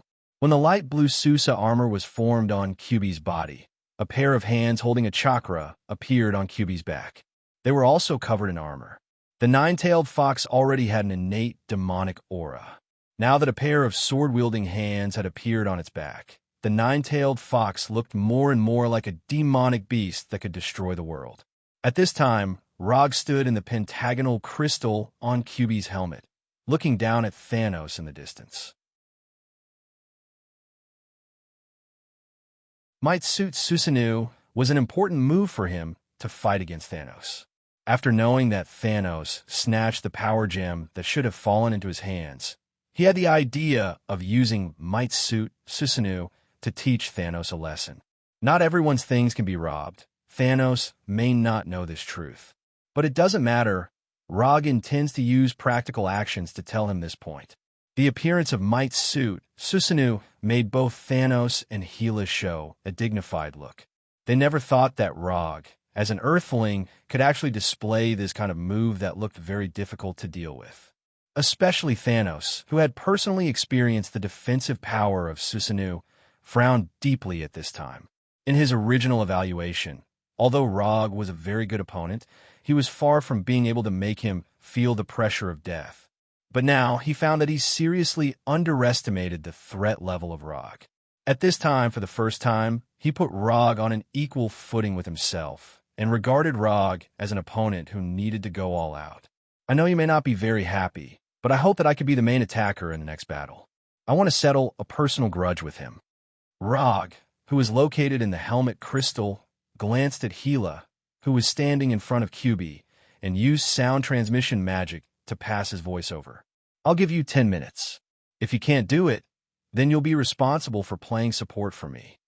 After thinking for a few seconds, Gila agreed to Rog's request and gave him a time limit. No problem, just 10 minutes. Although Gila was not a fanatical combat enthusiast, people who had reached their level of strength more or less had a fanatical warrior's heart. Especially when facing an enemy whose strength was at the same level as oneself, the idea of winning or losing with the other party would become particularly strong. To describe it in a simple sentence, this kind of opponent could only be encountered by chance. After obtaining Gila's consent, Rog turned his attention back to Thanos' Overlord. After taking a deep breath, he issued an order to QB to attack. QB, which was hundreds of meters long and like a hill, burst out with a speed that was inconsistent with its size and rushed toward Thanos' Overlord, which was not even as long as its claws. The earth shook and the mountains swayed. QB's movement could not be said to be slow, but Thanos' Overlord's movement was faster than it. Thanos' Overlord raised his left hand, clenched his fist tightly, and punched toward QB, who was rushing toward him. With this punch, an energy beam several meters wide shot straight toward QB, aiming at QB's head. In other words, it was aimed at Rog, who was located in the helmet crystal. In the face of this energy beam that was like a star destroyer, Rog in the helmet crystal decisively controlled the pair of giant hands on the back of QB. The chakra longsword that slashed down accurately hit the energy beam, blocking Thanos' Overlord's attack in front of QB. The chakra longsword and the energy beam collided with each other, but did not trigger the terrifying explosion that was imagined. The chakra longsword condensed by the chakra longsword and the energy beam emitted by the power gem eroded each other, and they desperately annihilated each other. After a few seconds, the light blue chakra longsword shattered, and the purple energy beam was also consumed. Using the chakra longsword on his right arm to offset Thanos' Overlord's attack, this was not a loss for Rog, who had an amazing amount of chakra.